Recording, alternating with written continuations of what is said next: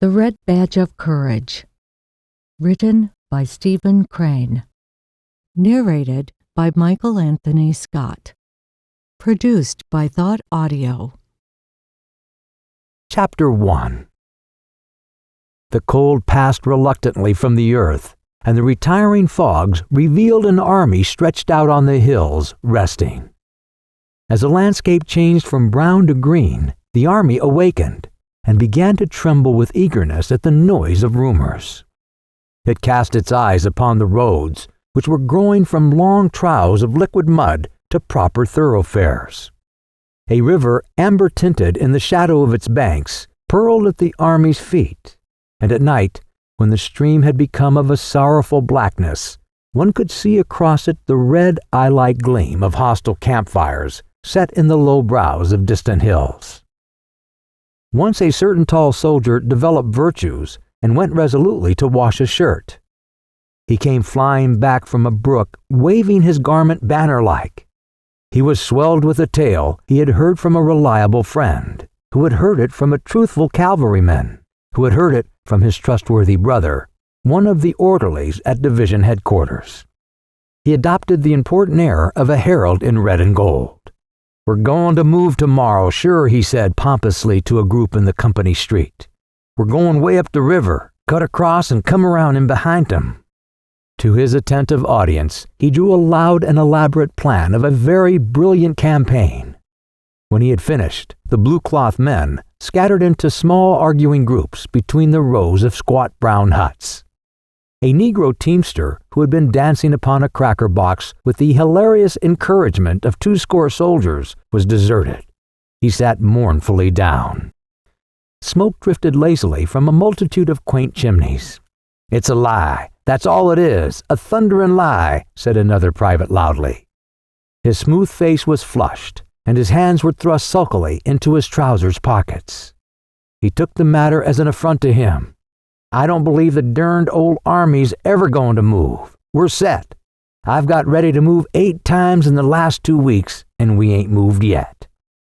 The tall soldier felt called upon to defend the truth of a rumor he himself had introduced. He and the loud one came near to fighting over it. A corporal began to swear before the assemblage. He had just put a costly board floor in his house, he said. During the early spring, he had refrained from adding extensively to the comfort of his environment because he had felt that the army might start on the march at any moment. Of late, however, he had been impressed that they were in a sort of eternal camp. Many of the men engaged in a spirited debate. One outlined in a peculiarly lucid manner all the plans of the commanding general. He was opposed by men who advocated that there were other plans of campaign. They clamored at each other, numbers making futile bids for the popular attention. Meanwhile, the soldier who had fetched the rumor bustled about with much importance. He was continually assailed by question. "What's up, Jim?" "The army's gone to move." "Ah, what you talking about? How you know it is?" "Well, you can believe me or not, just as you like. I don't care a hang." There was much food for thought in the manner in which he replied. He came near to convincing them by disdaining to produce proofs. They grew excited over it. There was a youthful private who listened with eager ears to the words of the tall soldier and to the varied comments of his comrades. After receiving a fill of discussions concerning marches and attacks, he went to his hut and crawled through an intricate hole that served it as a door. He wished to be alone with some new thoughts that had lately come to him. He lay down on a wide bank that stretched across the end of the room. In the other end, cracker boxes were made to serve as furniture. They were grouped about the fireplace. A picture from an illustrated weekly was upon the log walls, and 3 rifles were paralleled on pegs. Equipments hung on handy projections, and some tin dishes lay upon a small pile of firewood. A folded tent was serving as a roof. The sunlight, without, beating upon it, made it glow a light yellow shade. A small window shot an oblique square of whiter light upon the cluttered floor. The smoke from the fire at times neglected the clay chimney and wreathed into the room. And this flimsy chimney of clay and sticks made endless threats to set ablaze the whole establishment. The youth was in a little trance of astonishment. So they were at last going to fight. On the morrow, perhaps, there would be a battle, and he would be in it. For a time, he was obliged to labor to make himself believe. He could not accept with assurance an omen that he was about to mingle in one of those great affairs of the earth. He had, of course, dreamed of battles all his life, of vague and bloody conflicts that had thrilled him with their sweep and fire. In visions, he had seen himself in many struggles. He had imagined people secure in the shadow of his eagle-eyed prowess. But awake, he had regarded battles as crimson blotches on the pages of the past. He had put them as things of the bygone with his thought images of heavy crowns and high castles. There was a portion of the world's history which he had regarded as the time of wars, but it, he thought, had been long gone over the horizon and had disappeared forever. From his home, his youthful eyes had looked upon the war in his own country with distrust. It must be some sort of a play affair. He had long despaired of witnessing a Greek-like struggle. Such would be no more, he had said. Men were better, or more timid. Secular and religious education had effaced the throat-grappling instinct, or else firm finance held in check the passions. He had burned several times to enlist. Tales of great movements shook the land. They might not be distinctly Homeric, but there seemed to be much glory in them. He had read of marches, sieges, conflicts, and he had longed to see it all. His busy mind had drawn for him large pictures extravagant in color, lurid with breathless deeds. But his mother had discouraged him.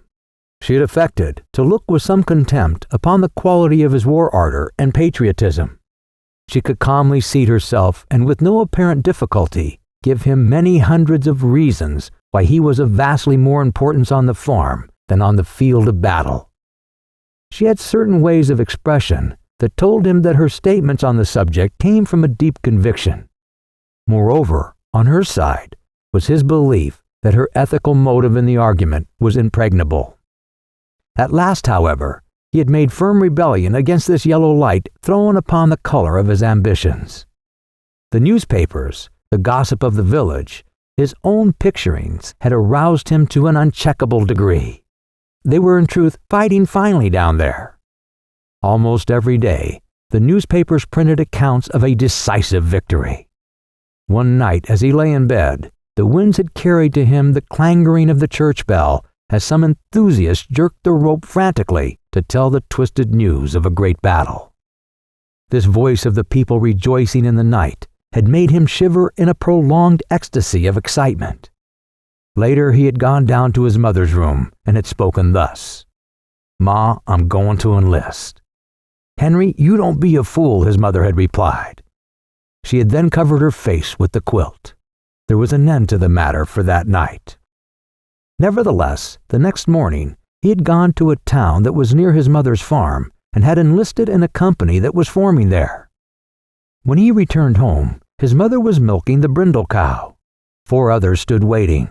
"Ma, I've enlisted," he had said to her definitely. There was a short silence. "The Lord's will be done, Henry," she had finally replied, and had then continued to milk the brindle cow. When he had stood in the doorway with his soldier's clothes on his back and with the light of excitement and expectancy in his eyes, almost defeating the glow of regret for the home bonds, he had seen 2 tears leaving their trails on his mother's scarred cheeks. Still, she had disappointed him by saying nothing whatever about returning with his shield or on it. He had privately primed himself for a beautiful scene. He had prepared certain sentences which he thought could be used with touching effect, but her words destroyed his plans. She had doggedly peeled potatoes and addressed him as follows: "You watch out, Henry, and take good care of yourself in this here fighting business. You watch out, and take good care of yourself. Don't go a-thinking you can lick the whole rebel army at the start, because you can't. You're just one little feller amongst a whole lot of others, and you gotta keep quiet and do what they tell you. I know how you are, Henry. I knit you 8 pair of socks, Henry, and I put 'em all in your best shirts, because I want my boy to be just as warm and comfortable as anybody in the army. Whenever they get holes in 'em, I want you to send 'em right away back to me so I can darn 'em. And always be careful and choose your company. There's lots of bad men in the Army, Henry. The Army makes 'em wild, and they like nothing better than the job of leading off a young feller like you, as ain't never been away from home much, and has always had a mother and learning 'em to drink and swear. Keep clear of them folks, Henry. I don't want you to ever do anything, Henry, that you would be ashamed of to let me know about. Just think as if I was a-watching you. If you keep that in your mind always, I guess you'll come out about right. You must always remember your father too, child, and remember he never drunk a drop of liquor in his life and seldom swore a cross oath. I don't know what else to tell you, Henry, excepting that you must never do no shirking, child, on my account. If so be a time comes when you have to be kilt or do a mean thing, why, Henry, don't think of anything except what's right, 'cause there's many a woman has to bear up against such things these times, and the Lord'll take care of us all. Don't forget about the socks and the shirts, child, and I put a cup of blackberry jam with your bundle, 'cause I know you like it above all things. Goodbye, Henry. Watch out, and be a good boy." He had, of course, been impatient under the ordeal of this speech. It had not been quite what he expected, and had borne it with an air of irritation. He departed feeling vague relief. Still, when he had looked back from the gate, he had seen his mother kneeling among the potato parings. Her brown face, upraised, was stained with tears, and her spare form was quivering. He bowed his head and went on, feeling suddenly ashamed of his purposes. From his home, he had gone to the seminary to bid adieu to many schoolmates. They had thronged about him with wonder and admiration. He had felt the gulf now between them, and it swelled with calm pride. He and some of his fellows who had donned blue were quite overwhelmed with privileges for all of one afternoon, and it had been a very delicious thing. They had strutted. A certain light-haired girl had made vivacious fun at his martial spirit, but there was another and darker girl whom he had gazed at steadfastly, and he thought she grew demure and sad at sight of his blue and brass. As he had walked down the path between the rows of oaks, he had turned his head and detected her at a window watching his departure. As he perceived her, she had immediately begun to stare through the high tree branches at the sky. He had seen a good deal of flurry and haste in her movement as she changed her attitude. He often thought about it. On the way to Washington, his spirit had soared. The regiment was fed and caressed at station after station until the youth had believed that he must be a hero. There was a lavish expenditure of bread and cold meats, coffee and pickles and cheese. As he basked in the smile of the girls and was patted and complimented by the old men, he had felt growing within him the strength to do mighty deeds of arms. After complicated journeyings with many pauses, there had come months of monotonous life in a camp. He had had the belief that real war was a series of death struggles with small time in between for sleep and meals.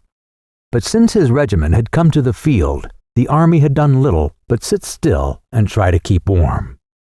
He was brought then gradually back to his old ideas. Greek-like struggles would be no more. Men were better or more timid. Secular and religious education had effaced the throat-grappling instinct, or else firm finance held in check the passions. He had grown to regard himself merely as part of a vast blue demonstration. His province was to look out, as far as he could, for his personal comfort. For recreation, he could twiddle his thumbs and speculate on the thoughts which must agitate the minds of the generals. Also, he was drilled and reviewed, and drilled and reviewed. The only foes he had seen were some pickets along the river bank. They were a sun-tanned philosophical lot, who sometimes shot reflectively at the blue pickets. When reproached for this afterward, they usually expressed sorrow, and swore by their gods that the guns had exploded without their permission. The youth on guard duty one night conversed across the stream with one of them. He was a slightly ragged man, who spat skillfully between his shoes and possessed a great fund of bland and infantile assurance. The youth liked him personally. Yank, the other, had informed him, "You're a right dumb good feller." This sentiment, floating to him upon the still air, had made him temporarily regret war. Various veterans had told him tales. Some talked of gray, bewhiskered hordes who were advancing with relentless curses and chewing tobacco with unspeakable valor. Tremendous bodies of fierce soldiery who were sweeping along like the Huns. Others spoke of tattered and eternally hungry men who fired despondent powders. They'll charge you through hell's fire and brimstone to get a holt on a haversack, and sex stomachs ain't a-lastin' long, he was told. From the stories, the youth imagined the red live bones sticking out through slits in the faded uniforms. Still, he could not put a whole faith in veterans' tales, for recruits were their prey. They talked much of smoke, fire, and blood, but he could not tell how much might be lies. They persistently yelled fresh fish at him and were in no wise to be trusted. However, he perceived now that it did not greatly matter what kind of soldiers he was going to fight, so long as they fought, which fact no one disputed. There was a more serious problem. He lay in his bunk pondering upon it. He tried to mathematically prove to himself that he would not run from a battle.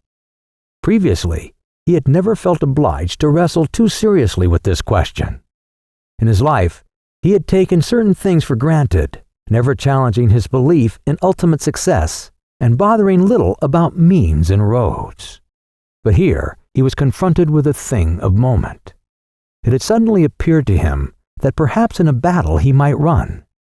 He was forced to admit that as far as war was concerned, he knew nothing of himself. A sufficient time before, he would have allowed the problem to kick its heels at the outer portals of his mind. But now he felt compelled to give serious attention to it. A little panic fear grew in his mind. As his imagination went forward to a fight, he saw hideous possibilities.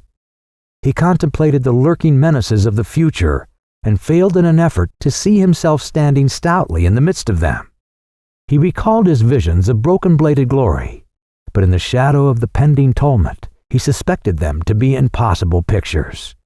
He sprang from the bunk and began to pace nervously to and fro. "Good Lord, what's the matter with me?" he said aloud. He felt that in this crisis his laws of life were useless. Whatever he had learned of himself was here of no avail. He was an unknown quantity. He saw that he would again be obliged to experiment as he had in early youth. He must accumulate information of himself. And meanwhile, he resolved to remain close upon his guard, lest those qualities of which he knew nothing should everlastingly disgrace him. "Good Lord," he repeated in dismay. After a time, the tall soldier slid dexterously through the hole. The loud private followed. They were wrangling. "That's all right," said the tall soldier as he entered. He waved his hands expressively. "You can believe me or not, just as you like. All you got to do is to sit down and wait as quiet as you can. Then pretty soon you'll find out I was right." His comrade grunted stubbornly. For a moment, he seemed to be searching for a formidable reply. Finally, he said, "Well, you don't know everything in the world, do you?" "Didn't say I knew everything in the world," retorted the other sharply. He began to stow various articles snugly in his knapsack. The youth, pausing in his nervous walk, looked down at the busy figure. "Going to be a battle sure, is there, Jim?" he asked. "Of course there is," replied the tall soldier. "Of course there is. You just wait till tomorrow, and you'll see one of the biggest battles ever was. You just wait." "Thunder," said the youth. "Oh, you'll see fighting this time, my boy. What'll be regular out-and-out fighting," added the tall soldier, with an air of a man who is about to exhibit a battle for the benefit of his friends. "Huh," said the loud one from a corner. "Well," remarked the youth, "like as not this story'll turn out just like them others did." "Not much it won't," replied the tall soldier, exasperated. "Not much it won't. Didn't the cavalry all start this morning?" He glared about him. No one denied his statement. "The cavalry started this morning," he continued. "They say there ain't hardly any cavalry left in camp. They're going to Richmond, or someplace while we fight all the Johnnies. It's some dodge like that. The regiment's got orders too. A fellow what seen 'em go to headquarters told me a little while ago. And they're raising blazes all over camp. Anybody can see that." "Shucks," said the loud one. The youth remained silent for a time. At last he spoke to the tall soldier. "Jim." "What?" How do you think the regiment do?" "Oh, they'll fight all right, I guess, after they once get into it," said the other with cold judgment. He made a fine use of the third person. "There's been heaps of fun poked at 'em because they're new, of course, and all that. But they'll fight all right, I guess." "Think any boys will run?" persisted the youth. "Oh, there'll be a few of 'em that run, but there's them kind in every regiment, especially when they first goes under fire," said the other in a tolerant way. "Of course, it might happen that the whole kit and caboodle might start and run, if some big fighting came first off. And then again, they might stay and fight like fun, but you can't bet on nothing. Of course, they ain't never been under fire yet, and it ain't likely they'll lick the whole rebel army all to once the first time. But I think they'll fight better than some, if worse than others. That's the way I figure. They'll call the regiment fresh fish and everything. But the boys come of good stock, and most of 'em will fight like sin after they once get shooting," he added, with a mighty emphasis on the last 4 words. "Oh, you think you know," began the loud soldier with scorn. The other turned savagely upon him. They had a rapid altercation in which they fastened upon each other various strange epithets. The youth at last interrupted them. "Did you ever think you might run yourself, Jim?" he asked. On concluding the sentence, he laughed as if he had meant to aim a joke. The loud soldier also giggled. The tall private waved his hand.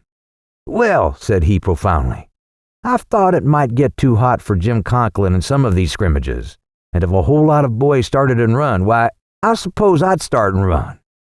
And if I once started to run, I'd run like the devil and no mistake. But if everybody was a standing and a fighting, why, I'd stand and fight. Be Jiminy, I would. I'll bet on it." "Huh," said the loud one. The youth of this tale felt gratitude for these words of his comrade. He had feared that all of the untried men possessed a great and correct confidence. He was now in a measure assured. Chapter 2. The next morning, the youth discovered that his tall comrade had been the fast-flying messenger of a mistake. There was much scoffing at the latter by those who had yesterday been firm adherents of his views, and there was even a little sneering by men who had never believed the rumor. The tall one fought with a man from Chatfield Corners and beat him severely. The youth felt, however, that his problem was in no wise lifted from him. There was, on the contrary, an irritating prolongation. The tale had created in him a great concern for himself. Now, with the newborn question in his mind, he was compelled to sink back into his old place as part of a blue demonstration. For days he made ceaseless calculations, but they were all wondrously unsatisfactory. He found that he could establish nothing. He finally concluded that the only way to prove himself was to go into the blaze, and then figuratively to watch his legs to discover their merits and faults. He reluctantly admitted that he could not sit still and with a mental slate and pencil derive an answer. To gain it, he must have blaze, blood, and danger, even as a chemist requires this, that, and the other. So he fretted for an opportunity. Meanwhile, he continually tried to measure himself by his comrades. The tall soldier, for one, gave him some assurance.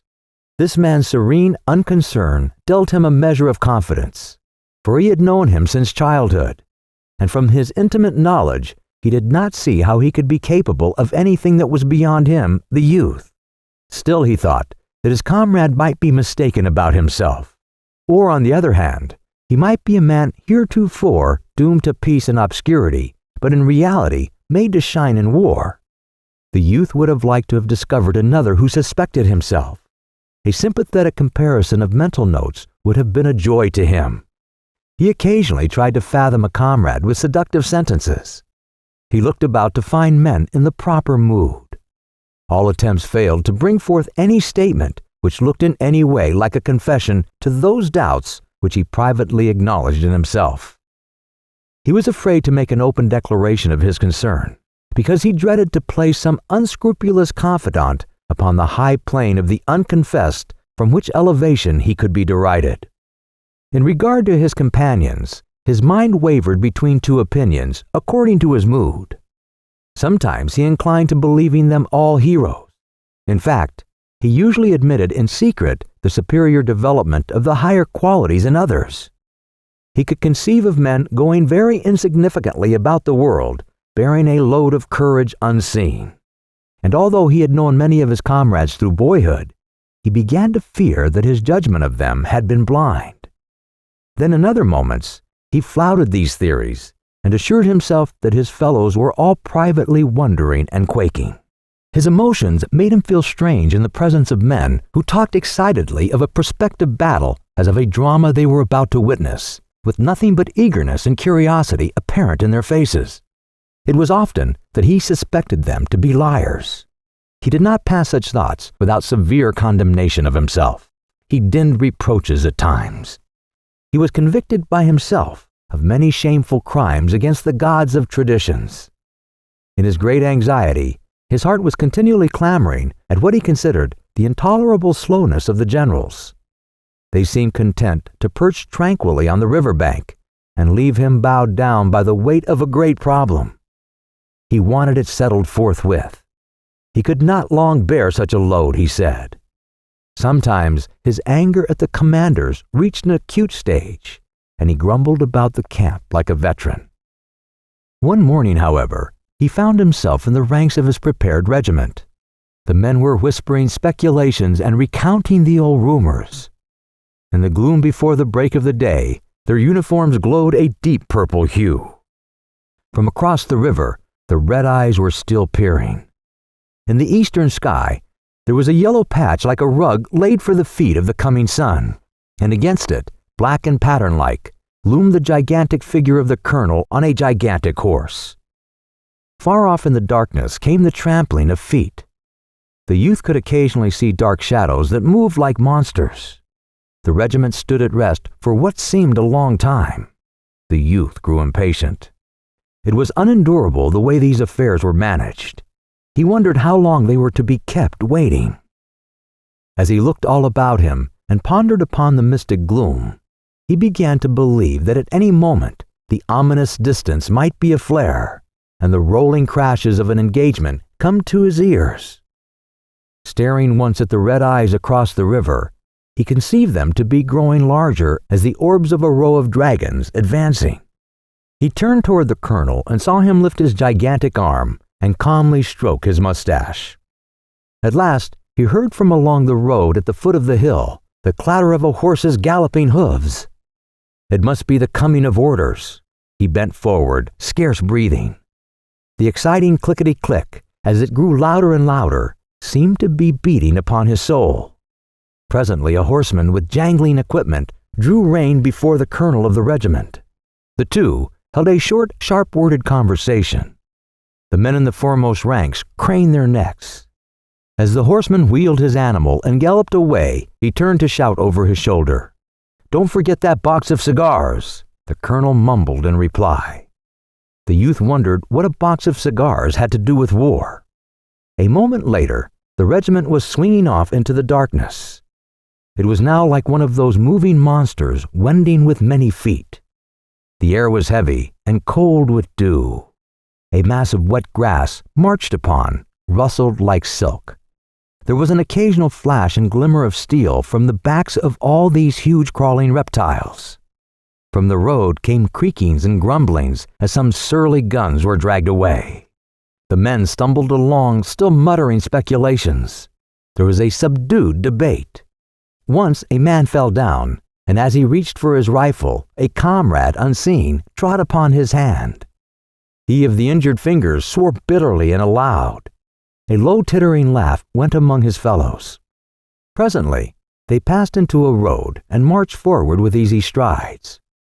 A dark regiment moved before them, and from behind also came the tinkle of equipments on the bodies of marching men. The rushing yellow of the developing day went on behind their backs.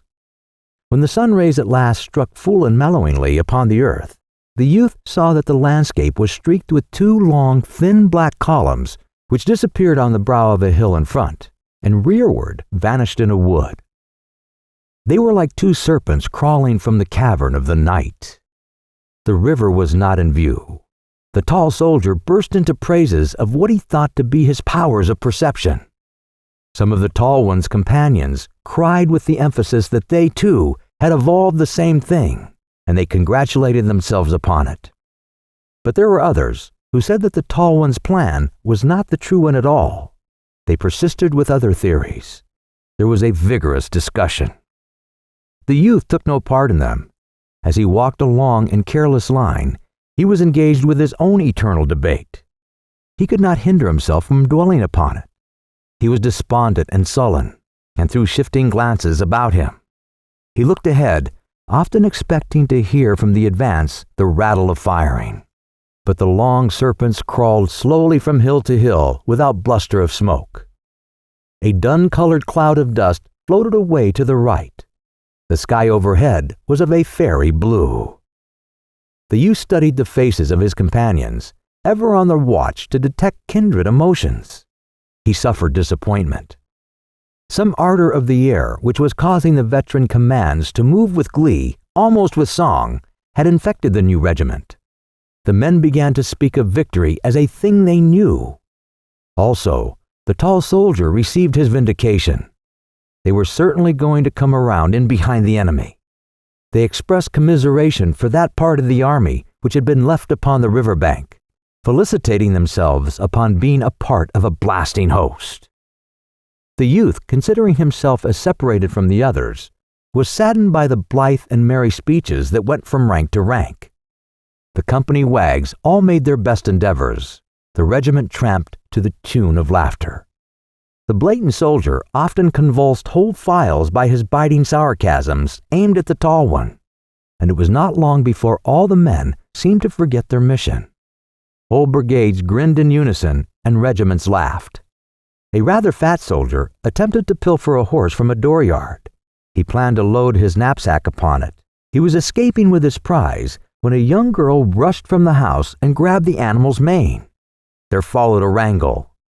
The young girl, with pink cheeks and shiny eyes, stood like a dauntless statue. The observant regiment, standing at rest in the roadway, whooped at once and entered whole-souled upon the side of the maiden. The men became so engrossed in this affair that they entirely ceased to remember their own large war. They jeered the piratical private and called attention to various defects in his personal appearance, and they were wildly enthusiastic in support of the young girl. To her from some distance came bold advice. "Hit him with a stick." There were crows and catcalls showered upon him when he retreated without the horse. The regiment rejoiced at his downfall. Loud and vociferous congratulations were showered upon the maiden, who stood panting and regarding the troops with defiance. At nightfall, the column broke into regimental pieces, and the fragments went into the fields to camp. Tents sprang up like strange plants. Campfires, like red, peculiar blossoms, dotted the night. The youth kept from intercourse with his companions as much as circumstances would allow him. In the evening, he wandered a few paces into the gloom. From this little distance, the many fires, with the black forms of men passing to and fro before the crimson rays, made weird and satanic effects. He lay down in the grass. The blaze pressed tenderly against his cheek. The moon had been lightened and was hung in a treetop. The liquid stillness of the night enveloping him made him feel vast pity for himself. There was a caress in the soft winds, and the whole mood of the darkness, he thought, was one of sympathy for himself in his distress. He wished without reserve that he was home again, making the endless rounds from the house to the barn, from the barn to the fields, from the fields to the barn, from the barn to the house. He remembered he had often cursed the brindle cow and her mates, and had sometimes flung milking stools. But from his present point of view, there was a halo of happiness about each of their heads, and he would have sacrificed all the brass buttons on the continent to have been enabled to return to them. He told himself that he was not formed for a soldier, and he mused seriously upon the radical differences between himself and those men who were dodging imp-like around the fires. As he mused thus, he heard the rustle of grass, and upon turning his head, discovered the loud soldier. He called out, "Oh, Wilson!" The later approached and looked down. "Well, hello, Henry, is it you? What are you doing here?" "Oh, thinking," said the youth. The other sat down and carefully lighted his pipe. "You're getting blue, my boy. You're looking thundering peaked. What the dickens is wrong with you?" "Oh, nothing," said the youth. The loud soldier launched then into the subject of the anticipated fight. "Oh, we got him now." As he spoke, his boyish face was wreathed in a gleeful smile, and his voice had an exultant ring. "We got him now. At last, by the eternal thunders, we'll lick 'em good. If the truth was known," he added more soberly, "they've licked us about every clip up to now. But this time, we'll lick 'em good." "I thought you was objecting to this march a little while ago," said the youth coldly. "Oh, it wasn't that," explained the other. "I don't mind marching if there's going to be a fighting at the end of it. What I hate is this getting moved here and moved there with no good coming of it, as far as I can see, except in sore feet and damn short rations. Well, Jim Conklin says we'll get plenty of fighting this time. He's right for once, I guess, though I can't see how it come. This time we're in for a big battle, and we got the best end of it, certain sure. Gee Rod, how we will thump 'em." He arose and began to pace to and fro excitedly. The thrill of his enthusiasm made him walk with an elastic step. He was sprightly, vigorous, fiery in his belief in success. He looked into the future with clear, proud eyes, and he swore with the air of an old soldier. The youth watched him for a moment in silence. When he finally spoke, his voice was as bitter as dregs. "Oh, you're going to do great things, I suppose." The loud soldier blew a thoughtful cloud of smoke from his pipe. "Oh, I don't know," he remarked with dignity. "I don't know. I suppose I'll do as well as the rest. I'm going to try like thunder." He evidently complimented himself upon the modesty of this statement. "How do you know you won't run when the time comes?" asked the youth. "Run?" said the loud one. "Run? Of course not." He laughed. "Well," continued the youth, "lots of good enough men have thought they was going to do great things before the fight, but when the time came, they skedaddled." "Oh, that's all true, I suppose," replied the other. "But I'm not going to skedaddle. The man that bets on my running will lose his money, that's all." He nodded confidently. "Oh, shucks," said the youth. "You ain't the bravest man in the world, are you?" "No, I ain't," exclaimed the loud soldier indignantly. "And I didn't say I was the bravest man in the world, neither. I said I was going to do my share of fighting. That's what I said. And I am, too. Who are you, anyhow? You talk as if you thought you was Napoleon Bonaparte." He glared at the youth for a moment and then strode away. The youth called in a savage voice after his comrade. "Well, you needn't get mad about it." But the other continued on his way and made no reply. He felt alone in space when his injured comrade had disappeared. His failure to discover any mite of resemblance in their viewpoints made him more miserable than before. No one seemed to be wrestling with such a terrific personal problem. He was a mental outcast. He went slowly to his tent and stretched himself on a blanket by the side of the snoring tall soldier. In the darkness, he saw visions of 1,000-tongued fear that would babble at his back and cause him to flee, while others were going coolly about their country's business. He admitted that he would not be able to cope with this monster. He felt that every nerve in his body would be an ear to hear the voices, while other men would remain stolid and deaf. And as he sweated with the pain of these thoughts, he could hear low, serene sentences. "I'll bid 5. Make it 6. 7. 7 goes." He stared at the red, shivering reflection of a fire on the white wall of his tent until, exhausted and ill from the monotony of his suffering, he fell asleep.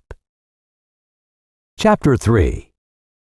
When another night came, the columns, changed to purple streaks, filed across 2 pontoon bridges. A glaring fire wine-tinted the waters of the river. Its rays, shining upon the moving masses of troops, brought forth here and there sudden gleams of silver or gold. Upon the other shore, a dark and mysterious range of hills was curved against the sky. The insect voices of the night sang solemnly.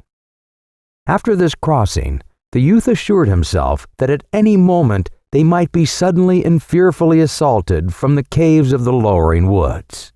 He kept his eyes watchfully upon the darkness. But his regiment went unmolested to a camping place, and its soldiers slept the brave sleep of wearied men. In the morning, they were routed out with early energy and hustled along a narrow road that led deep into the forest. It was during this rapid march that the regiment lost many of the marks of a new command. The men had begun to count the miles upon their fingers, and they grew tired. "Sore feet and damn short rations, that's all," said the loud soldier. There was perspiration and grumblings. After a time, they began to shed their knapsacks. Some tossed them unconcernedly down. Others hid them carefully, asserting their plans to return for them at some convenient time. Men extricated themselves from thick shirts. Presently, few carried anything but their necessary clothing, blankets, haversacks, canteens, and arms and ammunition. "You can now eat and shoot," said the tall soldier to the youth. "That's all you want to do." There was sudden change from the ponderous infantry of theory to the light and speedy infantry of practice. The regiment, relieved of a burden, received a new impetus. But there was much loss of valuable knapsacks and on the whole very good shirts. But the regiment was not yet veteran-like in appearance. Veteran regiments in the army were likely to be very small aggregations of men. Once when the command had first come to the field, some perambulating veterans, noting the length of their column, had accosted them thus: "Hey fellers, what brigade is that?" And when the men had replied that they formed a regiment and not a brigade, the old soldiers had laughed and said, "Oh, God." Also, there was too great a similarity in the hats. The hats of a regiment should properly represent the history of headgear for a period of years. And moreover, there were no letters of faded gold speaking from the colors. They were new and beautiful, and the color-bearer habitually oiled the pole. Presently, the army again sat down to think. The odor of the peaceful pines was in the men's nostrils. The sound of monotonous axe blows rang through the forest, and the insects, nodding upon their perches, crooned like old women. The youth returned to his theory of a blue demonstration. One gray dawn, however, he was kicked in the leg by the tall soldier, and then, before he was entirely awake, he found himself running down a wood road in the midst of men who were panting from the first effects of speed. His canteen banged rhythmically upon his thigh, and his haversack bobbed softly. His musket bounced a trifle from his shoulder at each stride, and made his cap feel uncertain upon his head. He could hear the men whisper jerky sentences. "Say, what's all this about? What the thunder we skedaddling this way fur? Billy, keep off my feet. You run like a cow." And the loud soldier's shrill voice could be heard. "What the devil they in such a hurry for?" The youth thought the damp fog of early morning moved from the rush of a great body of troops.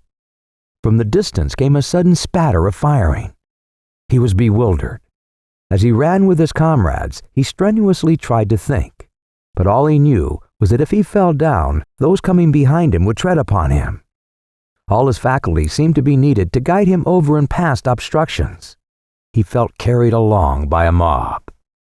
The sun spread disclosing rays, and one by one, regiments burst into view like armed men just born of the earth. The youth perceived that the time had come. He was about to be measured. For a moment, he felt in the face of his great trial like a babe, and the flesh over his heart seemed very thin. He seized time to look about him calculatingly, but he instantly saw that it would be impossible for him to escape from the regiment. It enclosed him, and there were iron laws of tradition and law on four sides. He was in a moving box. As he perceived this fact, it occurred to him that he had never wished to come to the war. He had not enlisted of his free will. He had been dragged by the merciless government, and now they were taking him out to be slaughtered. The regiment slid down a bank and wallowed across a little stream. The mournful current moved slowly on, and from the water, shaded black, some white bubble eyes looked at the men. As they climbed the hill on the farther side, artillery began to boom. Here the youth forgot many things as he felt a sudden impulse of curiosity. He scrambled up the bank with a speed that could not be exceeded by a bloodthirsty man. He expected a battle scene. There were some little fields girded and squeezed by a forest. Spread over the grass and in among the tree trunks, he could see knots and waving lines of skirmishers who were running hither and thither and firing at the landscape. A dark battle line lay upon a sun-struck clearing that gleamed orange color. A flag fluttered. Other regiments floundered up the bank. The brigade was formed in line of battle, and after a pause, started slowly through the woods in the rear of the receding skirmishes, and who were continually melting into the scene to appear again farther on. They were always busy as bees, deeply absorbed in their little combats. The youth tried to observe everything. He did not use care to avoid trees and branches, and his forgotten feet were constantly knocking against stones or getting entangled in briars. He was aware that these battalions with their commotions were woven red and startling into the gentle fabric of softened greens and browns. It looked to be a wrong place for a battlefield. The skirmishers in advance fascinated him. Their shots into the thickets and at a distant and prominent trees spoke to him of tragedies hidden, mysterious, solemn. Once the line encountered the body of a dead soldier. He lay upon his back staring at the sky. He was dressed in an awkward suit of yellowish brown. The youth could see that the soles of his shoes had been worn to the thinness of writing paper, and from a great rent in one, the dead foot projected piteously. And it was as if fate had betrayed the soldier. In death it exposed to his enemies that poverty which in life he had perhaps concealed from his friends. The ranks opened covertly to avoid the corpse. The invulnerable dead man forced a way for himself. The youth looked keenly at the ashen face. The wind raised the tawny beard. It moved as if a hand were stroking it. He vaguely desired to walk around and around the body and stare. The impulse of the living to try to read in dead eyes the answer to the question.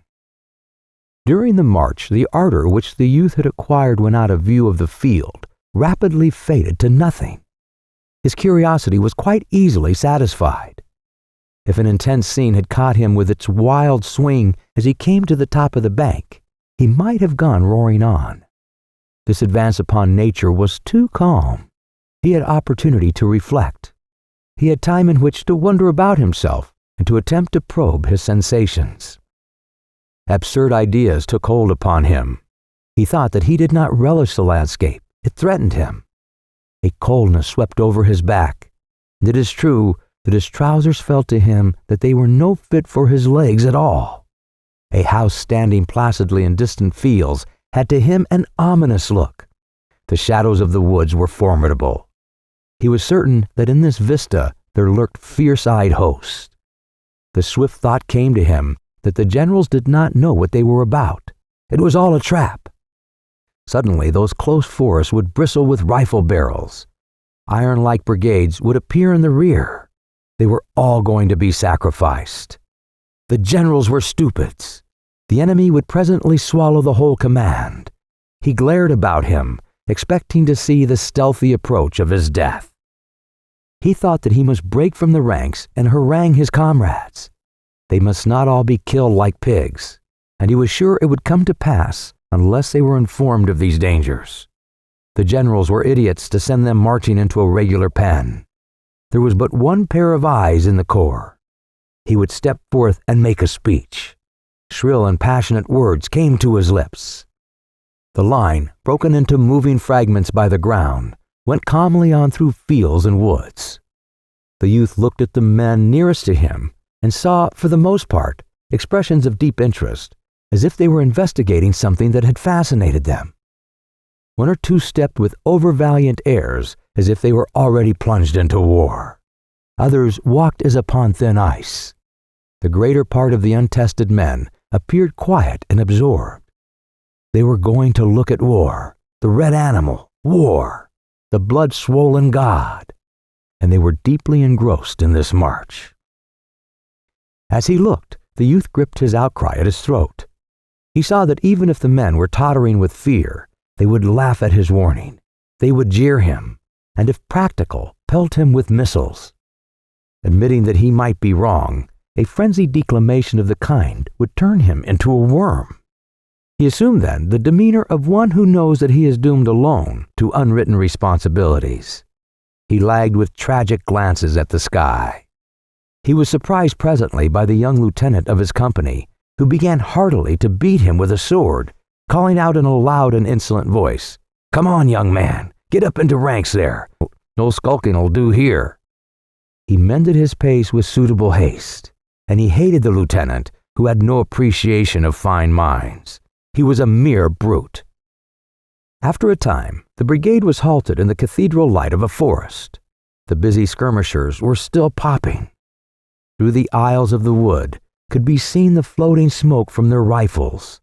Sometimes it went up in little balls, white and compact. During this halt, many men in the regiment began erecting tiny hills in front of them. They used stones, sticks, earth, and anything they thought might turn a bullet. Some built comparatively large ones, while others seemed content with little ones. This procedure caused a discussion among the men. Some wished to fight like duelists, believing it to be correct to stand erect and be from their feet to their foreheads a mark. They said they scorned the devices of the cautious. But the others scoffed in reply and pointed to the veterans on the flanks who were digging at the ground like terriers. In a short time, there was quite a barricade along the regimental fronts. Directly, however, they were ordered to withdraw from that place. This astounded the youth. He forgot his stewing over the advance movement.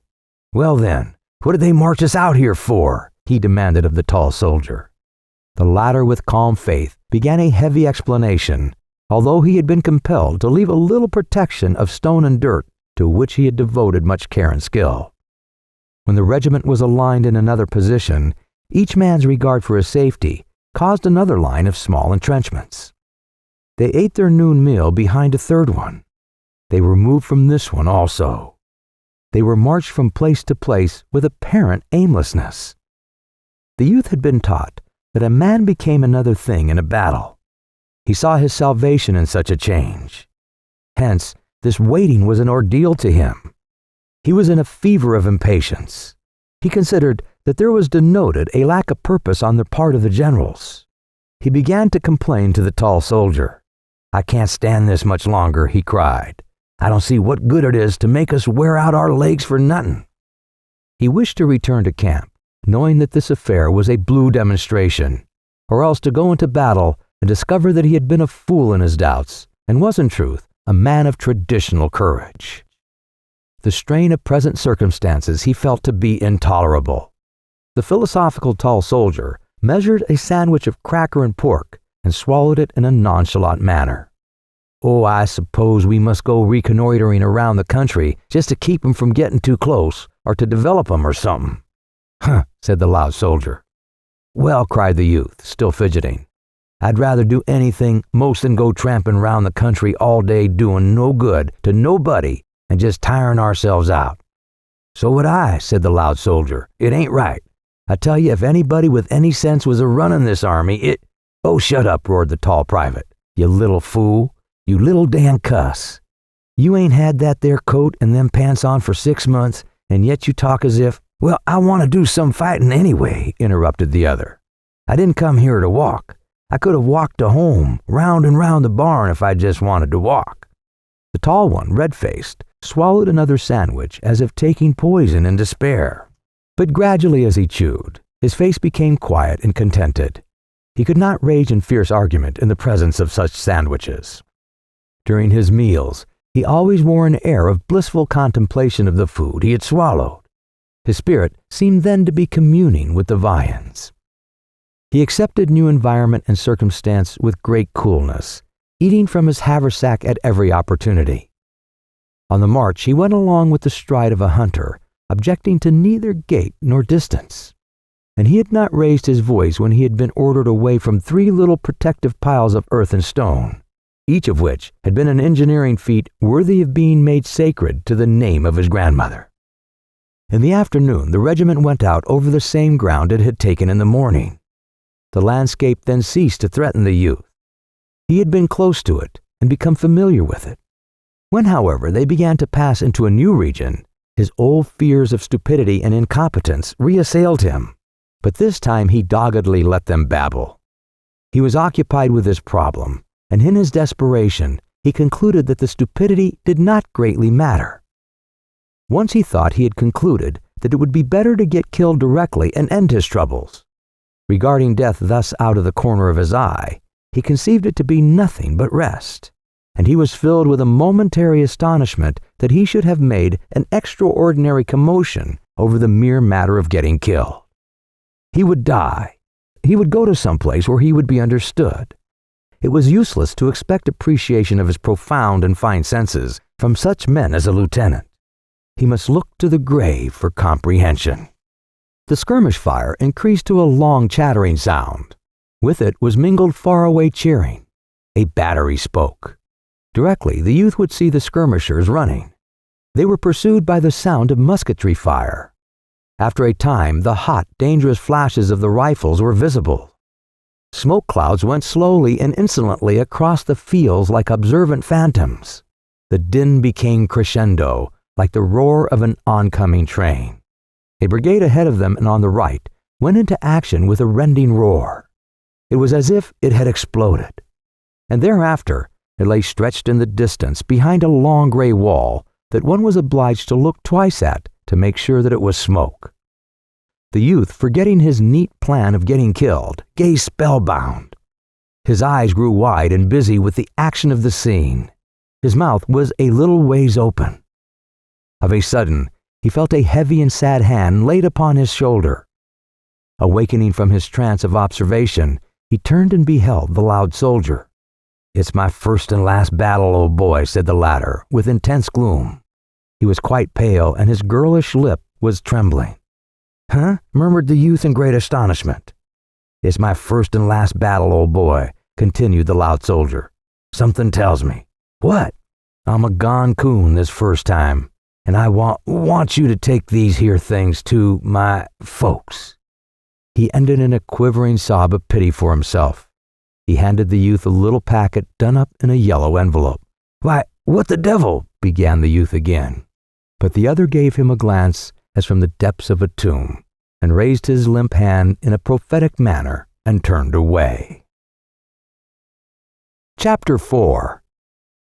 The brigade was halted in the fringe of a grove. The men crouched among the trees and pointed their restless guns out at the fields. They tried to look beyond the smoke. Out of this haze they could see running men. Some shouted information and gestured as they hurried. The men of the new regiment watched and listened eagerly, while their tongues ran on in gossip of the battle. They mouthed rumors that had flown like birds out of the unknown. "They say Perry has been driven in with big loss." "Yes, Carrot went to the hospital. He said he was sick." "That smart lieutenant is commanding G Company. The boys say that they won't be under Carrot no more if they all have to desert. They always knew he was a Hannes's battery is took." "It ain't either. I saw Hannes's battery off on the left not more than 15 minutes ago." "Well, the general, he says he's going to take the whole command of the 304th when we go into action, and then he sees we'll do such fighting as never another one regiment done. They say we're catching it over on the left. They say the enemy driving our line into a devil of a swamp and took Hannes's battery. No such thing. Hannes's battery was long here about a minute ago. That was Hosbrook. He made a good officer. He ain't afraid of nothing. I met one of the 148th Maine boys, and he says his brigade fit the whole rebel army for 4 hours over on the Turnpike Road and killed about 5,000 of them. He says one more such fight as that and the whole war will be over. Bill wasn't scared either. No, sir, it wasn't that. Bill ain't a-getting scared easy. He was just mad. That's what he was. When that feller trod on his hand, he up and said that he was willing to give his hand to his country, but he'd be dummed if he wasn't going to have every dumb bushwhacker in the country walking round on it. Say he went to the hospital disregardless of the fight. 3 fingers were crunched.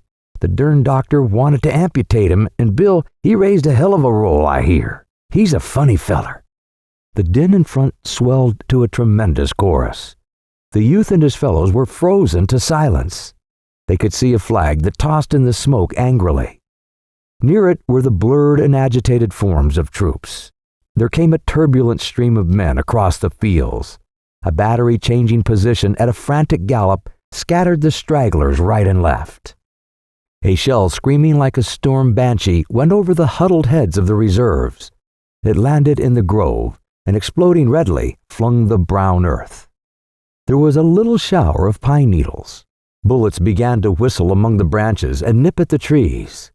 twigs and leaves came sailing down. It was as if 1,000 axes, wee and invisible, were being wielded. Many of the men were constantly dodging and ducking their heads. The lieutenant of the youth's company was shot in the hand. He began to swear so wondrously that a nervous laugh went along the regimental line. The officer's profanity sounded conventional. It relieved the tightened senses of the new men. It was as if he had hit his fingers with a tack hammer at home. He held the wounded member carefully away from his side so that the blood would not drip upon his trousers. The captain of the company, tucking his sword under his arm, produced a handkerchief and began to bind with it the lieutenant's wound, and they disputed as to how the binding should be done. The battle flag in the distance jerked about madly. It seemed to be struggling to free itself from an agony. The billowing smoke was filled with horizontal flashes. Men running swiftly emerged from it. They grew in numbers until it was seen that the whole command was fleeing. The flag suddenly sank down as if dying. Its motion as it fell was a gesture of despair. Wild yells came from behind the walls of smoke. A sketch in gray and red dissolved into a mob-like body of men who galloped like wild horses. The veteran regiments on the right and left of the 304th immediately began to jeer. With the passionate song of the bullets and the banshee shrieks of shells were mingled loud catcalls and bits of fastidious advice concerning places of safety. But the new regiment was breathless with horror. "God, Saunders got crushed," whispered the man at the youth's elbow. They shrank back and crouched as if compelled to await a flood. The youth shot a swift glance along the blue ranks of the regiment. The profiles were motionless, carven, and afterwards he remembered that the color sergeant was standing with his legs apart, as if he expected to be pushed to the ground. The following throng went whirling around the flank. Here and there were officers carried along on the stream like exasperated chips. They were striking about them with their swords and with their left fists, punching every head they could reach. They cursed like highwaymen. A mounted officer displayed the furious anger of a spoiled child. He raged with his head, his arms, and his legs. Another, the commander of the brigade, was galloping about bawling. His hat was gone, and his clothes were awry. He resembled a man who has come from bed to go to a fire. The hooves of his horse often threatened the heads of the running men, but they scampered with singular fortune. In this rush, they were apparently all deaf and blind. They heeded not the largest and the longest of the oaths that were thrown at them from all directions. Frequently over this tumult could be heard the grim jokes of the critical veterans, but the retreating men apparently were not even conscious of the presence of an audience. The battle reflection that shone for an instant in the faces on the mad current made the youth feel that forceful hands from heaven would not have been able to have held him in place if he could have got intelligent control of his legs. There was an appalling imprint upon these faces. The struggle in the smoke had pictured an exaggeration of itself on the bleached cheeks and in the eyes wild with one desire. The sight of this stampede exerted a flood-like force that seemed able to drag sticks and stones and men from the ground. They of the reserves had to hold on. They grew pale and firm, and red and quaking. The youth achieved one little thought in the midst of this chaos. The composite monster which had caused the other troops to flee had not then appeared. He resolved to get a view of it, and then, he thought, he might very likely run better than the best of them. Chapter 5. There were moments of waiting. The youth thought of the village street at home before the arrival of the circus parade on a day in the spring. He remembered how he had stood, a small, thrillful boy, prepared to follow the dingy lady upon the white horse, or the band in its faded chariot. He saw the yellow road, the lines of expectant people, and the sober houses. He particularly remembered an old fellow who used to sit upon a cracker box in front of the store and feigned to despise such exhibitions. 1,000 details of color and form surged in his mind. The old fellow upon the cracker box appeared in middle prominence. Someone cried, "Here they come!" There was rustling and muttering among the men. They displayed a feverish desire to have every possible cartridge ready to their hands. The boxes were pulled around into various positions and adjusted with great care. It was as if 700 new bonnets were being tried on. The tall soldier, having prepared his rifle, produced a red handkerchief of some kind. He was engaged in knitting it about his throat with exquisite attention to its position, when the cry was repeated up and down the line in a muffled roar of sound. "Here they come! Here they come!" Gunlocks clicked. Across the smoke-infested fields came a brown swarm of running men who were giving shrill yells. They came on, stooping and swinging their rifles at all angles. A flag tilted forward sped near the front. As he caught sight of them, the youth was momentarily startled by a thought that perhaps his gun was not loaded. He stood trying to rally his faltering intellect so that he might recollect the moment when he had loaded, but he could not. A hatless general pulled his dripping horse to a stand near the colonel of the 304th. He shook his fist in the other's face. "You gotta hold him back," he shouted savagely. "You've gotta hold him back." In his agitation, the colonel began to stammer. All right, General. All right, by God. We'll do our best, General." The general made a passionate gesture and galloped away. The colonel, perchance to relieve his feelings, began to scold like a wet parrot. The youth, turning swiftly to make sure that the rear was unmolested, saw the commander regarding his men in a highly regretful manner, as if he had regretted above everything his association with them. The man at the youth's elbow was mumbling as if to himself, "Oh, we're in for it now. Oh, we're in for it now." The captain of the company had been pacing excitedly to and fro in the rear. He coaxed in schoolmistress fashion as to a congregation of boys with primers. His talk was an endless repetition. "Reserve your fire, boys. Don't shoot till I tell you. Save your fire. Wait till they get close up. Don't be damn fools." Perspiration streamed down the youth's face, which was soiled like that of a weeping urchin. He frequently, with a nervous movement, wiped his eyes with his coat sleeve. His mouth was still a little ways open. He got the one glance of the foe-swarming field in front of him, and instantly ceased to debate the question of his piece being loaded. Before he was ready to begin, before he had announced to himself that he was about to fight, he threw the obedient, well-balanced rifle into position and fired a first wild shot. Directly, he was working at his weapon like an automatic affair. He suddenly lost concern for himself and forgot to look at a menacing fate. He became not a man, but a member. He felt that something of which he was a part, a regiment, an army, a cause, or a country, was in a crisis. He was welded into a common personality which was dominated by a single desire. For some moments, he could not flee. No more than a little finger can commit a revolution from a hand.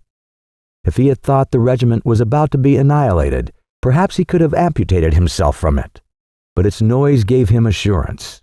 The regiment was like a firework that, once ignited, proceeds superior to circumstances until its blazing vitality fades. It wheezed and banged with a mighty power. He pictured the ground before it as strewn with the discomfited. There was a consciousness always of the presence of his comrades about him.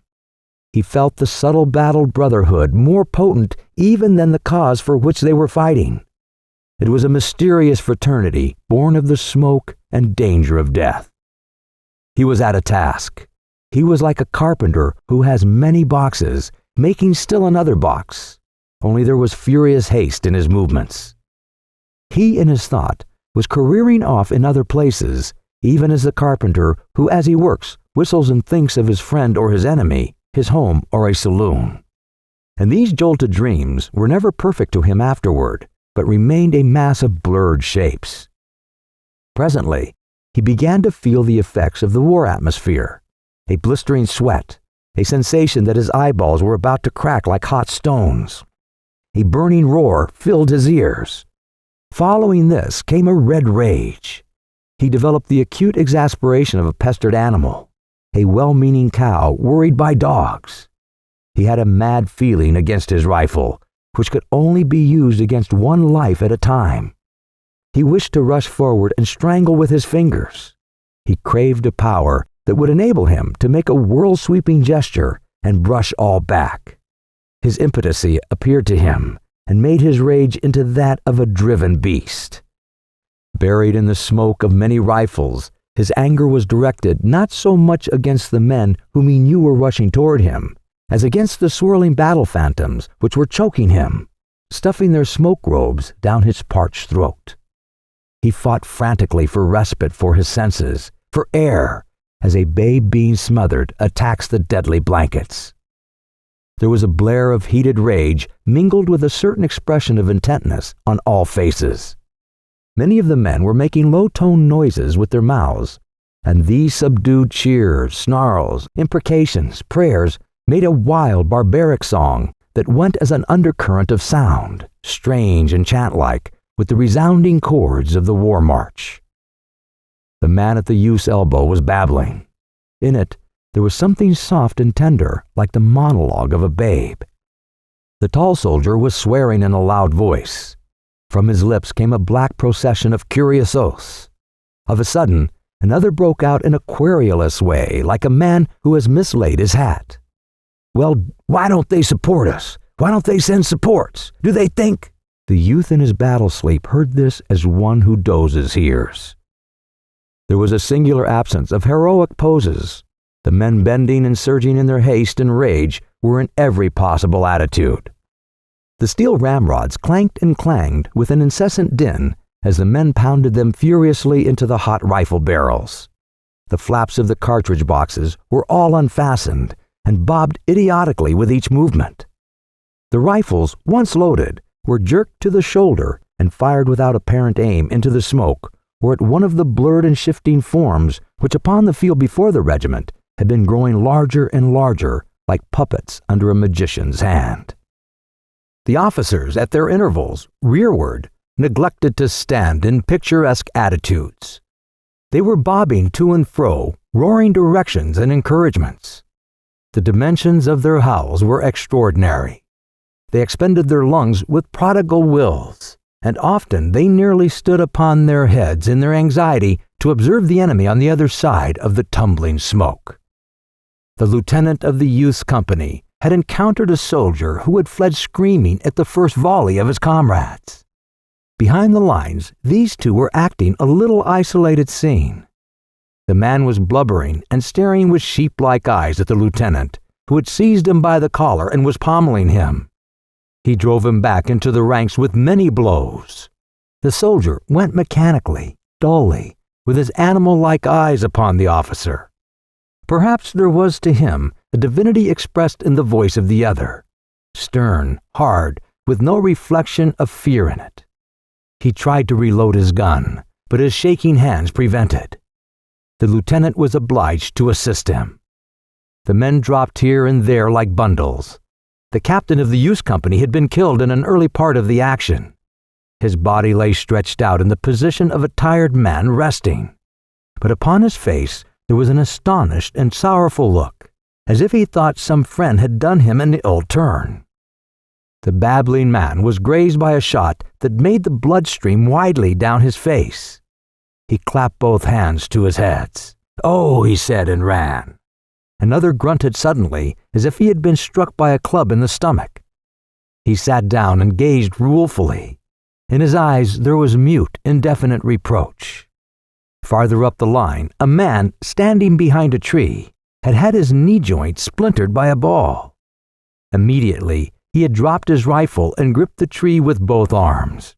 And there he remained, clinging desperately and crying for assistance that he might withdraw his hold upon the tree. At last, an exultant yell went along the quivering line. The firing dwindled from an uproar to a last vindictive popping. As the smoke slowly eddied away, the youth saw that the charge had been repulsed. The enemy were scattered into reluctant groups. He saw a man climb on top of the fence, straddle the rail, and fire a parting shot. The waves had receded, leaving bits of dark debris upon the ground. Some in the regiment began to whoop frenziedly. Many were silent. Apparently, they were trying to contemplate themselves. After the fever had left his veins, the youth thought that at last he was going to suffocate. He became aware of the foul atmosphere in which he had been struggling. He was grimy and dripping like a laborer in a foundry. He grasped his canteen and took a long swallow of the warmed water. A sentence with variations went up and down the line. "Well, we've helt 'em back. We've helt 'em back. Derned if we haven't." The men said it blissfully, leering at each other with dirty smiles. The youth turned to look behind him and off to the right and off to the left. He experienced the joy of a man who at last finds leisure in which to look about him. Underfoot, there were a few ghastly forms motionless. They lay twisted in fantastic contortions. Arms were bent and heads were turned in incredible ways. It seemed that the dead men must have fallen from some great height to get into such positions. They looked to be dumped out upon the ground from the sky. From a position in the rear of the grove, a battery was throwing shells over it. The flash of the gun startled the youth at first. He thought they were aimed directly at him. Through the trees, he watched the black figures of the gunners as they worked swiftly and intently. Their labor seemed a complicated thing. He wondered how they could remember its formula in the midst of confusion. The guns squatted in a row like savage chiefs. They argued with abrupt violence. It was a grim powwow. Their busy servants ran hither and thither. A small procession of wounded men were going drearily toward the rear. It was a flow of blood from the torn body of the brigade. To the right and to the left were the dark lines of other troops. Far in front, he thought, he could see lighter masses protruding in points from the forest. They were suggestive of unnumbered thousands. Once he saw a tiny battery go dashing along the line of the horizon. The tiny riders were beating the tiny horses. From a sloping hill came the sound of cheerings and clashes. Smoke welled slowly through the leaves. Batteries were speaking with thunderous oratorical effort. Here and there were flags, the red and the stripes dominating. They splashed bits of warm color upon the dark line of troops. The youth felt the old thrill at the sight of the emblem. They were like beautiful birds, strangely undaunted in a storm. As he listened to the din from the hillside, to a deep pulsating thunder that came from afar to the left, and to the lesser clamors which came from many directions, it occurred to him that they were fighting too over there, and over there, and over there. Heretofore he had supposed that all the battle was directly under his nose. As he gazed around him, the youth felt a flash of astonishment at the blue, pure sky and the sun gleamings on the trees and fields. It was surprising that nature had gone tranquilly on with her golden process in the midst of so much devilment. Chapter 6. The youth awakened slowly. He came gradually back to a position from which he could regard himself. For moments, he had been scrutinizing his person in a dazed way, as if he had never before seen himself. Then he picked up his cap from the ground. He wriggled in his jacket to make a more comfortable fit, and kneeling, relaced his shoe. He thoughtfully mopped his reeking features. So it was all over at last. The supreme trial had been passed. The red, formidable difficulties of war had been vanquished. He went into an ecstasy of self-satisfaction. He had the most delightful sensations of his life. Standing as if apart from himself, he viewed that last scene. He perceived that the man who had fought thus was magnificent. He felt that he was a fine fellow. He saw himself even with those ideals which he had considered as far behind him. He smiled in deep gratification. Upon his fellows he beamed tenderness and goodwill. "Gee, ain't it hot, hey?" he said affably to a man who was polishing his streaming face with his coat sleeves. "You bet," said the other, grinning sociably. "I've never seen such dumb hotness." He sprawled out luxuriously on the ground. "Gee, yes, and I hope we don't have no more fighting till a week from Monday." There were some handshakings and deep speeches with men whose features were similar, but with whom the youth now felt the bonds of tied hearts. He helped a cursing comrade to bind up a wound of the shin. But of a sudden, cries of amazement broke out along the ranks of the new regiment. "Here they come again! Here they come again!" The man who had sprawled upon the ground started up and said, "Gosh!" The youth turned quick eyes upon the field. he discerned forms begin to swell in masses out of a distant wood. He again saw the tilted flag speeding forward. The shells, which had ceased to trouble the regiment for a time, came swirling again and exploded in the grass or among the leaves of the trees. They looked to be strange war flowers bursting into fierce bloom. The men groaned. The luster faded from their eyes. Their smug countenances now expressed a profound dejection. They moved their stiffened bodies slowly and watched in sullen mood the frantic approach of the enemy. The slaves toiling in the temple of this god began to feel rebellion at his harsh tasks. They fretted and complained each to each, "Oh, say, this is too much of a good thing. Why can't somebody send us supports? We ain't never going to stand this second banging. I didn't come here to fight the whole dang rebel army." There was one who raised a doleful cry. "I wish Bill Smithers had trod on my hand instead of me trodding on his." The sword joints of the regiment creaked as if painfully floundered into position to repulse. The youth stared. Surely, he thought, this impossible thing was not about to happen. He waited as if he expected the enemy to suddenly stop, apologize, and retire bowing. It was all a mistake. But the firing began somewhere on the regimental line and ripped along in both directions. The level sheets of flame developed great clouds of smoke that tumbled and tossed in the mild wind near the ground for a moment, and then rolled through the ranks as through a gate. The clouds were tinged as earth-like yellow in the sun rays, and in the shadow were a sorry blue. The flag was sometimes eaten and lost in this mass of vapor, but more often it projected, sun-touched, resplendent. Into the youth's eyes there came a look that one can see in the orbs of a jaded horse. His neck was quivering with nervous weakness, and the muscles of his arms felt numb and bloodless. His hands, too, seemed large and awkward, as if he was wearing invisible mittens. And there was a great uncertainty about his knee joints. The words that comrades had uttered previous to the firing began to recur to him. "Oh, say, this is too much of a good thing. Who do they take us for? Why don't they send supports? I didn't come here to fight the whole damn rebel army." He began to exaggerate the endurance, the skill, and the valor of those who were coming.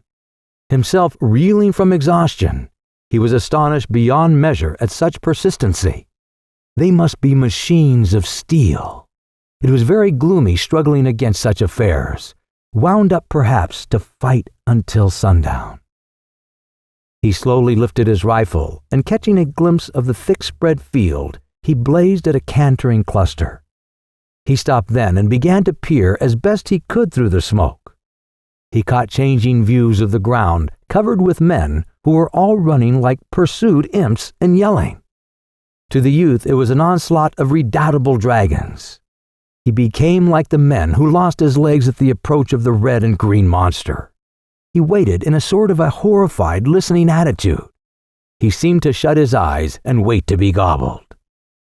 A man near him, who up to this time had been working feverishly at his rifle, suddenly stopped and ran with howls. A lad whose face had borne an expression of exalted courage, the majesty of he who dares give his life, was at an instant smitten abject. He blanched like one who has come to the edge of a cliff at midnight and is suddenly made aware.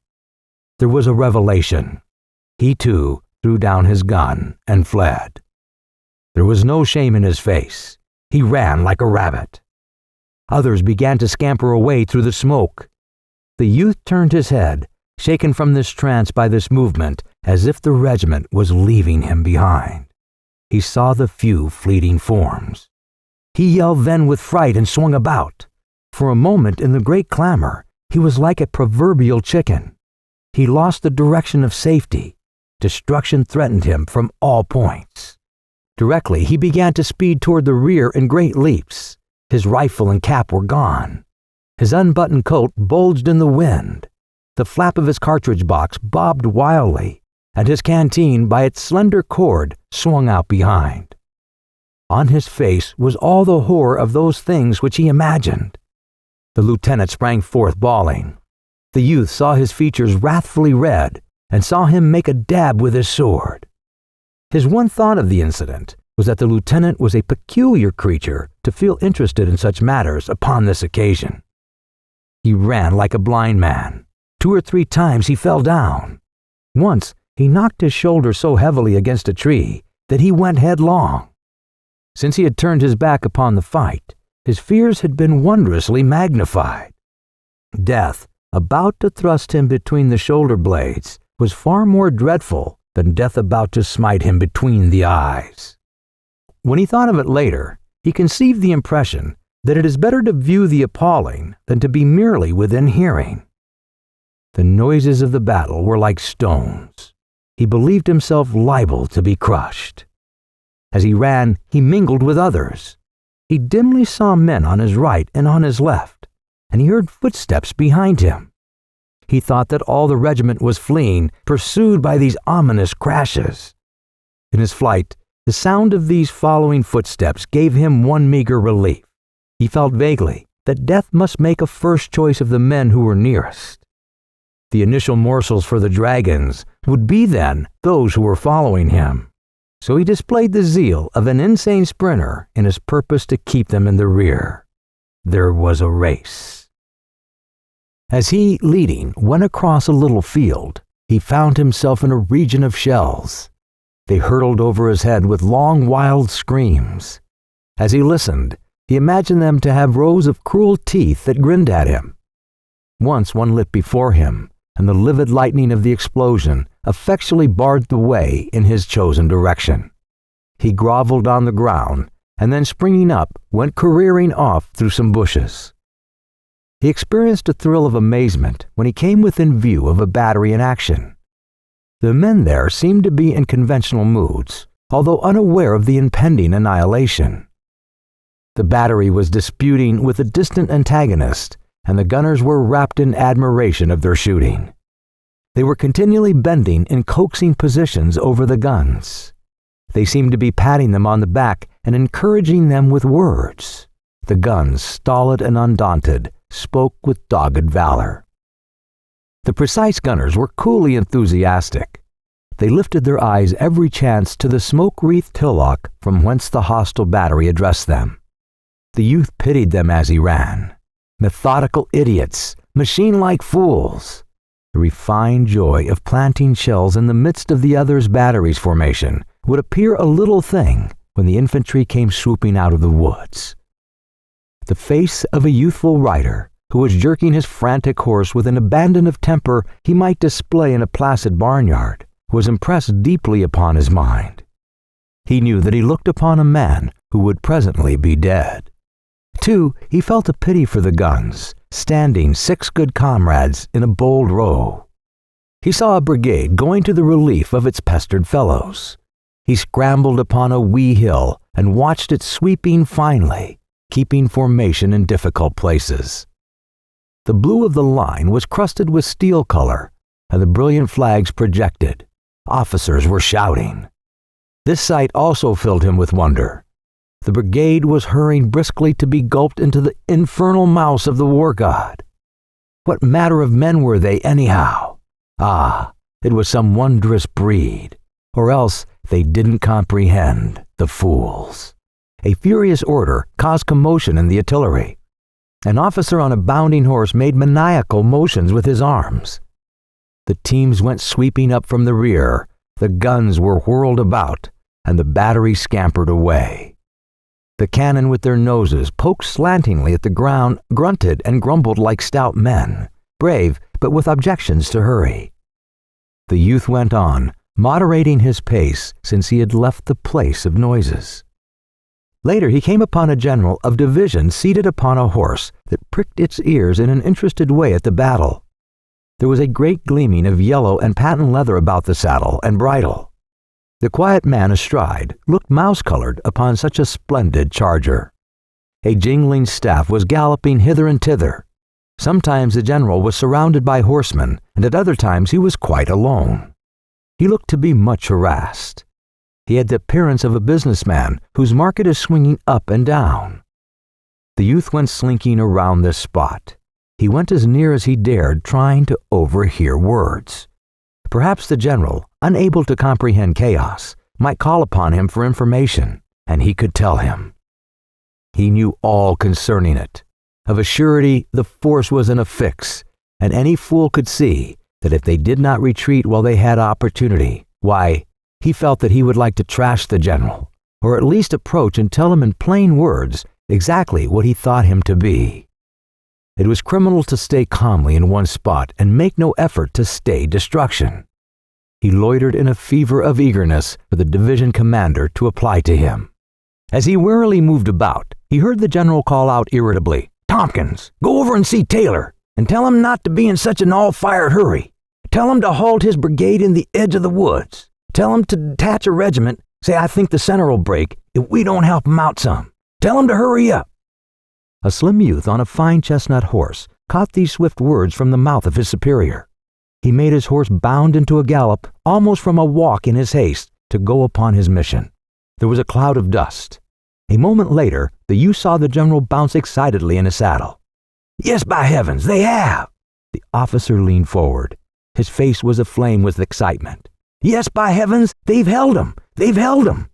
He began to blithely roar at his staff. "We'll wallop 'em now! We'll wallop 'em now! We got 'em sure!" He turned suddenly upon his aide. "Here you, Jones, quick, right after Tompkins. See Taylor. Tell him to go in everlastingly like blazes, anything." Another officer sped his horse after the first messenger. The general beamed upon the earth like a sun. In his eyes was a desire to chant a paean. He kept repeating, "They've held him by heavens." His excitement made his horse plunge, and he merrily kicked and swore at it. He held a little carnival of joy on horseback. Chapter 7. The youth cringed as if discovered in a crime. By heavens, they had one after all. The imbecile line had remained and become victors. He could hear cheering. He lifted himself upon his toes and looked in the direction of the fight. A yellow fog lay wallowing on the treetops. From beneath it came the clatter of musketry. Hoarse cries told of an advance. He turned away, amazed and angry. He felt that he had been wronged. He had fled, he told himself, because annihilation approached. He had done a good part in saving himself, and was a little piece of the army. He had considered the time, he said, to be one in which it was the duty of every little piece to rescue itself if possible. Later the officers could fit the little pieces together again and make a battlefront. If none of the little pieces were wise enough to save themselves from the flurry of death at such a time, why, then, where would be the army? It was all plain that he had proceeded according to very correct and commendable rules. His actions had been sagacious things. They had been full of strategy. They were the work of a master's legs. Thoughts of his comrades came to him. The brittle blue line had withstood the blows and won. He grew bitter over it. It seemed that the blind ignorance and stupidity of those little pieces had betrayed him. He had been overturned and crushed by their lack of sense in holding the position, when intelligent deliberation would have convinced them that it was impossible. He, the enlightened man who looks afar in the dark, had fled because of his superior perceptions and knowledge. He felt a great anger against his comrades. He knew it could be proved that they had been fools. He wondered what they would remark when later he appeared in camp. His mind heard howls of derision. Their density would not enable them to understand his sharper point of view. He began to pity himself acutely. He was ill-used. He was trodden beneath the feet of an iron injustice. He had proceeded with wisdom and from the most righteous motives under heaven's blue, only to be frustrated by hateful circumstances. A dull, animal-like rebellion against his fellows, war in the abstract, and fate grew within him. He shambled along with bowed head, his brain in a tumult of agony and despair. When he looked loweringly up, quivering at each sound, his eyes had the expression of those of a criminal who thinks his guilt and his punishment great, and knows that he can find no words. He went from the fields into a thick woods, as if resolved to bury himself. He wished to get out of hearing of the crackling shots which were to him like voices. The ground was cluttered with vines and bushes, and the trees grew close and spread out like bouquets. He was obliged to force his way with much noise. The creepers, catching against his legs, cried out harshly as their sprays were torn from the barks of trees. The swishing saplings tried to make known his presence to the world. He could not conciliate the forest. As he made his way, it was always calling out protestations. When he separated embraces of trees and vines, the disturbed foliage waved their arms and turned their face leaves toward him. He dreaded lest these noisy motions and cries should bring men to look at him. So he went far, seeking dark and intricate places. After a time, the sound of musketry grew faint, and the cannon boomed in the distance. The sun, suddenly apparent, blazed among the trees. The insects were making rhythmical noises. They seemed to be grinding their teeth in unison. A woodpecker stuck his impudent head around the side of a tree. A bird flew on light-hearted wing. Off was the rubble of death. It seemed now that nature had no ears. This landscape gave him assurance. A fair field holding life. It was a religion of peace. It would die if its timid eyes were compelled to see blood. He conceived nature to be a woman with a deep aversion to tragedy. He threw a pine cone at a jovial squirrel, and he ran with chattering fear. High in a treetop he stopped, and poking his head cautiously from behind a branch, looked down with an air of trepidation. The youth felt triumphant at this exhibition. There was the law, he said. Nature had given him a sign. The squirrel, immediately upon recognizing danger, had taken to his legs without ado.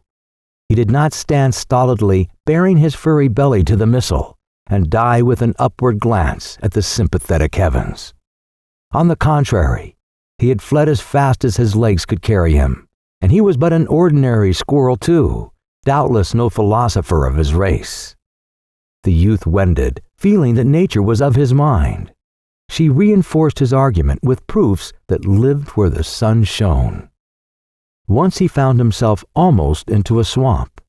He was obliged to walk upon bog tufts and watch his feet to keep from the oily mire. Pausing at one time to look about him, he saw, out at some black water, a small animal pounce in and emerge directly with a gleaming fish. The youth went again into the deep thickets. The brush branches made a noise that drowned the sounds of cannon.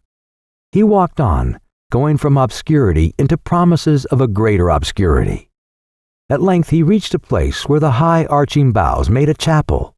He softly pushed the green doors aside and entered. Pine needles were a gentle brown carpet. There was a religious half-light.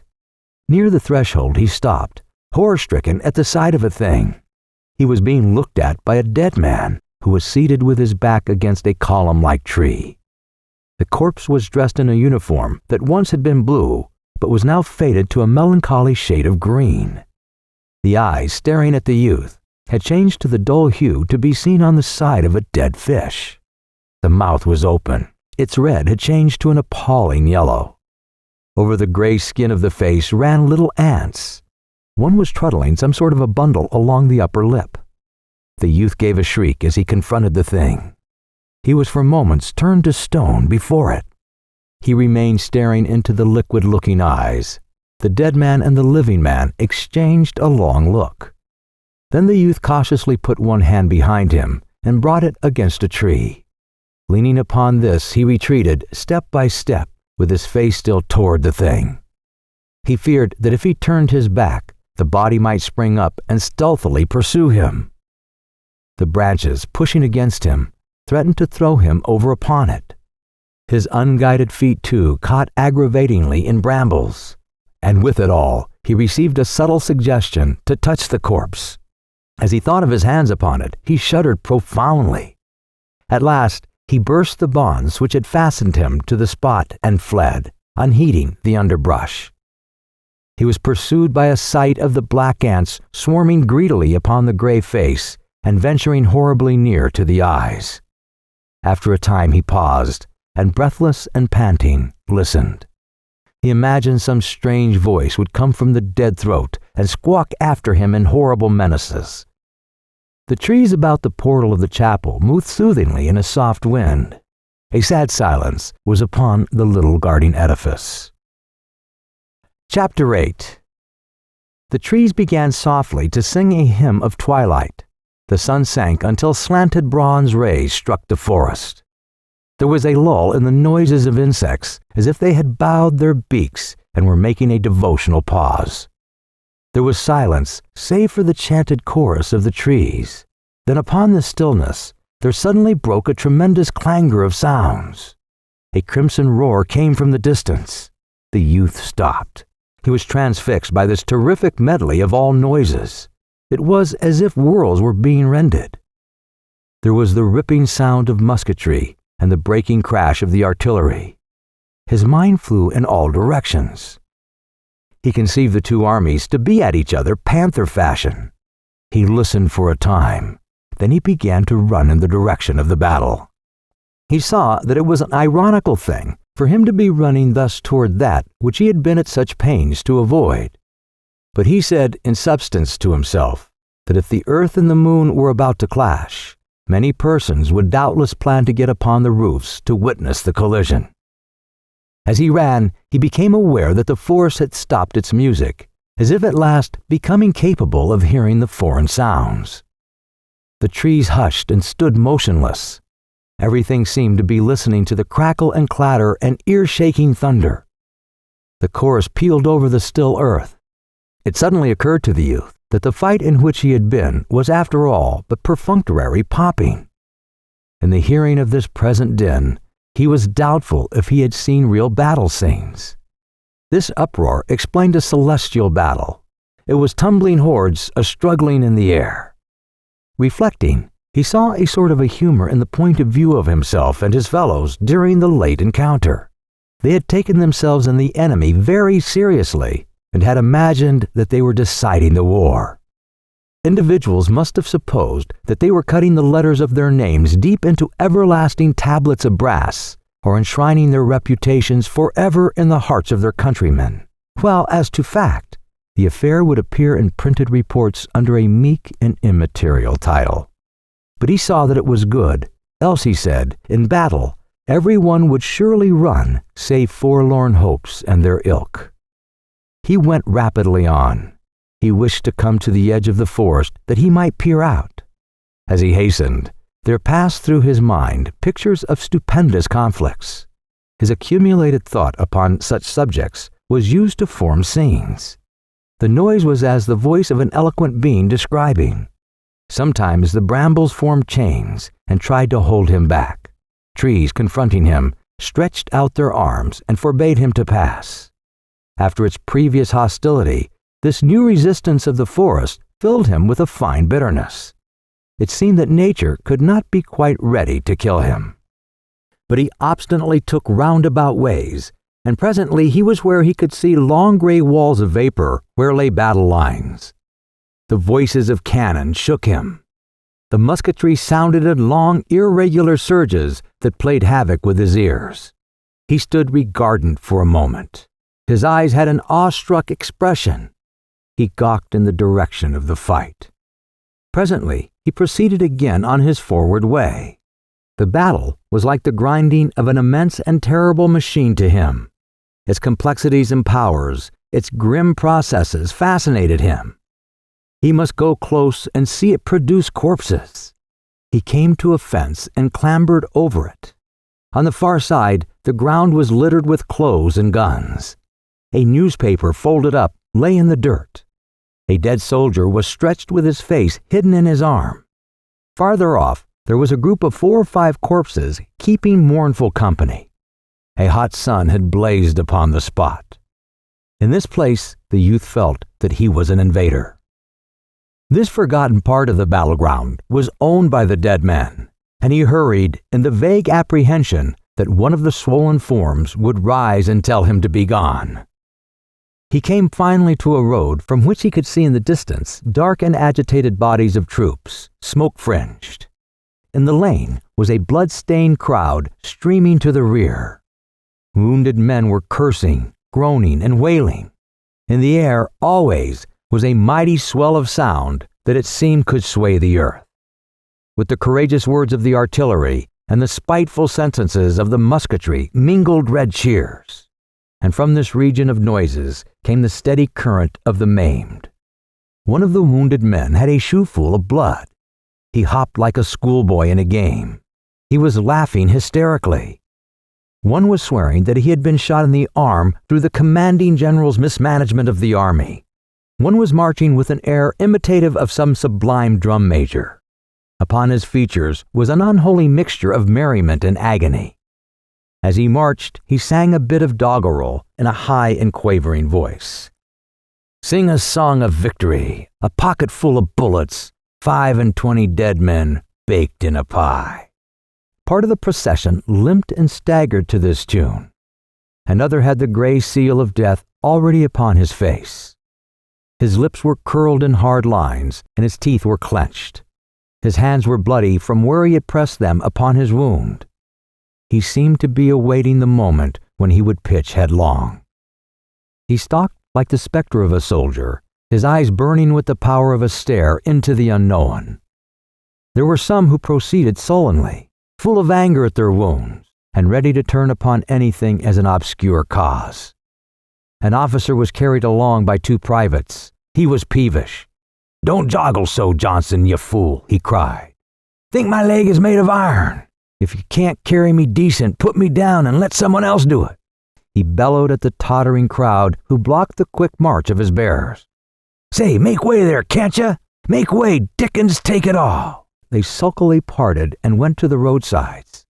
As he was carried past, they made pert remarks to him. When he raged in reply and threatened them, they told him to be damned.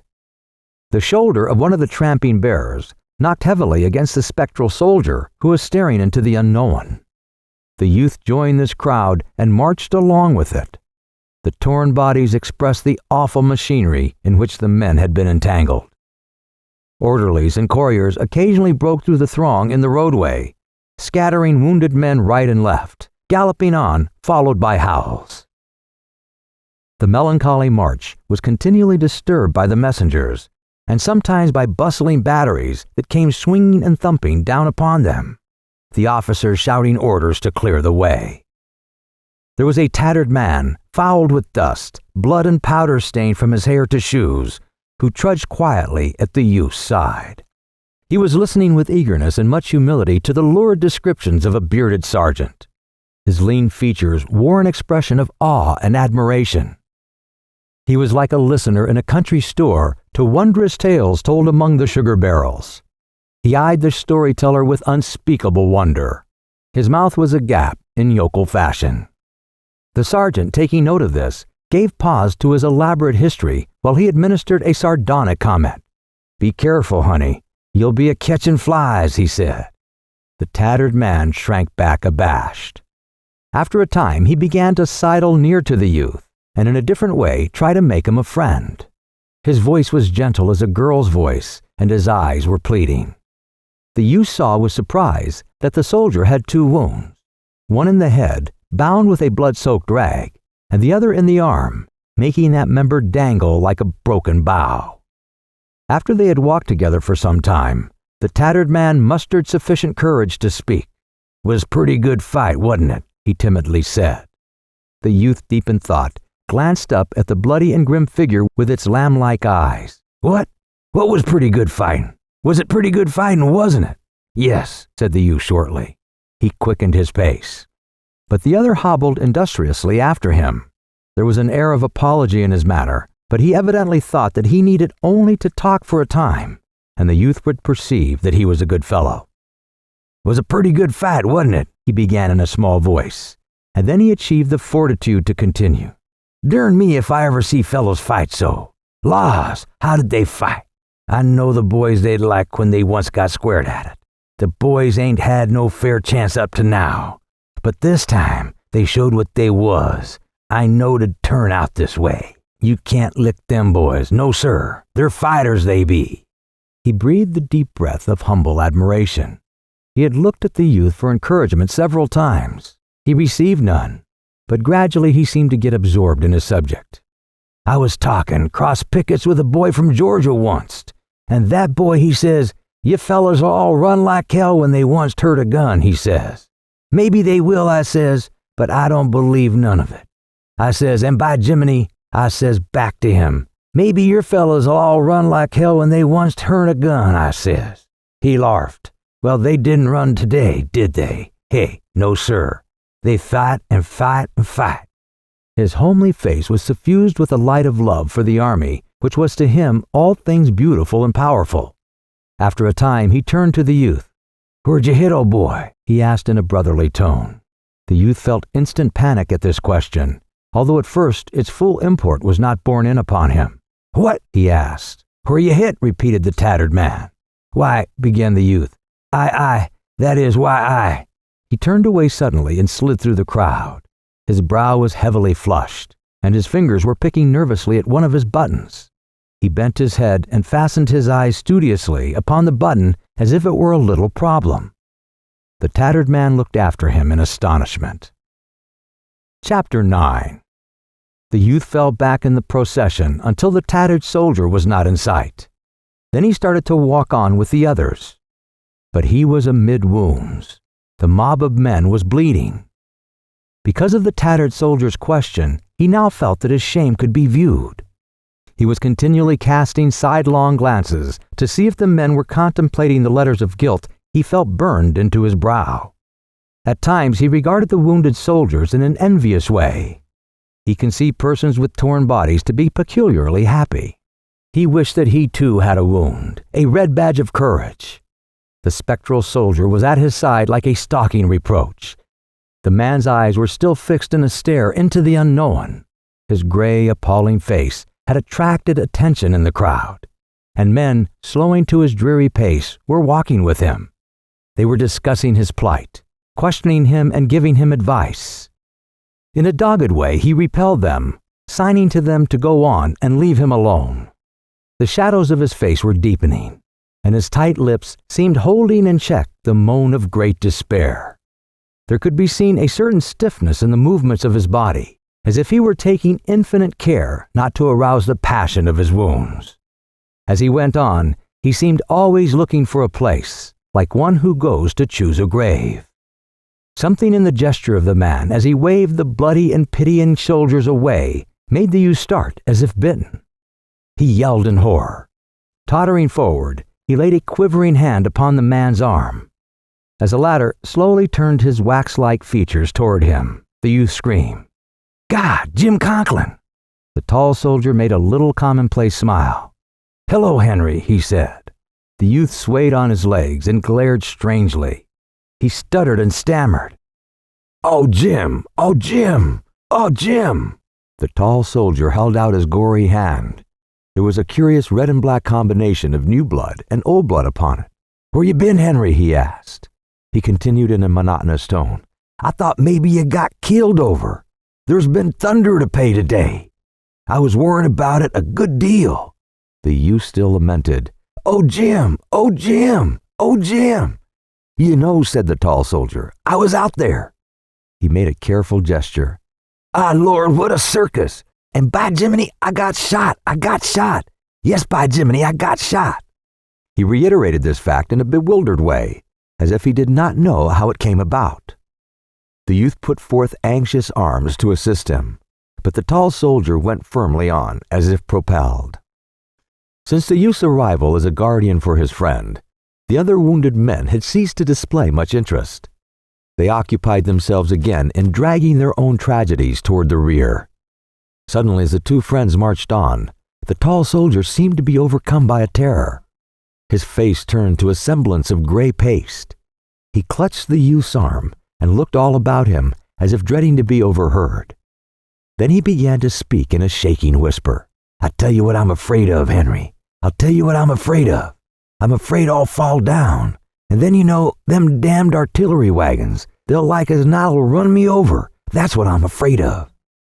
The youth cried out to him hysterically, "I'll take care of you, Jim. I'll take care of you. I swear to God I will." "Sure, will you, Henry?" the tall soldier beseeched. Yes, I'll tell you. I'll take care of you, Jim," protested the youth. He could not speak accurately because of the gulpings in his throat, but the tall soldier continued to beg in a lowly way. He now hung babe-like to the youth's arm. His eyes rolled in the wildness of his terror. "I was always a good friend to you, wasn't I, Henry? I've always been a good feller, ain't I? And it ain't much to ask, is it, just to pull me along out of the road? I'd do it for you, wouldn't I, Henry?" He paused in piteous anxiety to await his friend's reply. The youth had reached an anguish where the sob scorched him. He strove to express his loyalty, but he could only make fantastic gestures. However, the tall soldier seemed suddenly to forget all those fears.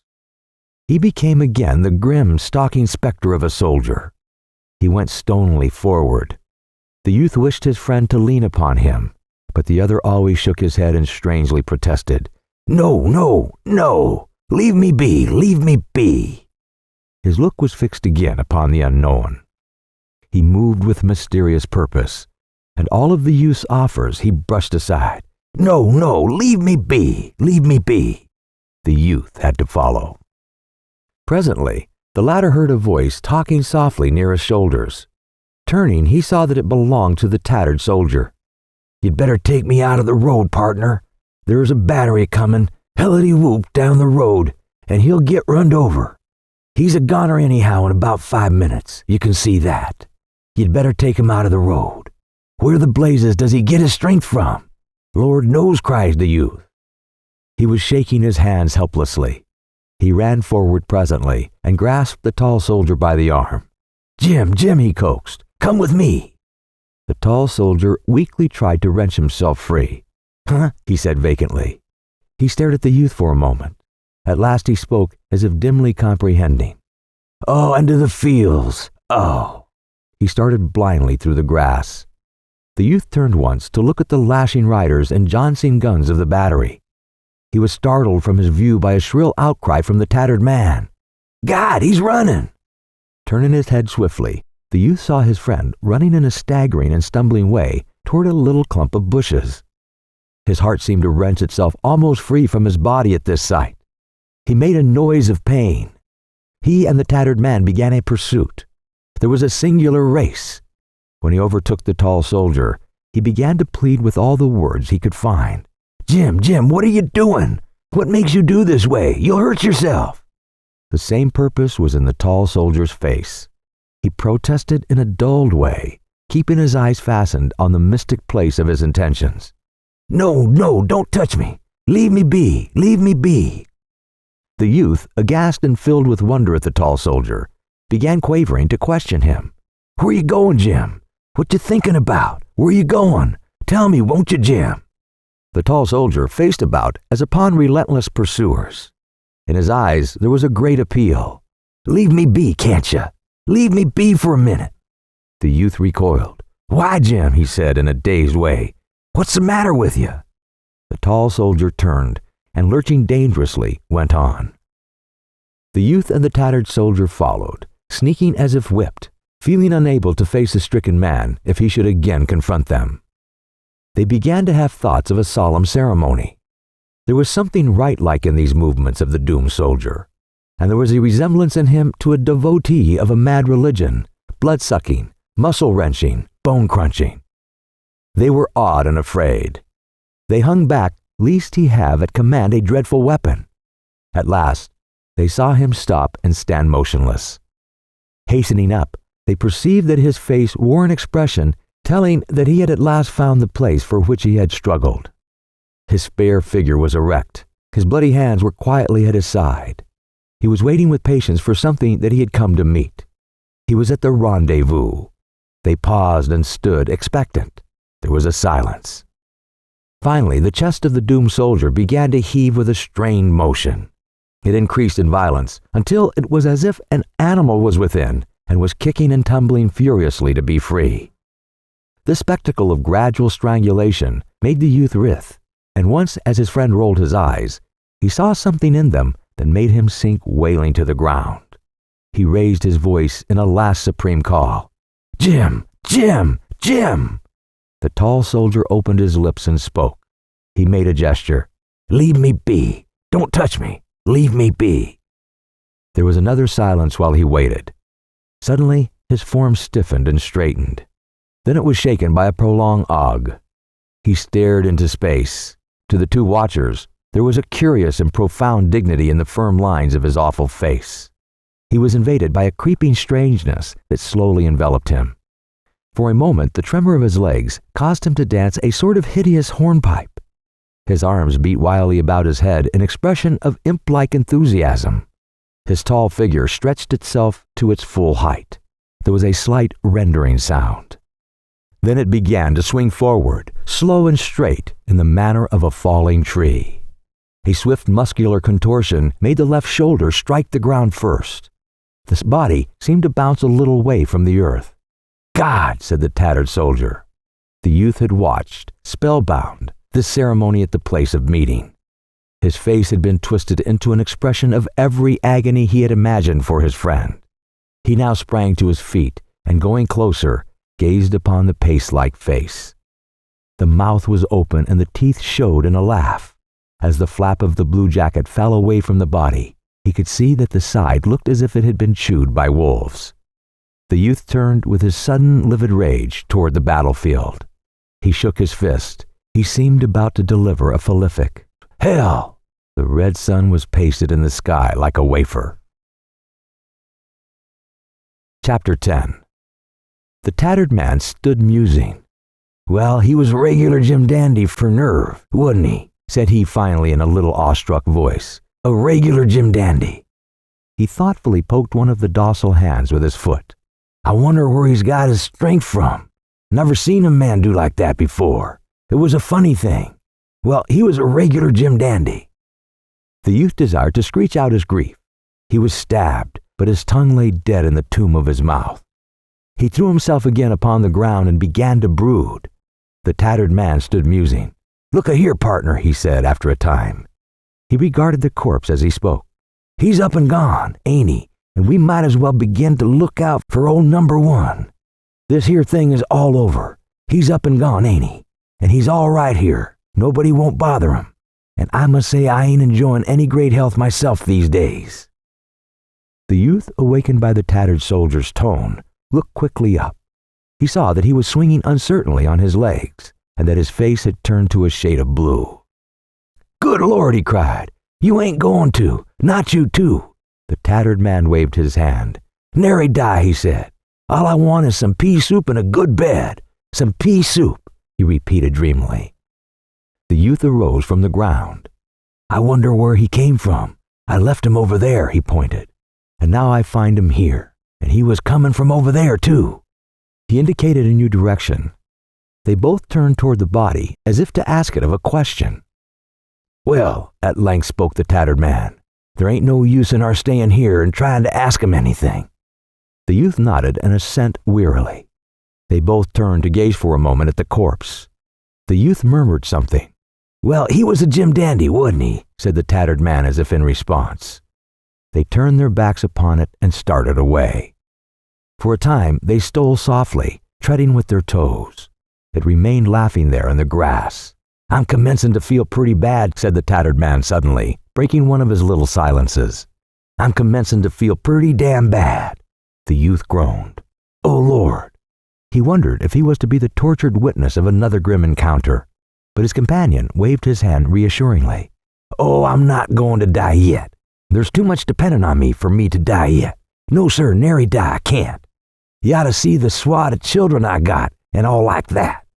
The youth, glancing at his companion, could see by the shadow of a smile that he was making some kind of fun. As they plodded on, the tattered soldier continued to talk. "Besides, if I died, I wouldn't die the way that feller did. That was the funniest thing. I'd just flop down, I would. I never seen a feller die the way that feller did. You know Tom Jameson, he lives next door to me up home. He's a nice feller, he is, and he was always good friends. Smart, too. Smart as a steel trap. Well, when he was a-fighting this afternoon, all of a sudden, he began to rip up and cussin' and beller at me. 'You're shot, you blammed infernal.' He swore horrible. He says to me. I put up my hand to my head, and when I looked at my fingers, I seen sure enough I was shot. I gave a holler and began to run, but before I could get away, another one hit me in the arm and whirled me clean round. I got scared when they was all a-shooting behind me, and I run to beat all, but I cotched it pretty bad. I have an idea I'd been a-fighting yet if it wasn't for Tom Jameson." Then he made a calm announcement. "There's 2 of 'em, little ones, but they're beginning to have fun with me now. I don't believe I can walk much further." They went slowly on in silence. "You look pretty peaked yourself," said the tattered man at last. "I bet you got a worser one than you think. You'd better take care of your hurt. It don't do to let such things go. It might be inside mostly, and them plays thunder. Where is it located?" But he continued his harangue without waiting for a reply. "I see a feller get hit plumb in the head with my regiment was a-standing at ease once, and everybody yelled out to him, 'Hurt, John? Are you hurt much?' 'No,' says he. He looked kind of surprised, and he went on telling him how he felt. He said he didn't feel nothing, but by dad, the first thing that feller knowed, he was dead. Yes, he was dead, stone dead. So you want to watch out. You might have some queer kind of hurt yourself. Can never tell. Where is yourn located?" The youth had been wiggling since the introduction of this topic. He now gave a cry of exasperation and made a furious motion with his hand. "Oh, don't bother me," he said. He was enraged against the tattered man and could have strangled him. His companions seemed ever to play intolerable parts. They were ever uprising the ghost of shame on the stick of their curiosity. He turned toward the tattered man as one at bay. "Now don't bother me," he repeated with desperate menace. "Well, Lord knows I don't want to bother anybody," said the other. There was a little accent of despair in his voice as he replied, "Lord knows I got enough my own to tend to." The youth, who had been holding a bitter debate with himself and casting glances of hatred and contempt at the tattered man, here spoke in a hard voice. "Goodbye," he said. The tattered man looked at him in gaping amazement. Why, partner, where are you going?" he asked unsteadily. The youth looking at him could see that he too, like the other one, was beginning to act dumb and animal-like. His thoughts seemed to be floundering about in his head. Now, look-a-here, you Tom Jameson. Now, I won't have this. This here won't do. Where are you going?" The youth pointed vaguely. "Over there," he replied. "Well, now look-a-here now," said the tattered man, rambling on in idiot fashion. His head was hanging forward and his words were slurred. "This thing won't do now, Tom Jameson. It won't do. I know you pig-headed devil. You want to go tromping off with a bad hurt. It ain't right now, Tom Jameson, it ain't. You want to leave me take care of you, Tom Jameson. It ain't right, it ain't. For you to go tromping off with a bad hurt, it ain't right, it ain't." In reply, the youth climbed a fence and started away. He could hear the tattered man bleating plaintively. Once he faced about angrily. "What? Look-a-here now, Tom Jameson. Now it ain't—" The youth went on. Turning at a distance, he saw the tattered man wandering about helplessly in the field. He now thought that he wished he was dead. He believed that he envied those men whose bodies lay strewn over the grass of the fields and on the fallen leaves of the forest. The simple questions of the tattered man had been knife thrusts to him. They asserted a society that probes pitilessly its secrets until all is apparent. His late companion's chance persistency made him feel that he could not keep his crime concealed in his bosom. It was sure to be brought plain by one of those arrows which cloud the air and are constantly pricking, discovering, proclaiming those things which are willed to be forever hidden. He admitted that he could not defend himself against this agency. It was not within the power of vigilance. Chapter 11. He became aware that the furnace roar of the battle was growing louder. Great brown clouds had floated to the still heights of air before him. The noise, too, was approaching. The woods filtered men, and the fields became dotted. As he rounded a hillock, he perceived that the roadway was now a crying mass of wagons, teams, and men. From the heaving tangle issued exhortations, commands, imprecations. Fear was sweeping it all along. The cracking whips bit, and horses plunged and tugged. The white-topped wagons strained and stumbled in their exertions like fat sheep. The youth felt comforted in a measure by this sight. They were all retreating. Perhaps, then, he was not so bad after all. He seated himself and watched the terror-stricken wagons. They fled like soft, ungainly animals. All the roarers and lashers served to help him to magnify the dangers and horrors of the engagement, that he might try to prove to himself that the thing with which men could charge him was, in truth, a symmetrical act. There was an amount of pleasure to him in watching the wild march of this vindication. Presently, the calm head of a forward-going column of infantry appeared in the road. It came swiftly on. Avoiding the obstructions gave it the sinuous movement of a serpent. The men at the head butted mules with their musket stocks. They prodded teamsters indifferent to all howls. The men forced their way through parts of the dense mass by strength. The blunt head of the column pushed. The raving teamsters swore many strange oaths. The commands to make way had the ring of a great importance in them. The men were going forward to the heart of the din. They were to confront the eager rush of the enemy. They felt the pride of their onward movement when the remainder of the army seemed trying to dribble down the road. They tumbled teams about with a fine feeling that it was no matter so long as their column got to the front in time. This importance made their faces grave and stern, and the backs of the officers were very rigid. As the youth looked at them, the black weight of his woe returned to him. He felt that he was regarding a procession of chosen beings. The separation was as great to him as if they had marched with weapons of flame and banners of sunlight. He could never be like them. He could have wept in his longings.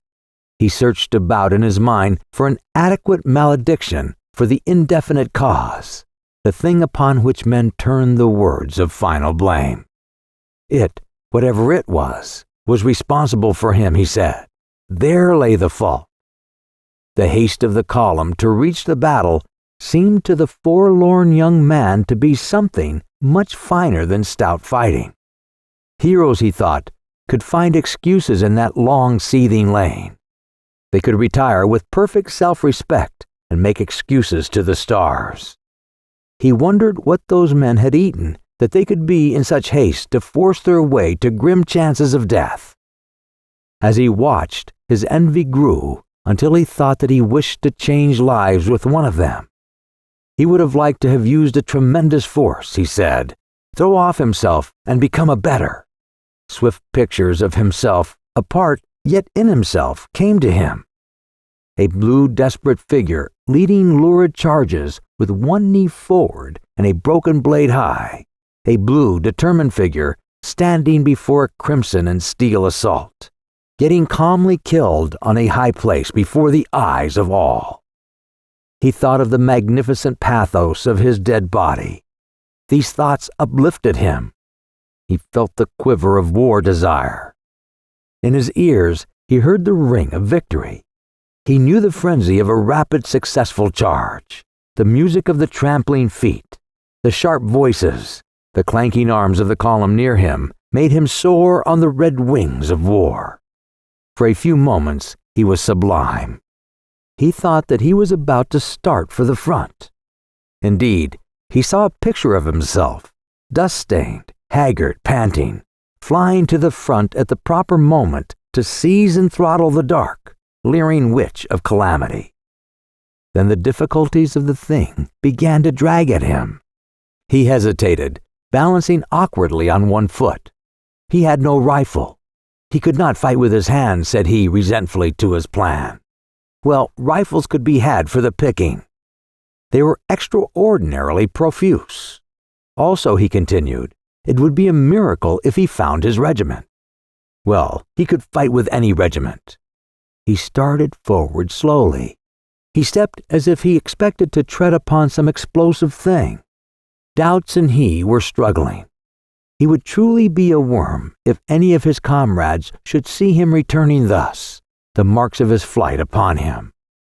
There was a reply that the intent fighters did not care for what happened rearward, saving that no hostile bayonets appeared there. In the battle blur, his face would, in a way, be hidden, like the face of a cowled man. But then he said that his tireless fate would bring forth, when the strife lulled for a moment, a man to ask of him an explanation. In imagination, he felt the scrutiny of his companions as he painfully labored through some lies. Eventually, his courage expended itself upon these objections. The debates drained him of his fire. He was not cast down by this defeat of his plan, for upon studying the affair carefully, he could not but admit that the objections were very formidable. Furthermore, various ailments had begun to cry out. In their presence, he could not persist in flying high with the wings of war. They rendered it almost impossible for him to see himself in a heroic light. He tumbled headlong. He discovered that he had a scorching thirst. His face was so dry and grimy that he thought that he could feel his skin crackle. Each bone of his body had an ache in it, and seemingly threatened to break with each movement. His feet were like two sores. Also, his body was calling for food. It was more powerful than a direct hunger. There was a dull, weight-like feeling in his stomach, and when he tried to walk, his head swayed and he tottered. He could not see with distinctness. Small patches of green mist floated before his vision. While he had been tossed by many emotions, he had not been aware of ailments. Now they beset him and made clamor. As he was at last compelled to pay attention to them, his capacity for self-hate was multiplied. In despair, he declared that he was not like those others.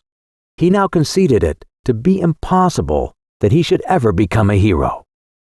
He was a craven loon. Those pictures of glory were piteous things. He groaned from his heart and went staggering off. A certain moth-like quality within him kept him in the vicinity of the battle. He had a great desire to see and to get news.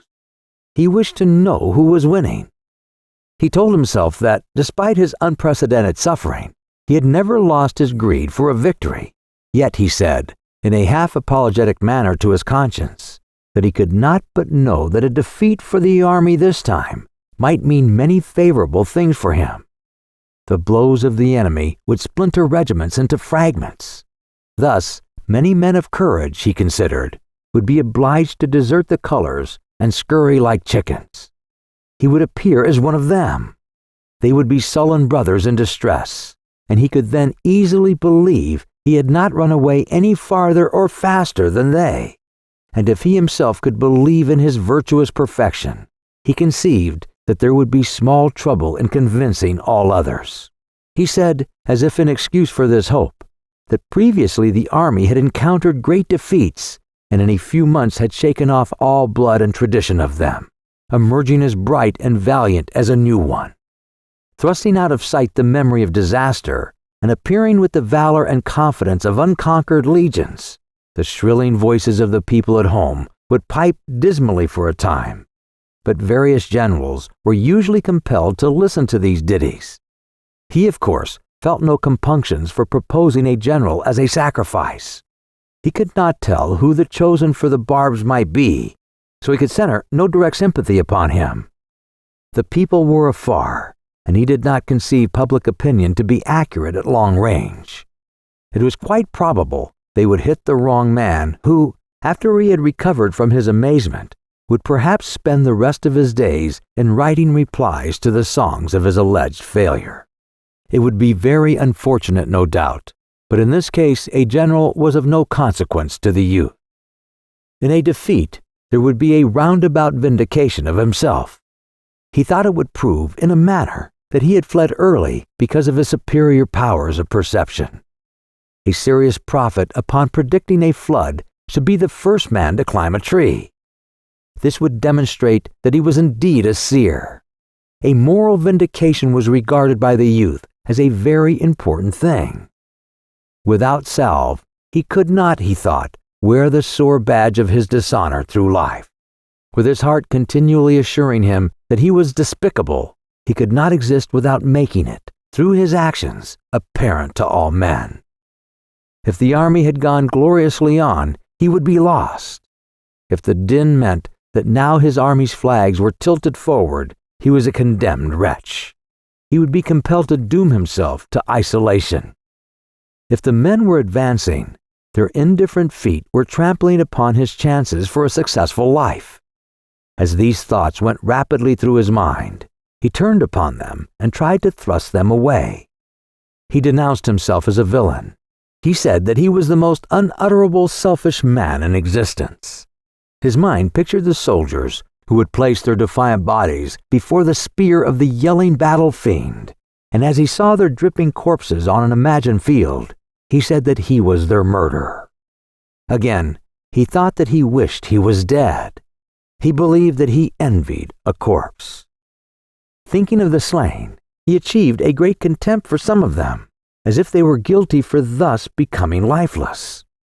They might have been killed by lucky chances, he said, before they had opportunities to flee or before they had been really tested. Yet they would receive laurels from tradition. He cried out bitterly that their crowns were stolen and their robes of glorious memories were shams. However, he still said that it was a great pity he was not as they. A defeat of the army had suggested itself to him as a means of escape from the consequences of his fall. He considered now, however, that it was useless to think of such a possibility. His education had been that success for that mighty blue machine was certain, that it would make victories as a contrivance turns out buttons.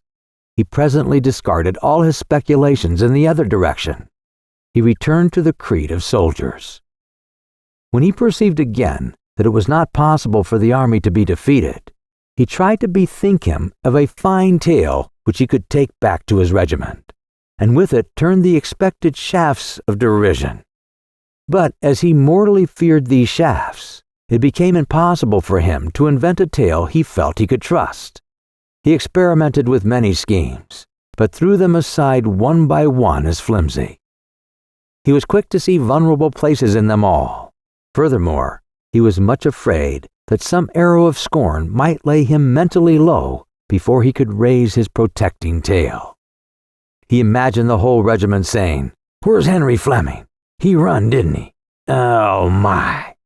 He recalled various persons who would be quite sure to leave him no peace about it. They would doubtless question him with sneers and laugh at his stammering hesitation. In the next engagement, they would try to keep watch of him to discover where he would run. Whenever he went in camp, he would encounter insolent and lingeringly cruel stares. As he imagined himself passing near a crowd of comrades, he could hear some of them say, "There he goes." Then, as if the heads were moved by one muscle, all the faces were turned toward him with wide, derisive grins. He seemed to hear someone make a humorous remark in a low tone. At it, the others all crowed and crackled. He was a slang phrase. Chapter 12. The column that had butted stoutly at the obstacles in the roadway was barely out of the youth's sight before he saw dark waves of men come sweeping out of the woods and down through the fields. He knew at once that the steel fibers had been washed from their hearts. They were bursting from their coats and their equipments as from entanglements. They charged down upon him like terrified buffaloes. Behind them, blue smoke curled and clouded above the treetops, and through the thickets he could sometimes see a distant pink glare. The voices of the cannon were clamoring in interminable chorus. The youth was horror-stricken. He stared in agony and amazement. He forgot that he was engaged in combating the universe. He threw aside his mental pamphlets on the philosophy of the retreated and rules for the guidance of the damned. The fight was lost. The dragons were coming with invincible strides. The army, helpless in the matted thickets and blinded by the overhanging night, was going to be swallowed. War, the red animal, war, the blood-swollen god, would have bloated Phil. Within him, something bade to cry out. He had the impulse to make a rallying speech, to sing a battle hymn, but he could only get his tongue to call into the air, What's the matter?" Soon he was in the midst of them. They were leaping and scampering all about him. Their blanched faces shone in the dusk. They seemed, for the most part, to be very burly men. The youth turned from one to another of them as they galloped along. His incoherent questions were lost. They were heedless of his appeals. They did not seem to see him. They sometimes gabbled insanely. One huge man was asking of the sky, "Say, where the plank road? Where the plank road?"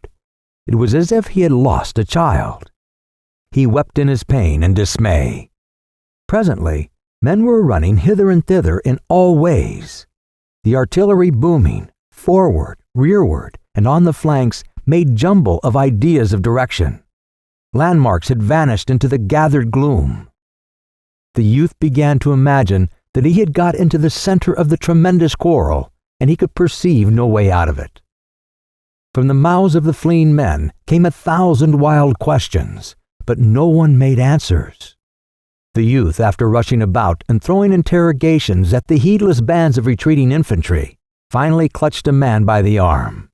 They swung around face to face. Why, stammered the youth, struggling with his balking tongue. The man screamed, "Let me go! Let me go!" His face was livid, and his eyes were rolling uncontrolled. He was heaving and panting.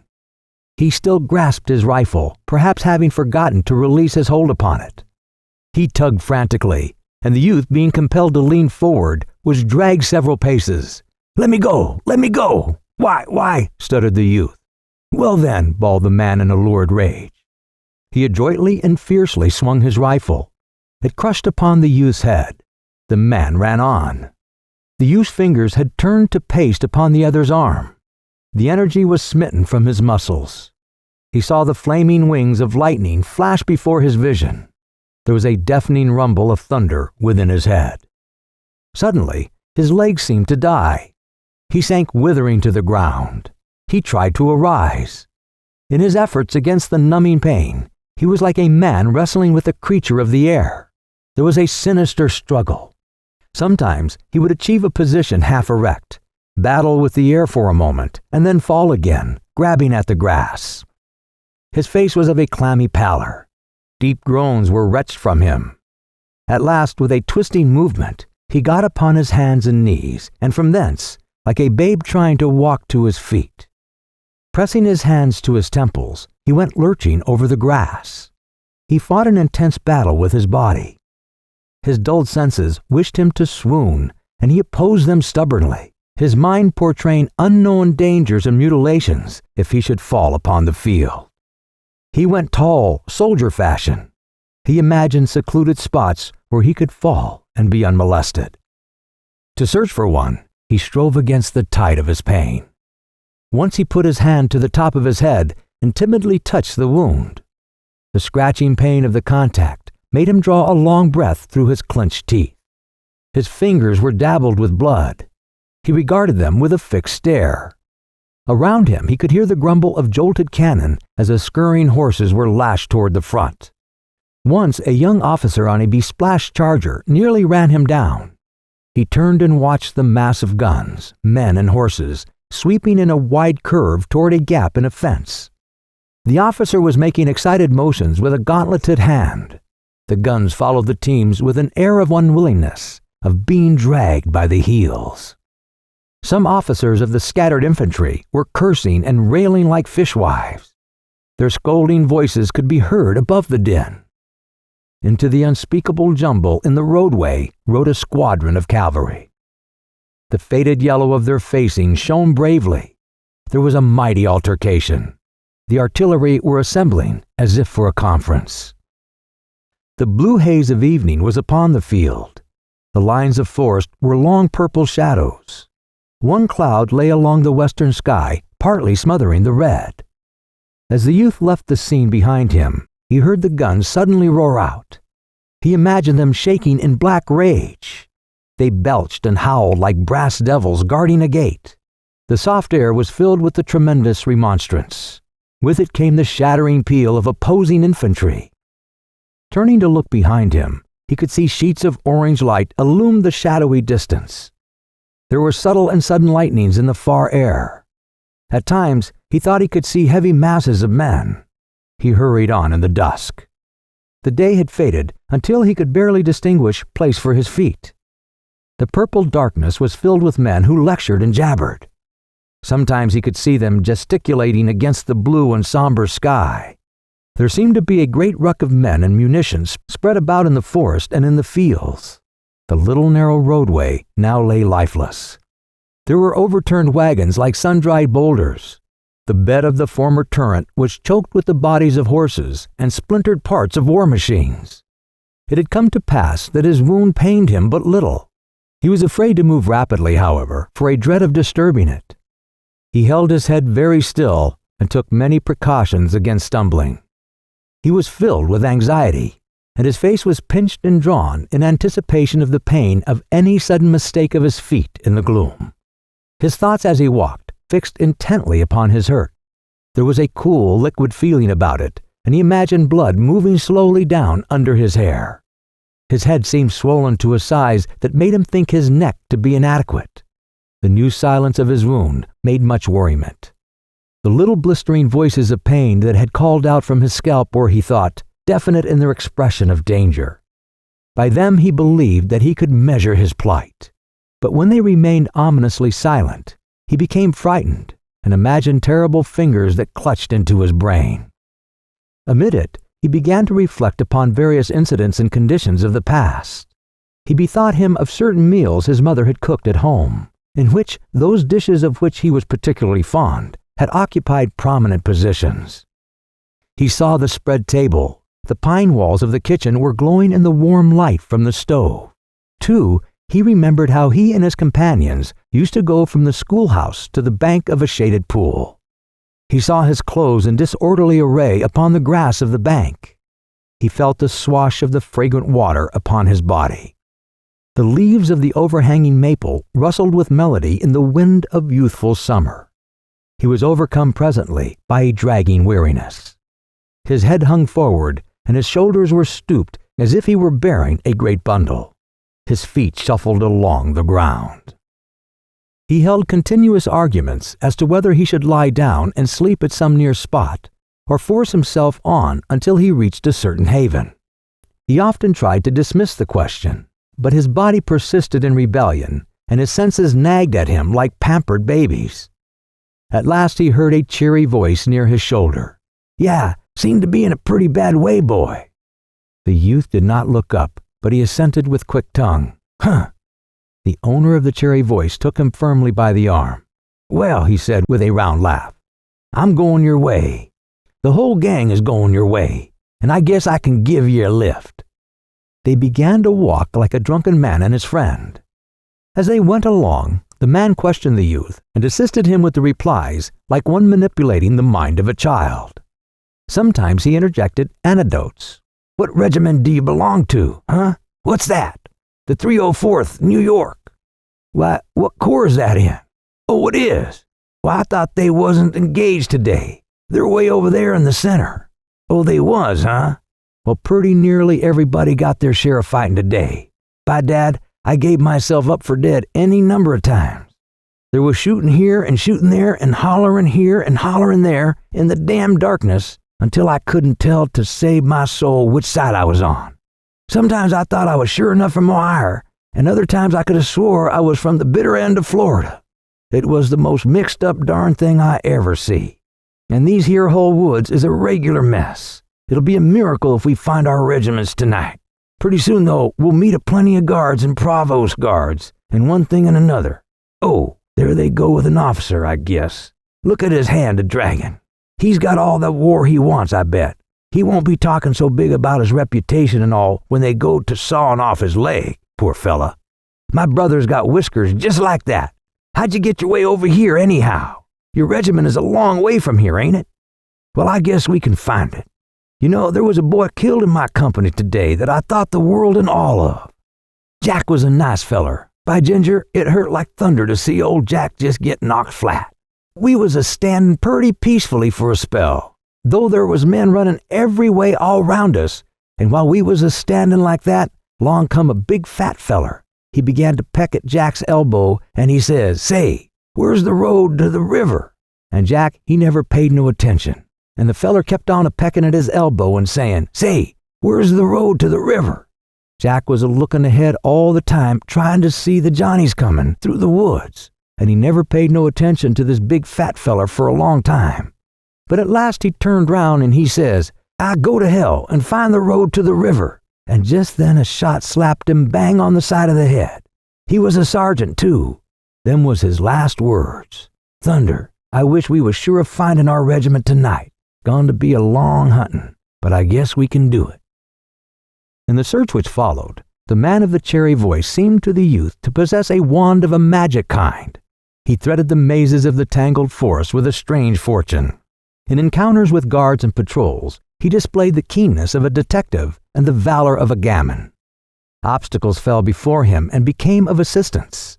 The youth, with his chin still on his breast, stood woodenly by, while his companion beat ways and means out of sullen things. The forest seemed a vast hive of men buzzing about in frantic circles, but the cheery man conducted the youth without mistakes, until at last he began to chuckle with glee and self-satisfaction. Ah, there you are. See that fire? The youth nodded stupidly. Well, there's where your regiment is.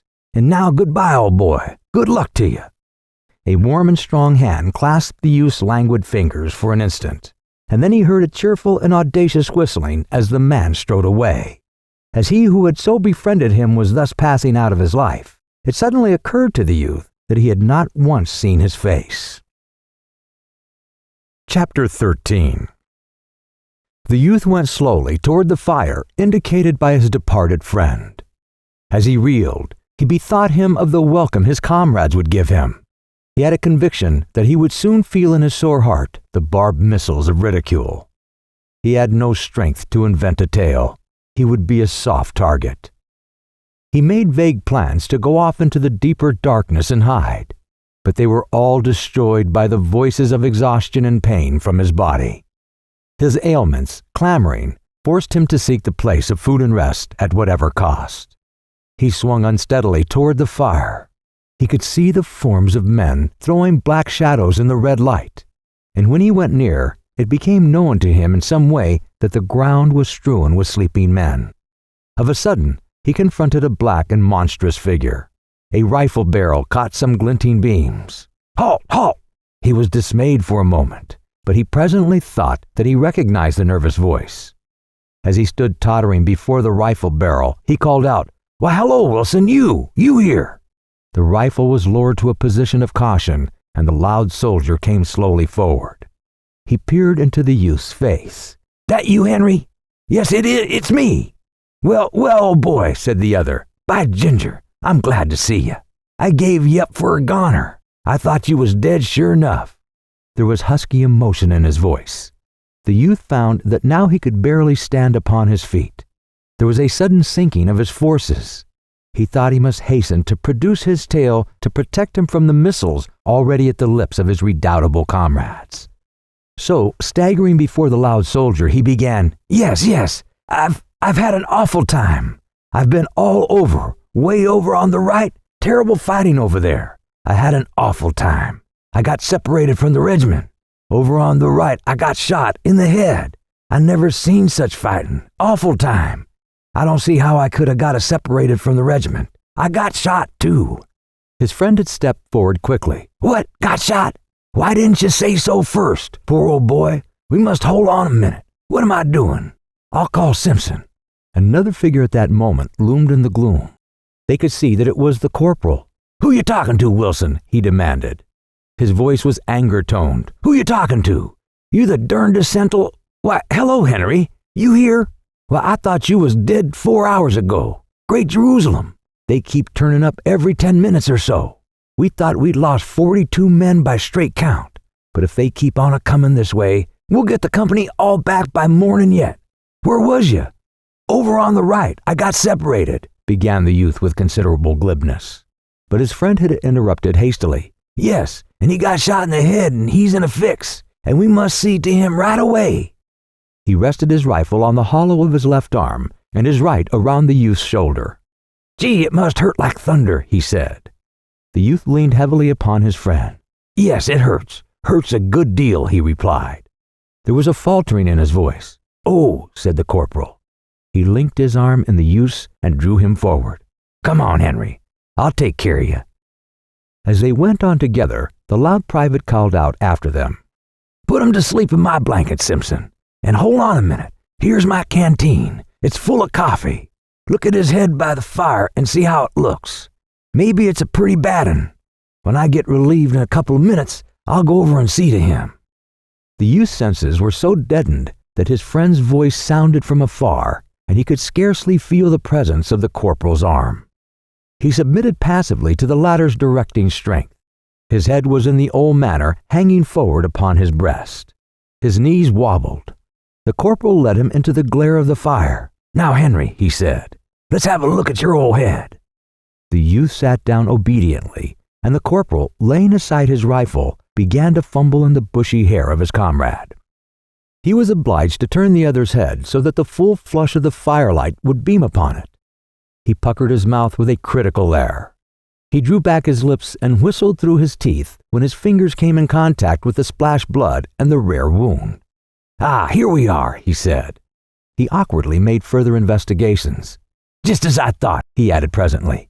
"You've been grazed by a ball. It's raised a queer lump just as if some feller had lamed you on the head with a club. It stopped bleeding long time ago. The most about it is that in the morning you'll feel that a number 10 hat wouldn't fit you, and your head'll be all het up and feel as dry as burnt pork.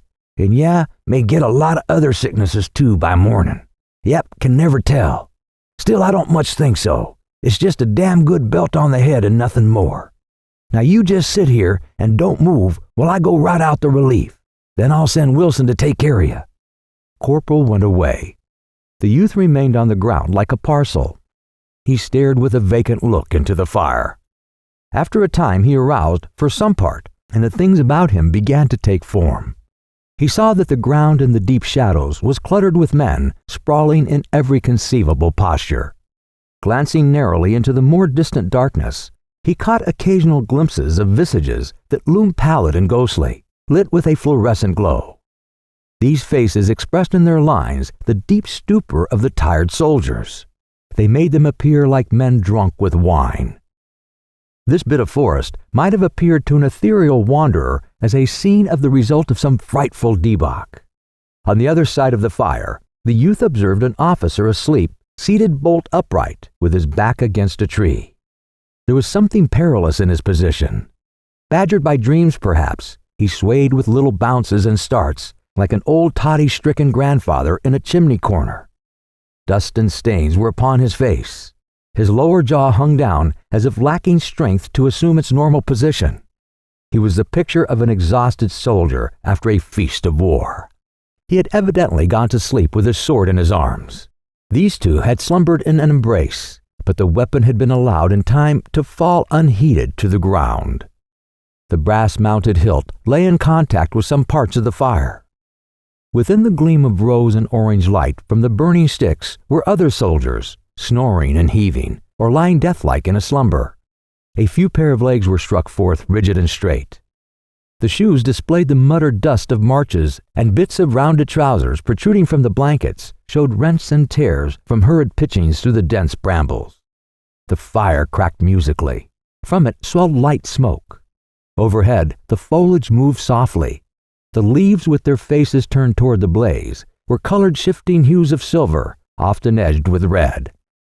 Far off to the right, through a window in the forest, could be seen a handful of stars lying, like glittering pebbles, on the black level of the night. Occasionally, in this low arched hall, a soldier would arouse and turn his body to a new position. The experience of his sleep having taught him of uneven and objectionable places upon the ground under him. Or perhaps he would lift himself to a sitting posture, blink at the fire for an unintelligent moment, throw a swift glance at his prostrate companion, and then cuddle down again with a grunt of sleepy content. The youth sat in a forlorn heap until his friend the loud soldier came, swinging 2 canteens by their light strings. "Well now, Henry, old boy," said the latter, "we'll have you fixed up in just a minute." He had the bustling ways of an amateur nurse. He fussed around the fire and stirred the sticks to brilliant exertions. He made his patient drink largely from the canteen that contained the coffee. It was to the youth a delicious draught. He tilted his head afar back and held the canteen long to his lips. The cool mixture went caressingly down his blistered throat. Having finished, he sighed with comfortable delight. The loud young soldier watched his comrade with an air of satisfaction. He later produced an extensive handkerchief from his pocket. He folded it into a manner of bandage and soused water from the other canteen upon the middle of it. This crude arrangement he bound over the youth's head, tying the ends in a queer knot at the back of the neck. "There," he said, moving off and surveying the deed. "You look like the devil, but I bet you feel better." The youth contemplated his friend with grateful eyes. Upon his aching and swelling head, the coal cloth was like a tender woman's hand. "You don't holler ne'er say nothin'," remarked his friend approvingly. "I know I'm a blacksmith at taking care of sick folks, and you never squeaked. You're a good 'un, Henry. Most of men would have been in the hospital long ago. A shot in the head ain't foolin' business." The youth made no reply, but began to fumble with the buttons of his jacket. "Well, come now," continued his friend. "Come on. I must put you to bed and see that you get a good night's rest." The other got carefully erect, and the loud young soldier led him among the sleeping forms lying in groups and rows. Presently, he stooped and picked up his blankets. He spread the rubber one upon the ground and placed the woolen one about the youth's shoulders. "There now," he said, "lie down and get some sleep." The youth, with his manner of dog-like obedience, got carefully down like a crone stooping. He stretched out with a murmur of relief and comfort. The ground felt like the softest couch. But of a sudden he ejaculated, "Hold on a minute. Where are you going to sleep?" His friend waved his hand impatiently. "Right down there by you." "Well, but hold on a minute," continued the youth. "What you going to sleep in? I got your—" The loud young soldier snarled. "Shut up and go to sleep.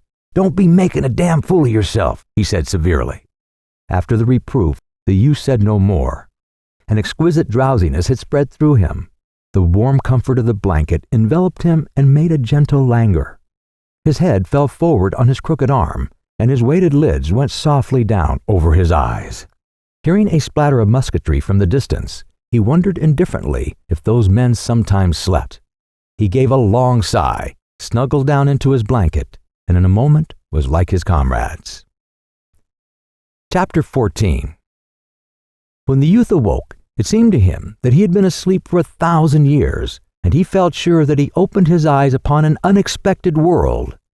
Gray mist were slowly shifting before the first efforts of the sun rays.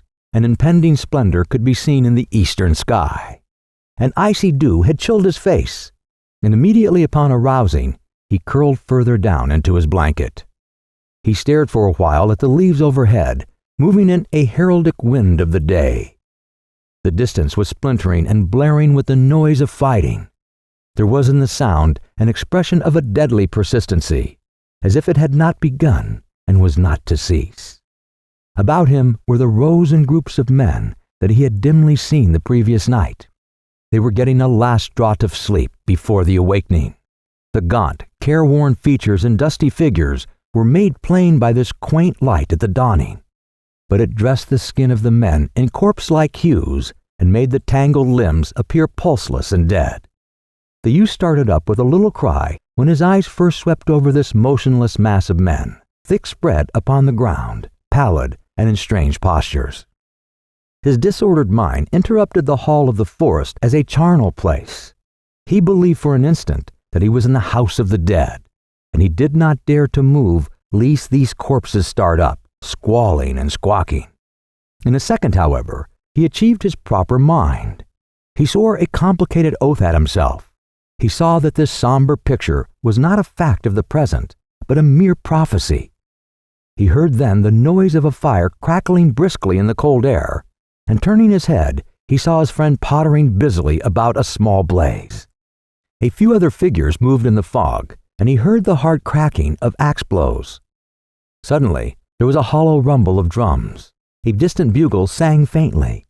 Similar sounds, varying in strength, came from near and far over the forest. The bugles called to each other like brazen gamecocks. The near thunder of the regimental drums rolled. The body of men in the woods rustled. There was a general uplifting of heads. A murmuring of voices broke upon the air. In it there was much bass of grumbling oaths. Strange gods were addressed in condemnation of the early hours necessary to correct war. An officer's peremptory tenor rang out and quickened the stiffened movement of the men. The tangled limbs unraveled. The corpse-hued faces were hidden behind fists that twisted slowly in the eye sockets. The youth sat up and gave vent to an enormous yawn. "Thunder," he remarked petulantly. He rubbed his eyes, and then putting up his hand, felt carefully of the bandage over his wound. His friend, perceiving him to be awake, came from the fire. "Well, Henry, old man, how do you feel this morning?" he demanded. The youth yawned again. Then he puckered his mouth to a little pucker. His head, in truth, felt precisely like a melon, and there was an unpleasant sensation at his stomach. "Oh, Lord, I feel pretty bad," he said. "Thunder," exclaimed the other. "I'd hope you'd feel all right this morning. Let's see the bandage. I guess it slipped." He began to tinker at the wound in rather a clumsy way until the youth exploded. "Gosh darn it," he said in a sharp irritation. "You're the hangdest man I ever saw. You wear muffs on your hands. Why in good thunderation can't you be more easy? I'd rather you'd stand off and throw guns at it. Now go slow and don't act as if you're nailing down carpet." He glared with insolent command at his friend, but the latter answered soothingly. Well, come now, and get some grub," he said. "Then maybe you'll feel better." At the fireside, the loud young soldier watched over his comrade's wants with tenderness and care. He was very busy marshalling the little black vagabonds of tin cups and pouring into them the streaming iron-colored mixture from a small and sooty tin pail. He had some fresh meat, which he roasted hurriedly upon a stick. He sat down then and contemplated the youth's appetite with glee. The youth took note of a remarkable change in his comrade since those days of camp life upon the river bank. He seemed no more to be continually regarding the proportions of his personal prowess. He was not furious at small words that pricked his conceits. He was no more a loud young soldier. There was about him now a fine reliance. He showed a quiet belief in his purposes and his abilities, and the inward confidence evidently enabled him to be indifferent to little words of other men aimed at him. The youth reflected. He had been used to regarding his comrade as a blatant child with an audacity grown from his inexperience, thoughtless, headstrong, jealous, and filled with a tinsel courage. A saggering babe accustomed to strut in his own dooryard. The youth wondered where had been born these new eyes, when his comrade had made the great discovery that there were many men who would refuse to be subjected by him. Apparently, the other had now climbed a peak of wisdom from which he could perceive himself as a very wee thing. And the youth saw that ever after it would be easier to live in his friend's neighborhood. His comrade balanced his ebony coffee cup on his knee. "Well, Henry," he said, "what do you think the chances are? Do you think we'll wallop 'em?" The youth considered for a moment. "Day before yesterday," he finally replied with boldness, "you'd have bet you'd have licked the whole kit and caboodle all by yourself." His friend looked a trifle amazed. "Would I?" he asked. He pondered. "Well, perhaps I would," he decided at last. He stared humbly at the fire. The youth was quite disconcerted at the surprising reception of his remarks. "Oh, no, you wouldn't either," he said, hastily trying to retrace. But the other made a deprecating gesture. "Oh, you needn't mind, Henry," he said. "I believe I was a pretty big fool in those days." He spoke as after a lapse of years. There was a little pause. "All the officers say we got the ribs in a pretty tight box," said the friend, clearing his throat in a commonplace way. "They all seem to think we got 'em just where we want 'em." "I don't know about that," the youth replied. "What I seen over on the right makes me think it was the other way about. From where I was, it looked as if we was getting a good pounding yesterday." "Do you think so?" inquired the friend. "I thought we handled 'em pretty rough yesterday." "Not a bit," said the youth. "Why, Lord, man, you didn't see nothing of the fight. Why," then a sudden thought came to him. "Oh, Jim Conklin's dead." His friend started. "What? Is he, Jim Conklin?" The youth spoke slowly. "Yes, he's dead. Shot him in the side." "You don't say so. Jim Conklin. Poor cuss." All about them were other small fires surrounded by men with their little black utensils. From one of these near came sudden sharp voices in a row. It appeared that two light-footed soldiers had been teasing a huge bearded man, causing him to spill coffee upon his blue knees. The man had gone into a rage and had sworn comprehensively. Stung by his language, his tormentors had immediately bristled at him with a great show of resenting unjust oaths. Possibly there was going to be a fight. The friend arose and went over to them, making pacific motions with his arms.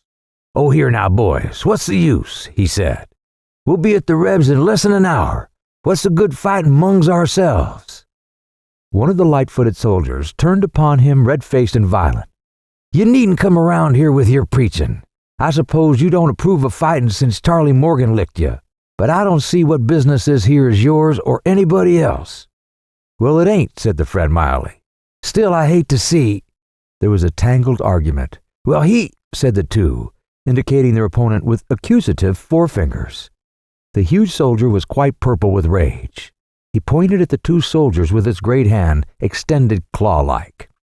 "Well then," but during this argumentative time, the desire to deal blows seemed to pass, although they said much to each other. Finally, the friend returned to his old seat. In a short while, the three antagonists could be seen together in an amiable bunch. "Jimmy Rogers says I'll have to fight him after the battle today," announced the friend as he again seated himself. "He says he don't allow no interfering in his business. I hate to see the boys fighting among themselves." The youth laughed. "You changed a good bit. You ain't at all like you was. I remember you and the Irish fella." He stopped and laughed again. "No, I didn't used to be that way," said his friend thoughtfully. "That's true enough." "Well, I didn't mean—" began the youth. The friend made another deprecatory gesture. "Oh, you needn't mind, Henry." There was another little pause. "The regiment lost over half the men yesterday," remarked the friend eventually. "I thought of course they was all dead, but laws, they keep a-comin' back last night until it seems after all we didn't lose but a few. They'd been scattered all over, wandering around in the woods, fighting with other regiments and everything, just like you done." "So," said the youth. Chapter 15. The regiment was standing at order arms at the side of a lane, waiting for the command to march, when suddenly the youth remembered the little packet enwrapped in a faded yellow envelope which the loud young soldier with lugubrious words had entrusted to him. It made him start. He uttered an exclamation and turned toward the comrade. "Wilson!" "What?" His friend at his side in the ranks was thoughtfully staring down the road. From some cause, his expression was at that moment very meek. The youth, regarding him with sidelong glances, felt impelled to change his purpose. "Oh, nothing," he said. His friend turned his head in some surprise. "Why, what was you going to say?" "Oh, nothing," repeated the youth. He resolved not to deal the little blow. It was sufficient that the fact made him glad. It was not necessary to knock his friend on the head with the misguided packet. He had been possessed of much fear of his friend, for he saw how easily questionings could make holes in his feelings. Lately, he had assured himself that the altered comrade would not tantalize him with a persistent curiosity, but he felt certain that during the first period of leisure, his friend would ask him to relate his adventures of the previous day. He now rejoiced in the possession of a small weapon with which he could prostrate his comrade at the first signs of a cross-examination. He was master. It would now be he who would laugh and shoot the shafts of derision. The friend had, in a weak hour, spoken with sobs of his own death. He had delivered a melancholy oration previous to his funeral, and had doubtless in the packet of letters presented various keepsakes to relatives. But he had not died, and thus he had delivered himself into the hands of the youth. The latter felt immensely superior to his friend, but he inclined to condescension. He adopted toward him an air of patronizing good humor. His self-pride was now entirely restored. In the shade of its flourishing growth, he stood with braced and self-confident legs, and since nothing could now be discovered, he did not shrink from an encounter with the eyes of judges, and allowed no thoughts of his own to keep him from an attitude of manfulness. He had performed his mistakes in the dark, so he was still a man. Indeed, when he remembered his fortunes of yesterday, and looked at them from a distance, he began to see something fine there. He had license to be pompous and veteran-like. His panting agonies of the past he put out of his sight. In the present, he declared to himself that it was only the doomed and the damned who roared with sincerity at circumstance. Few but they ever did it. A man with a full stomach and the respect of his fellows had no business to scold about anything that he might think to be wrong in the ways of the universe, or even with the ways of society. Let the unfortunates rail, the others may play marbles. He did not have a great deal of thought to these battles that lay directly before him. It was not essential that he should plan his ways in regard to them. He had been taught that many obligations of a life were easily avoided. The lessons of yesterday had been that retribution was a laggard and blind. With these facts before him, he did not deem it necessary that he should become feverish over the possibilities of the ensuing 24 hours. He could leave much to chance. Besides, a faith in himself had secretly blossomed. There was a little flower of confidence growing within him. He was now a man of experience. He had been out among the dragons, he said, and he assured himself that they were not so hideous as he had imagined them. Also, they were inaccurate. They did not sting with precision. A stout heart had defied, and defying escaped. And furthermore, how could they kill him who was the chosen of gods and doomed to greatness? He remembered how some of the men had run from the battle. As he recalled their terror-struck faces, he felt a scorn for them. They had surely been more fleet and more wild than was absolutely necessary. They were weak mortals. As for himself, he had fled with discretion and dignity. He was aroused from this reverie by his friend, who, having hitched about nervously and blinked at the trees for a time, suddenly coughed in an introductory way and spoke. "Fleming." "What?" The friend put his hand up to his mouth and coughed again. He fidgeted in his jacket. "Well," he gulped at last, "I guess you might as well give me back them letters." Dark, prickling blood had flushed into his cheeks and brow. "All right, Wilson," said the youth. He loosened 2 buttons of his coat, thrust in his hand, and brought forth the packet.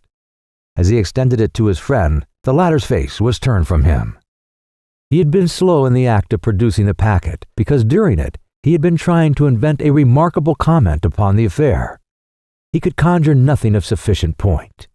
He was compelled to allow his friend to escape unmolested with his packet, and for this he took unto himself considerable credit. It was a generous thing. His friend at his side seemed suffering great shame. As he contemplated him, the youth felt his heart grow more strong and stout.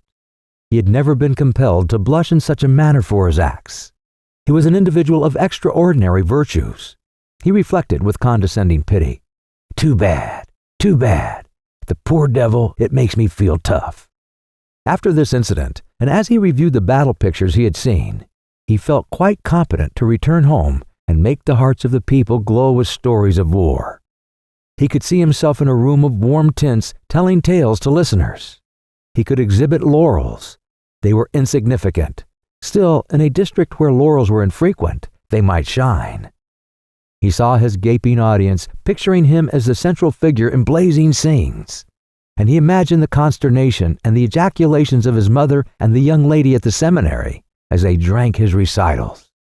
Their vague feminine formula for beloved ones doing brave deeds on the field of battle without risk of life would be destroyed. Chapter 16. A sputtering of musketry was always to be heard. Later, the cannon had entered the dispute. In the fog-filled air, their voices made a thudding sound. The reverberations were continued.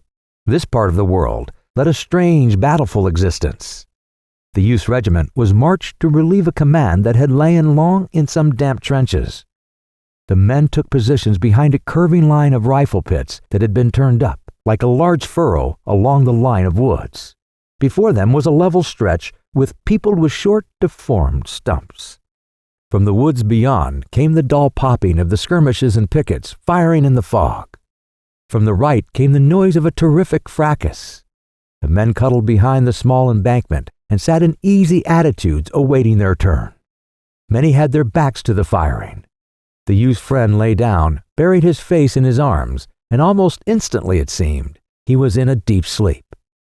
The youth leaned his breast against the brown dirt and peered over at the woods and up and down the line. Curtains of trees interfered with his ways of vision. He could see the low line of trenches, but for a short distance. A few idle flags were perched on the dirt hills. Beyond them were rows of dark bodies with a few heads sticking curiously over the top. Always the noise of skirmishes came from the woods on the front and left, and the din on the right had grown to frightful proportions. The guns were roaring without an instant's pause for breath. It seemed that the cannon had come from all parts and were engaged in a stupendous wrangle. It became impossible to make a sentence heard. The youth wished to launch a joke, a quotation from newspapers. He desired to say, all quiet on the Rappahannock." But the guns refused to permit even a comment upon their uproar.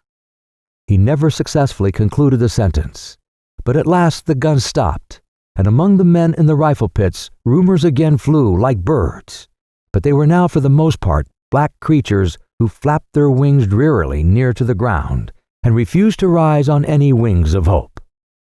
The men's faces grew doleful from the interrupting of omens.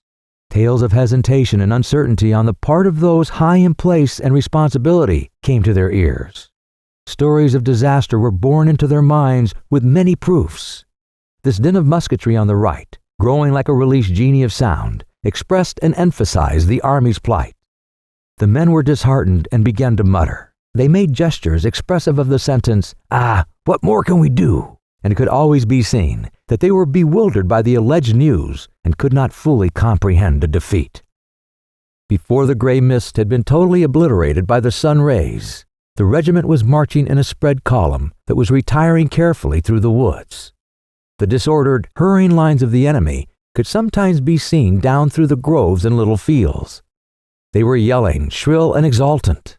At this sight, the youth forgot many personal matters and became greatly enraged. He exploded in loud sentences. "By Jiminy, we're generaled by a lot of lunkheads." "More than one fella has said that today," observed a man. His friend, recently aroused, was still very drowsy. He looked behind him until his mind took in the meaning of the movement. Then he sighed. "Oh well, I suppose we got licked," he remarked sadly. The youth had a thought that it would not be handsome for him to freely condemn other men. He made an attempt to restrain himself, but the words upon his tongue were too bitter. He presently began a long and intricate denunciation of the commander of the forces. "Maybe it wasn't all his fault, not altogether. He did the best he knowed. It's our luck to get licked often," said his friend in a weary tone. He was trudging along with stooped shoulders and shifting eyes, like a man who had been caned and kicked. "Well, don't we fight like the devil?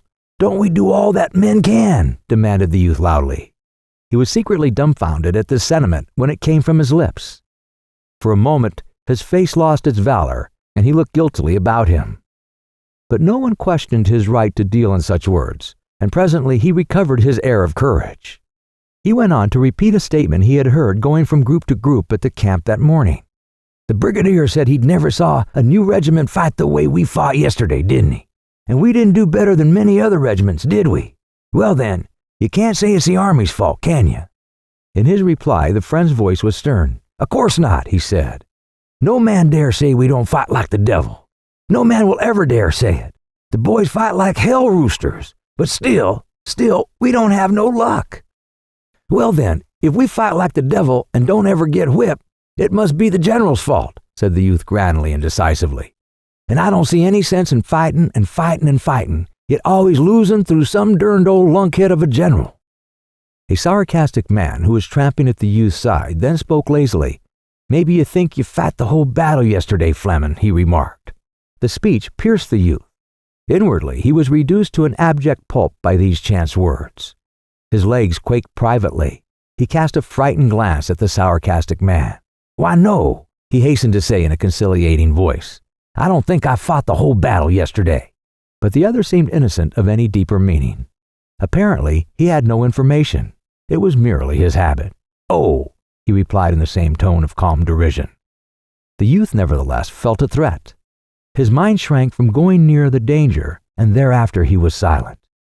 The significance of the sarcastic man's words took from him all loud moods that would make him appear prominent. He became suddenly a modest person. There was low-toned talk among the troops. The officers were impatient and snappy. Their countenances clouded with the tales of misfortune. The troops, sifting through the forest, were sullen. In the youth's company once, a man's laugh rang out. A dozen soldiers turned their faces quickly toward him and frowned with vague displeasure. The noise of firing dogged their footsteps. Sometimes it seemed to be driven a little way, but it always returned again with increased insolence. The men muttered and cursed, throwing black looks in its direction. In a clear space, the troops were at last halted. Regiments and brigades, broken and detached through their encounters with thickets, grew together again, and lines were faced toward the pursuing bark of the enemy's infantry. This noise, following like the yellings of eager, metallic hounds, increased to a loud and joyous burst. And then, as the sun went serenely up the sky, throwing illuminating rays into the gloomy thickets, it broke forth into prolonged pealings. The wood began to crackle as if afire. "Whoop-a-daddy," said a man. "Here we are. Everybody's fighting. Blood and destruction." "I was willing to bet they'd attack as soon as the sun got fairly up," savagely asserted the lieutenant, who commanded the youth's company. He jerked without mercy at his little mustache. He strode to and fro with dark dignity in the rear of his men, who were lying down behind whatever protection they had collected. A battery had trundled into position in the rear and was thoughtfully shelling the distance. The regiment, unmolested as yet, awaited the moment when the gray shadows of the woods before them should be slashed by the lines of flame. There was much growling and swearing. "Good God," the youth grumbled. "We're always being chased around like rats. It makes me sick. Nobody seems to know where we go or why we go. We just get fired around from pillar to post and get licked here and get licked there, and nobody knows what it's done for. It makes a man feel like a damn kitten in a bag. Now I'd like to know what the eternal thunders we was marched into these woods for anyhow, unless it was to give the Rebs a regular pot shot at us. We came in here and got our legs all tangled up in these cussed briars, and then we began to fight, and the Rebs had an easy time of it. Don't tell me it's just luck. I know better. It's this darned old—" The friend seemed jaded, but he interrupted his comrade with a voice of calm confidence. "It'll turn out all right in the end," he said. "Oh, the devil it will. You always talk like a dog-hanged parson. Don't tell me I know." At this time there was an interposition by the savage-minded lieutenant, who was obliged to vent some of his inward dissatisfaction upon his men. "You boys shut up right now. There's no need of your wasting your breath in long-winded arguments about this and that and the other. You've been jawing like a lot of old hens. All you got to do is to fight, and you'll get plenty of that to do in about 10 minutes. Less talking and more fighting is what's best for you boys. I never saw such gabbling jackasses." He paused, ready to pounce upon any man who might have the temerity to reply. No words being said, he assumed his dignified pacing. "There's too much chin music and too little fighting in this war anyhow," he said to them, turning his head for a final remark. The day had grown more white, until the sun shed its full radiance upon the thronged forest. A sort of a gust of battle came sweeping toward that part of the line where lay the youth's regiment. The front shifted a trifle to meet it squarely. There was a wait. In this part of the field, there passed slowly only the intense moments that precede the tempest. A single rifle flashed in a thicket before the regiment. In an instant, it was joined by many others. There was a mighty song of clashes and crashes that went sweeping through the woods. The guns in the rear, aroused and enraged by shells that had been thrown burr-like at them, suddenly involved themselves in a hideous altercation with another band of guns. The battle roar settled to a rolling thunder, which was a single long explosion. In the regiment there was a peculiar kind of hesitation denoted in the attitude of the men. They were worn, exhausted, having slept but little and labored much. They rolled their eyes toward the advancing battle as they stood awaiting the shock. Some shrank and flinched. They stood as men tied to stakes. Chapter 17. This advance of the enemy had seemed to the youth like a ruthless hunting. He began to fume with rage and exasperation. He beat his foot upon the ground and scowled with hate at the swirling smoke that was approaching like a phantom flood.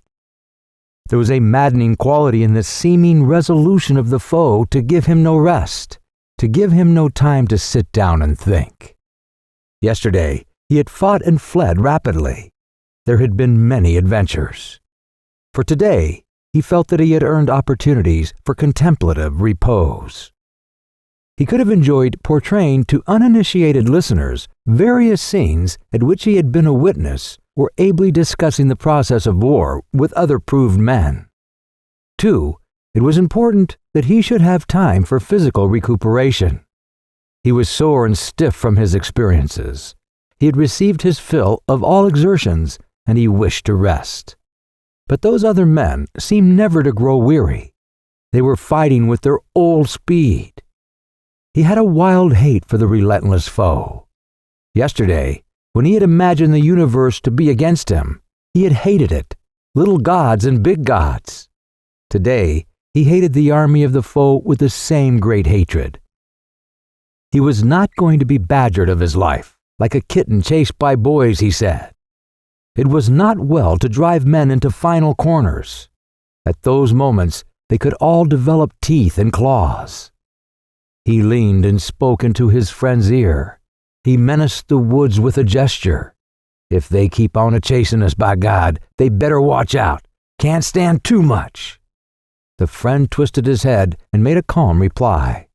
If they keep on a-chasing us, they'll drive us all into the river.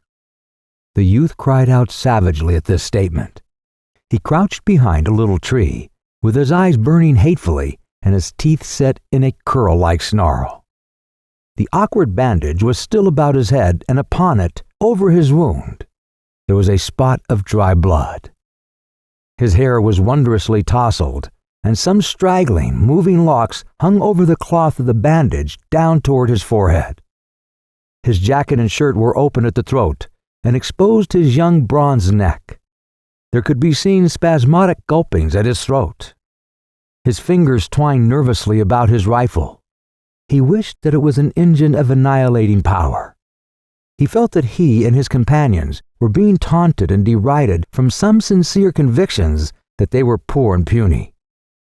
His knowledge of his inability to take vengeance for it made his rage into a dark and stormy specter that possessed him and made him dream of abominable cruelties. The tormentors were flies sucking insolently at his blood, and he thought that he would have given his life for a revenge of seeing their faces in pitiful plights. The winds of battle had swept all about the regiment, until the one rifle, instantly followed by the others, flashed in its front. A moment later, the regiment roared forth its sudden and valiant retort. A dense wall of smoke settled slowly down. It was furiously slit and slashed by the knife-like fire from the rifles. To the youth, the fighters resembled animals tossed for a death struggle into a dark pit. There was a sensation that he and his fellows at bay were pushing back, always pushing fierce onslaughts of creatures who were slippery. Their beams of crimson seemed to get no purchase upon the bodies of their foes. The latter seemed to evade them with ease and come through, between, around, and about with unopposed skill. When in a dream, it occurred to the youth that his rifle was an impotent stick. He lost sense of everything but his hate, his desire to smash into pulp the glittering smile of victory which he could feel upon the faces of his enemies. The blue smoke-swallowed line curled and writhed like a snake stepped upon. It swung its end to and fro in an agony of fear and rage. The youth was not conscious that he was erect upon his feet. He did not know the direction of the ground. Indeed, once he even lost the habit of balance and fell heavily. He was up again immediately. One thought went through the chaos of his brain at the time. He wondered if he had fallen because he had been shot. But the suspicion flew away at once. He did not think more of it. He had taken up a first position behind the little tree with a direct determination to hold it against the world. He did not deem it possible that his army could that day succeed, and from this he felt the ability to fight harder. But the throng had surged in all ways until he lost directions and locations, save that he knew where lay the enemy. The flames bit him, and the hot smoke broiled his skin. His rifle barrel grew so hot that ordinarily he could not have borne it upon his palms, but he kept on stuffing cartridges into it and pounding them with his clanking, bending ramrod. If he aimed at some changing form through the smoke, he pulled his trigger with a fierce grunt, as if he were dealing a blow of the fist with all his strength. When the enemy seemed falling back before him and his fellows, he went instantly forward, like a dog who, seeing his foes lagging, turns and insists upon being pursued. And when he was compelled to retire again, he did it slowly, sullenly, taking steps of wrathful despair. Once he, in his intent hate, was almost alone, and was firing when all those near him had ceased. He was so engrossed in his occupation that he was not aware of a lull. He was recalled by a hoarse laugh and a sentence that came to his ears in a voice of contempt and amazement. "You infernal fool! Don't you know enough to quit when there ain't anything to shoot at? Good God!" He turned then, and pausing with his rifle thrown half into position, looked at the blue line of his comrades. During this moment of leisure, they seemed all to be engaged in staring with astonishment at him. They had become spectators. Turning to the front, again he saw, under the lifted smoke, a deserted ground. He looked bewildered for a moment. Then there appeared upon the glazed vacancy of his eyes a diamond point of intelligence. "Oh," he said, comprehending. He returned to his comrades and threw himself upon the ground. He sprawled like a man who had been thrashed. His flesh seemed strangely on fire, and the sounds of the battle continued in his ears. He groped blindly for his canteen. The lieutenant was crowing. He seemed drunk with fighting. He called out to the youth, "By heavens, if I had 10,000 wildcats like you, I could tear the stomach out of this war in less than a week." He puffed out his chest with large dignity as he said it. Some of the men muttered and looked at the youth in awestruck ways. It was plain that as he had gone on loading and firing and cursing without the proper intermission, they had found time to regard him. And they now looked upon him as a war devil. The friend came staggering to him. There was some fright and dismay in his voice. "Are you all right, Fleming? Do you feel all right? There ain't nothing the matter with you, Henry, is there?" "No," said the youth with difficulty. His throat seemed full of knobs and burrs. These incidents made the youth ponder. It was revealed to him that he had been a barbarian, a beast. He had fought like a pagan who defends his religion. Regarding it, he saw that it was fine, wild, and in some ways easy. He had been a tremendous figure, no doubt. By this struggle, he had overcome obstacles which he had admitted to be mountains. They had fallen like paper peaks, and he was now what he called a hero. And he had not been aware of the process. He had slept, and awakening, found himself a knight. He lay and basked in the occasional stares of his comrades. Their faces were varied in degrees of blackness from the burned powder. Some were utterly smudged. They were reeking with perspiration, and their breaths came hard and wheezing. And from these soiled expanses they peered at him. "Hot work! Hot work!" cried the lieutenant deliriously. He walked up and down, restless and eager. Sometimes his voice could be heard in a wild, incomprehensible laugh. When he had had a particularly profound thought upon the science of war, he always unconsciously addressed himself to the youth. There was some grim rejoicing by the men. "By thunder, I bet this army'll never see another new regiment like us. You bet! A dog, a woman, and a walnut tree. The more you beat 'em, the better they are. That's like us. Lost a plier man, they did. If an old woman swept up to the woods, she'd get a dustpan full. Yes, and if she'll come around aging in about an hour, she'll get a pile more." The forest still bore its burden of clamor. Far off under the trees came the rolling clatter of the musketry. Each distant thicket seemed a strange porcupine with quills of flame. A cloud of dark smoke, as from smoldering ruins, went up toward the sun, now bright and gay in the blue enameled sky. Chapter 18. The ragged line had respite for some minutes, but during its pause, the struggle in the forest became magnified until the trees seemed to quiver from the firing and the ground to shake from the rushing of the men. The voices of the cannon were mingled in a long and interminable row. It seemed difficult to live in such an atmosphere. The chests of the men strained for a bit of freshness, and their throats craved water. There was one shot through the body who raised a cry of bitter lamentation when came this lull. Perhaps he had been calling out during the fighting also, but at that time no one had heard him. But now the men turned at the woeful complaints of him upon the ground. "Who is it? Who is it? It's Jimmy Rogers! Jimmy Rogers!" When their eyes first encountered him, there was a sudden halt, as if they feared to go near. He was thrashing about in the grass, twisting his shuddering body into many strange postures. He was screaming loudly.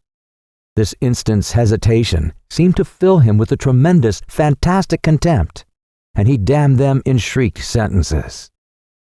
The youth's friend had a geographical illusion concerning a stream, and he obtained permission to go for some water.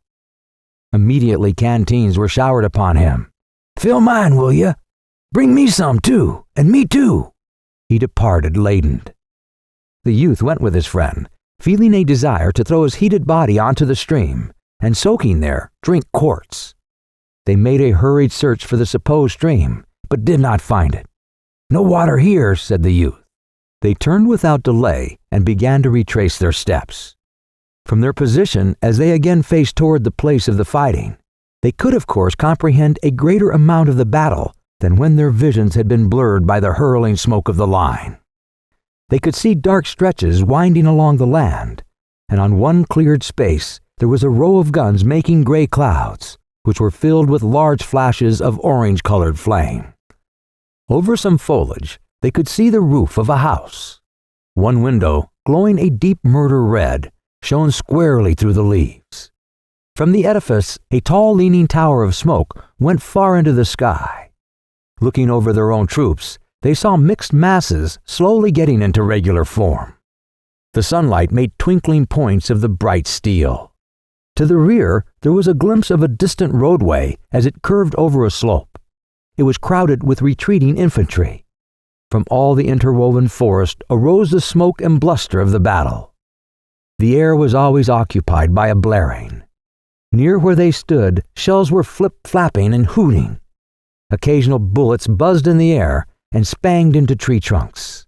Wounded men and other stragglers were slinking through the woods. Looking down an aisle of the grove, the youth and his companion saw a jangling general and his staff almost right upon a wounded man who was crawling on his hands and knees. The general ranged strongly at his charger's opened and foamy mouth and guided it with dexterous horsemanship past the man. The latter scrambled in wild and torturing haste. His strength evidently failed him as he reached a place of safety. One of his arms suddenly weakened, and he fell, sliding over upon his back. He lay stretched out, breathing gently. A moment later, the small creaking cavalcade was directly in front of the two soldiers. Another officer, riding with the skillful abandon of a cowboy, galloped his horse to a position directly before the general. The two unnoticed foot soldiers made a little show of going on, but they lingered near in the desire to overhear the conversation. Perhaps, they thought, some great inner historical things would be said. The general, whom the boys knew as the commander of their division, looked at the other officer and spoke coolly, as if he were criticizing his clothes. "The enemy's forming over there for another charge," he said. "It'll be directed against Whiterside, and I fear they'll break through there unless we work like thunder to stop them."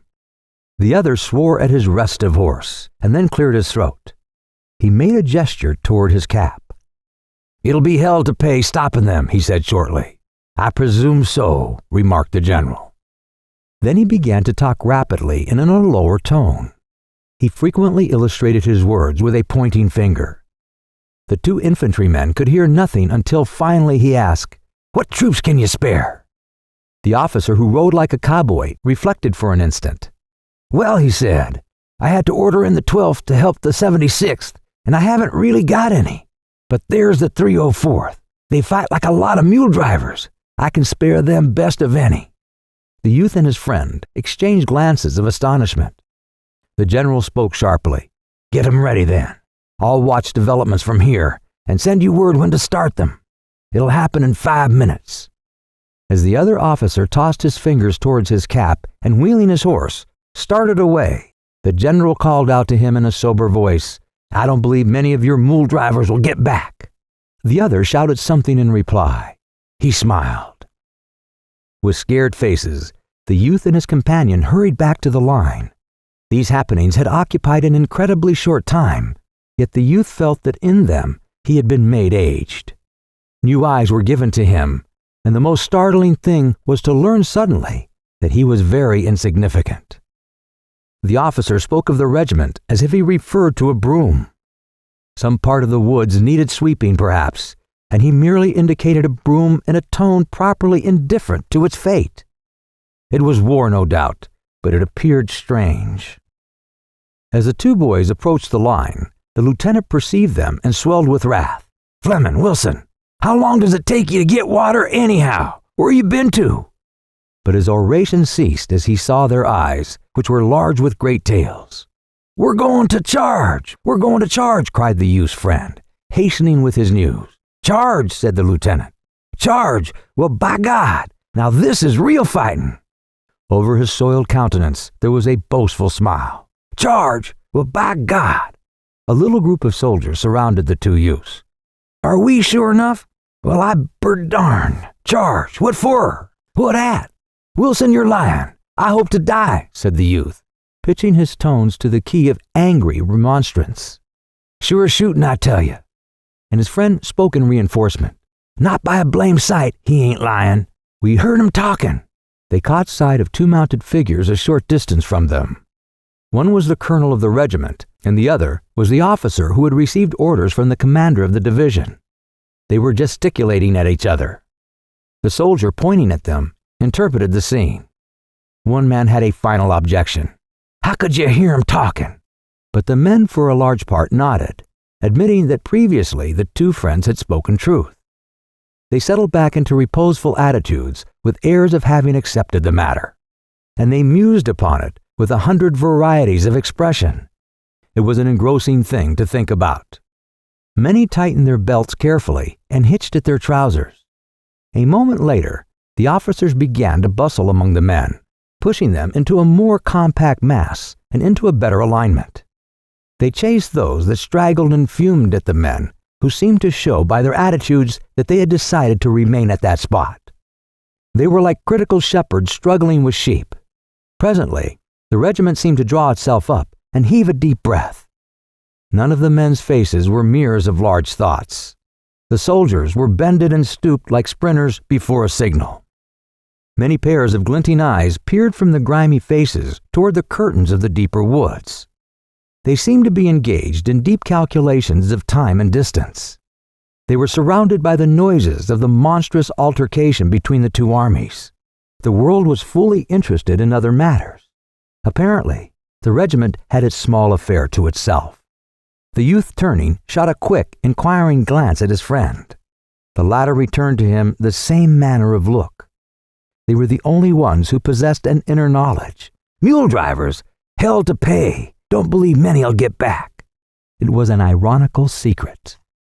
Still, they saw no hesitation in each other's faces, and they nodded a mute and unprotesting assent when a shaggy man near them said in a meek voice, "We'll get swallowed." Chapter 19. The youth stared at the land in front of him. Its foliages now seemed to veil powers and horrors. He was unaware of the machinery of orders that started the charge, although from the corner of his eyes he saw an officer who looked like a boy a horseback come galloping, waving his hat. Suddenly he felt a straining and heaving among the men. The line fell slowly forward like a toppling wall, and with a convulsive gasp that was intended for a cheer, the regiment began its journey. The youth was pushed and jostled for a moment before he understood the movement at all. But directly he lunged ahead and began to run. He fixed his eyes upon a distant and prominent clump of trees where he had concluded the enemy were to be met, and he ran toward it as toward a goal. He had believed throughout that it was a mere question of getting over an unpleasant matter as quickly as possible, and he ran desperately as if pursued for a murder. His face was drawn hard and tight with the stress of his endeavor.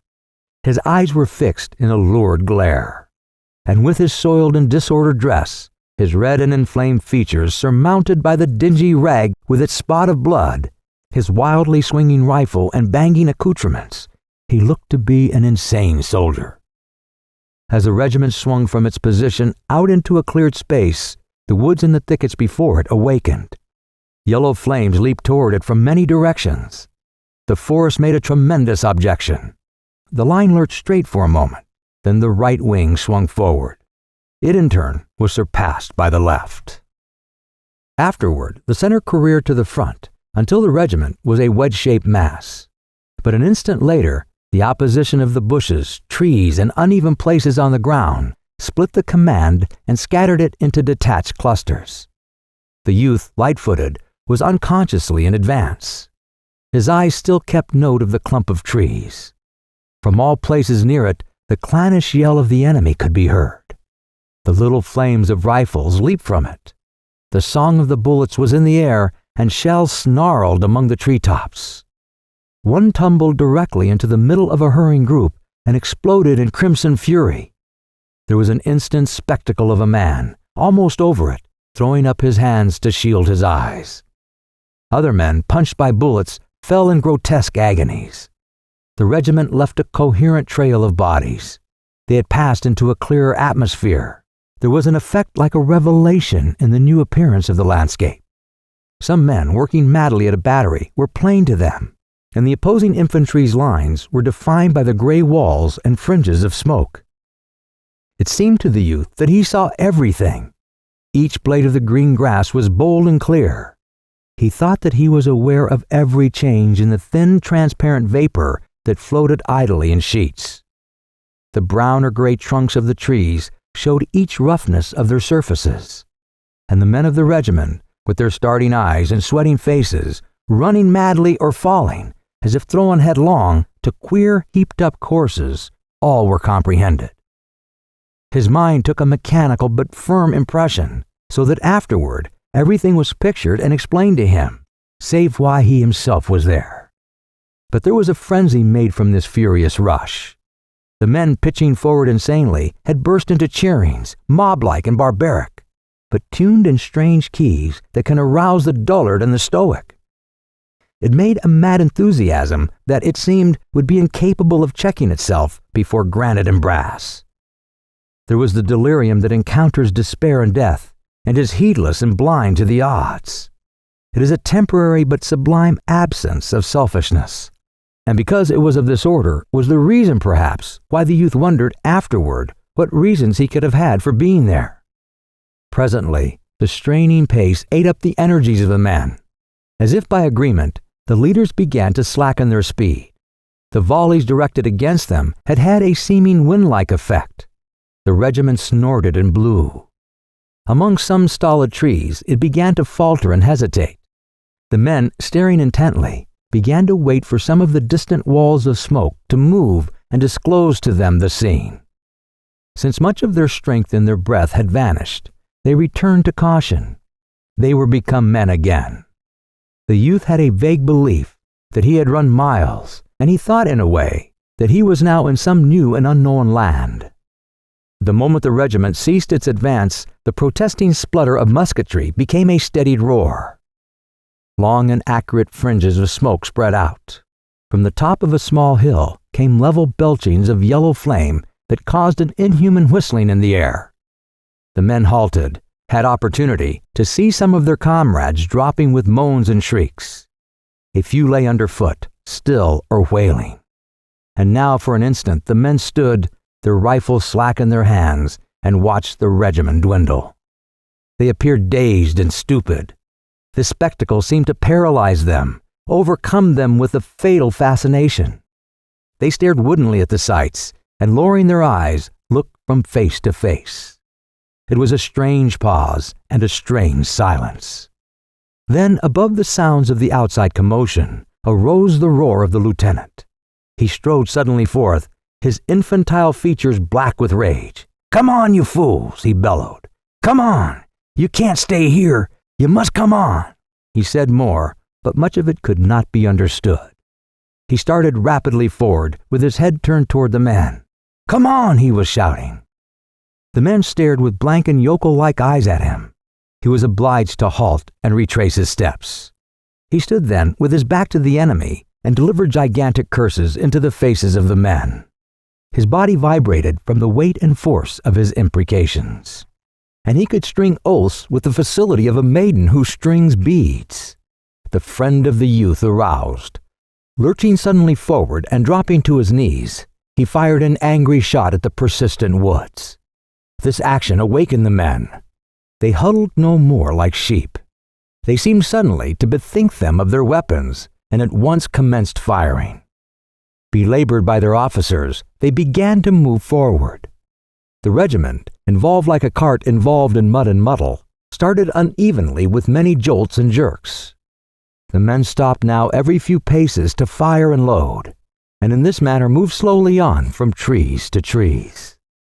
The flaming opposition in their front grew with their advance until it seemed that all forward ways were barred by the thin leaping tongues, and off to the right an ominous demonstration could sometimes be dimly discerned.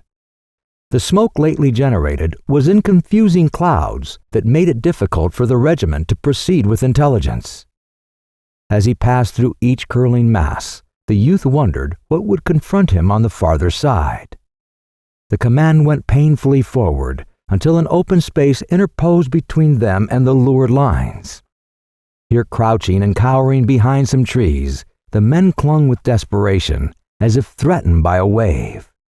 They looked wild-eyed, as if amazed at this furious disturbance they had stirred. In the storm, there was an ironical expression of their importance. The faces of the men, too, showed a lack of a certain feeling of responsibility for being there. It was as if they had been driven. It was the dominant animal failing to remember in the supreme moments the forceful causes of various superficial qualities. The whole affair seemed incomprehensible to many of them. As they halted thus, the lieutenant again began to bellow profanely. Regardless of the vindictive threats of the bullets, he went about coaxing, berating, and bedamning. His lips, that were habitually in a soft and childlike curve, were now writhed into unholy contortions. He swore by all possible deities. Once he grabbed the youth by the arm. "Come on, you lunkhead," he roared. "Come on. We'll all get killed if we stay here. We only got to go across that lot, and then—" The remainder of his idea disappeared in a blue haze of curses. The youth stretched forth his arms. "Cross there?" His mouth was puckered in doubt and awe. "Certainly. Just cross the lot. We can't stay here," screamed the lieutenant. He poked his face close to the youth and waved his bandaged hand. "Come on." Presently, he grappled with him as if for a wrestling bout. It was as if he planned to drag the youth by the ear onto the assault. The private felt a sudden, unspeakable indignation against the officer. He wrenched fiercely and shook him off. "Come on herself, then," he yelled. There was a bitter challenge in his voice. They galloped together down the regimental front. The friend scrambled after them. In front of the colors, the three men began to bawl, "Come on, come on!" They danced and gyrated like tortured savages. The flag, obedient to these appeals, bending its glittering form, and swept toward them. The men wavered in indecision for a moment, and then with a long, wailful cry, the dilapidated regiment surged forward and began its new journey. Over the field went the scurrying mass. It was a handful of men splattered into the faces of the enemy. Toward it instantly sprang the yellow tongues. A vast quantity of blue smoke hung before them. A mighty banging made ears valueless. The youth ran like a madman to reach the woods before a bullet could discover him. He ducked his head low, like a football player. In his haste, his eyes almost closed, and the scene was a wild blur. Pulsating saliva stood at the corners of his mouth. Within him, as he hurled himself forward, was born a love, a despairing fondness for this flag which was near him. It was a creation of beauty and invulnerability. It was a goddess, radiant, that bended its form with an imperious gesture to him.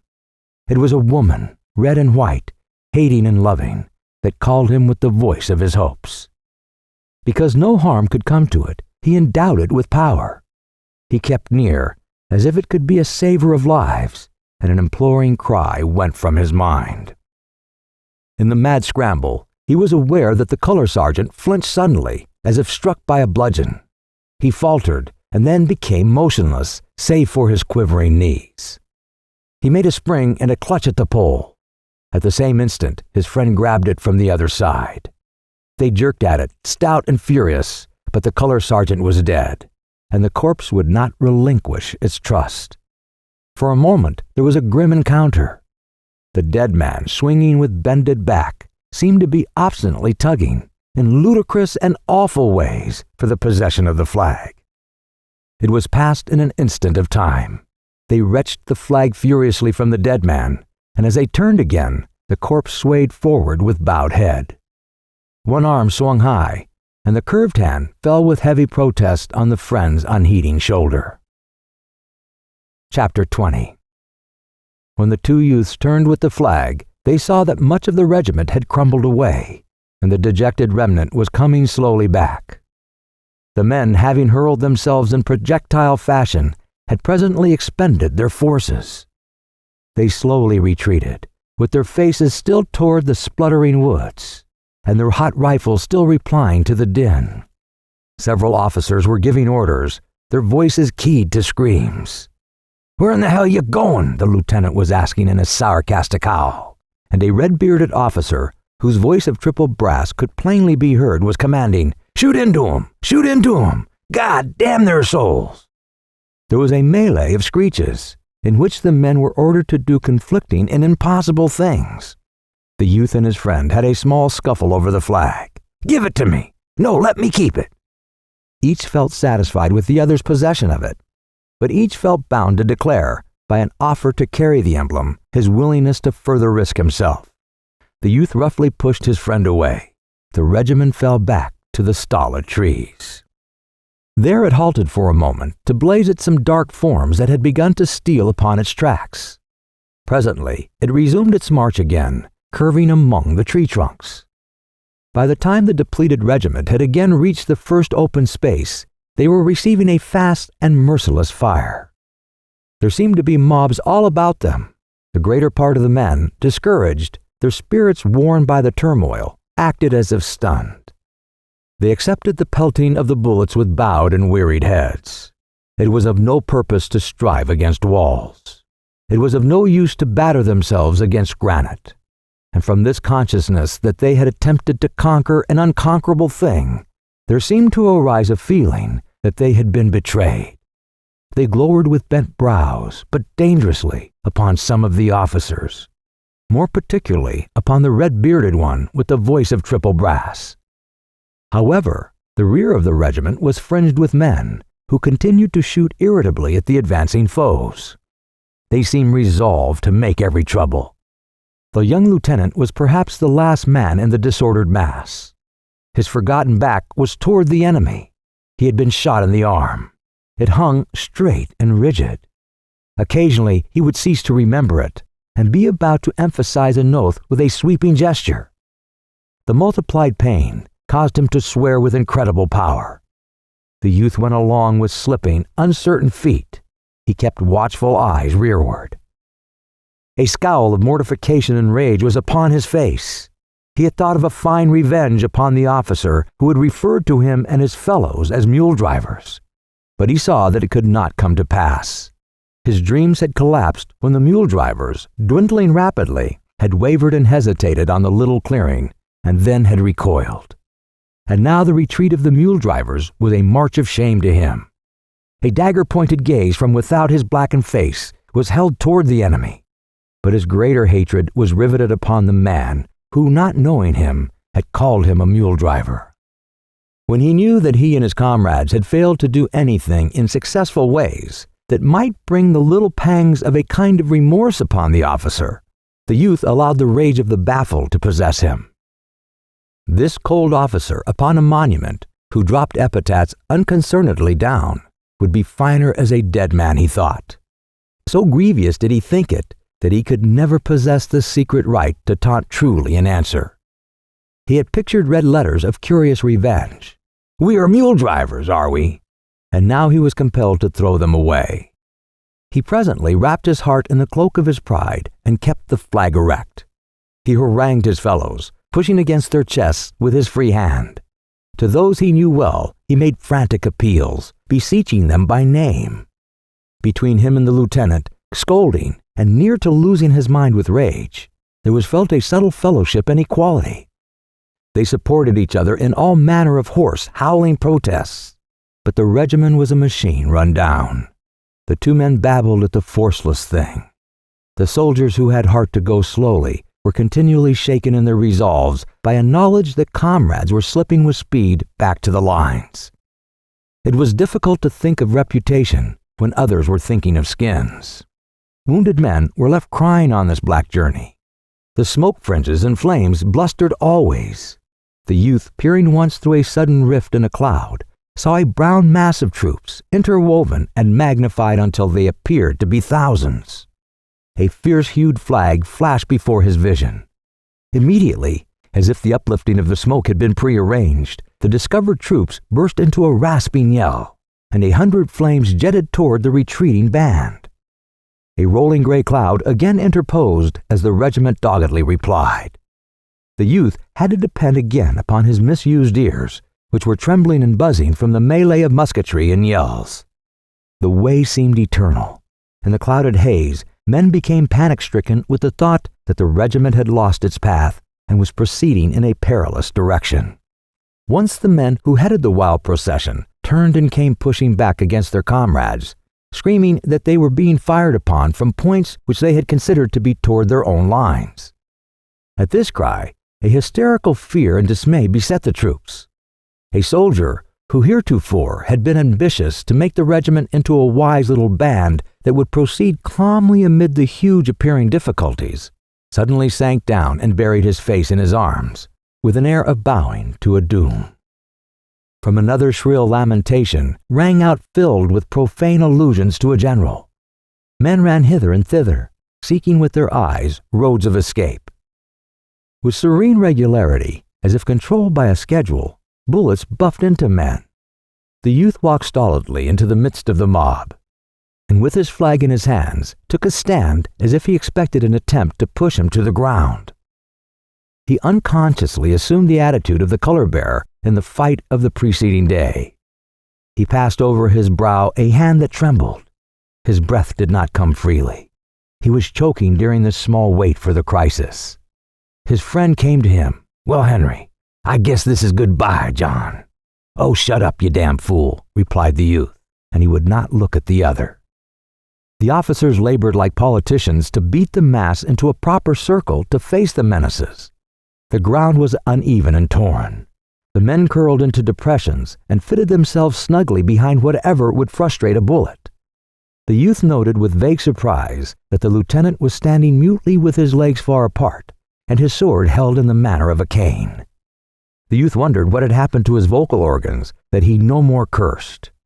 There was something curious in this little intent pause of the lieutenant. He was like a babe which, having wept its fill, raises its eyes and fixes upon a distant toy. He was engrossed in this contemplation, and the soft underlip quivered from self-whispered words. Some lazy and ignorant smoke curled slowly. The men, hiding from the bullets, waited anxiously for it to lift and disclose the plight of the regiment. The silent ranks were suddenly thrilled by the eager voice of the youthful lieutenant bawling out, "Here they come! Right into us, by God!" His further words were lost in a roar of wicked thunder from the men's rifles. The youth's eyes had instantly turned in the direction indicated by the awkward and agitated lieutenant, and he had seen the haze of treachery disclosing a body of soldiers of the enemy. They were so near that he could see their features. There was a recognition as he looked at the types of faces. Also he perceived with dim amazement that their uniforms were rather gay in effect, being light gray, accented with brilliant-hued facing. Too, the clothes seemed new. These troops had apparently been going forward with caution, their rifles held in readiness, when the youthful lieutenant had discovered them, and their movement had been interrupted by the volley from the Blue Regiment. From the moment's glimpse, it was derived that they had been unaware of the proximity of their dark-suited foes or had mistaken the direction. Almost instantly, they were shut utterly from the youth's sight by the smoke from the energetic rifles of his companions. He strained his vision to learn the accomplishment of the volley, but the smoke hung before him. The two bodies of troops exchanged blows in the manner of a pair of boxers. The fast, angry firings went back and forth. The men in blue were intent with the despair of their circumstances, and they seized upon the revenge to be had at close range. Their thunder swelled loud and valiant. Their curving front bristled with flashes, and the place resounded with the clangor of their ramrods. The youth ducked and dodged for a time, and achieved a few unsatisfactory views of the enemy. There appeared to be many of them, and they were replying swiftly. They seemed moving toward the Blue Regiment step by step. He seated himself gloomily on the ground with his flag between his knees. As he noted the vicious, wolf-like temper of his comrades, he had a sweet thought that if the enemy was about to swallow the regimental broom as a large prisoner, it could at least have the consolation of going down with bristles forward. But the blows of the antagonists began to grow more weak. Fewer bullets ripped the air, and finally, when the men slackened to learn of the fight, they could see only dark, floating smoke. The regiment lay still and gazed. Presently, some chance whim came to the pestering blur, and it began to coil heavily away. The men saw a ground vacant of fighters. It would have been an empty stage if it were not for a few corpses that lay thrown and twisted into fantastic shapes upon the sward. At sight of this tableau, many of the men in blue sprang from behind their covers and made an ungainly dance of joy. Their eyes burned, and a hoarse cheer of elation broke from their dry lips. It had begun to seem to them that events were trying to prove that they were impotent. These little battles had evidently endeavored to demonstrate that the men could not fight well. When on the verge of submission to these opinions, the small duel had showed them that the proportions were not impossible, and by it they had revenged themselves upon their misgivings and upon the foe. The impetus of enthusiasm was theirs again. They gazed upon them with looks of uplifted pride, feeling new trust in the grim, always confident weapons in their hands. And they were men. Chapter 21. Presently, they knew that no firing threatened them. All ways seemed once more open to them. The dusty blue lines of their friends were disclosed a short distance away. In the distance, there were many colossal noises. But in all this part of the field, there was a sudden stillness. They perceived that they were free. The depleted band drew a long breath of relief and gathered itself into a bunch to complete its trip. In this last length of journey, the men began to show strange emotions. They hurried with nervous fear. Some who had been dark and unfaltering in the grimmest moments now could not conceal an anxiety that made them frantic. It was perhaps that they dreaded to be killed in insignificant ways after the times for proper military deaths had passed. Or perhaps they thought it would be too ironical to get killed at the portals of safety. With backward looks of perturbation, they hastened. As they approached their own lines, there was some sarcasm exhibited on the part of a gaunt and bronze regiment that lay resting in the shade of trees. Questions were wafted to them. "Where the hell you been? What you coming back for? Why didn't you stay there? Was it warm out there, sonny? Going home now, boys?" One shouted in taunting mockery, "Oh, mother, come quick and look at these soldiers."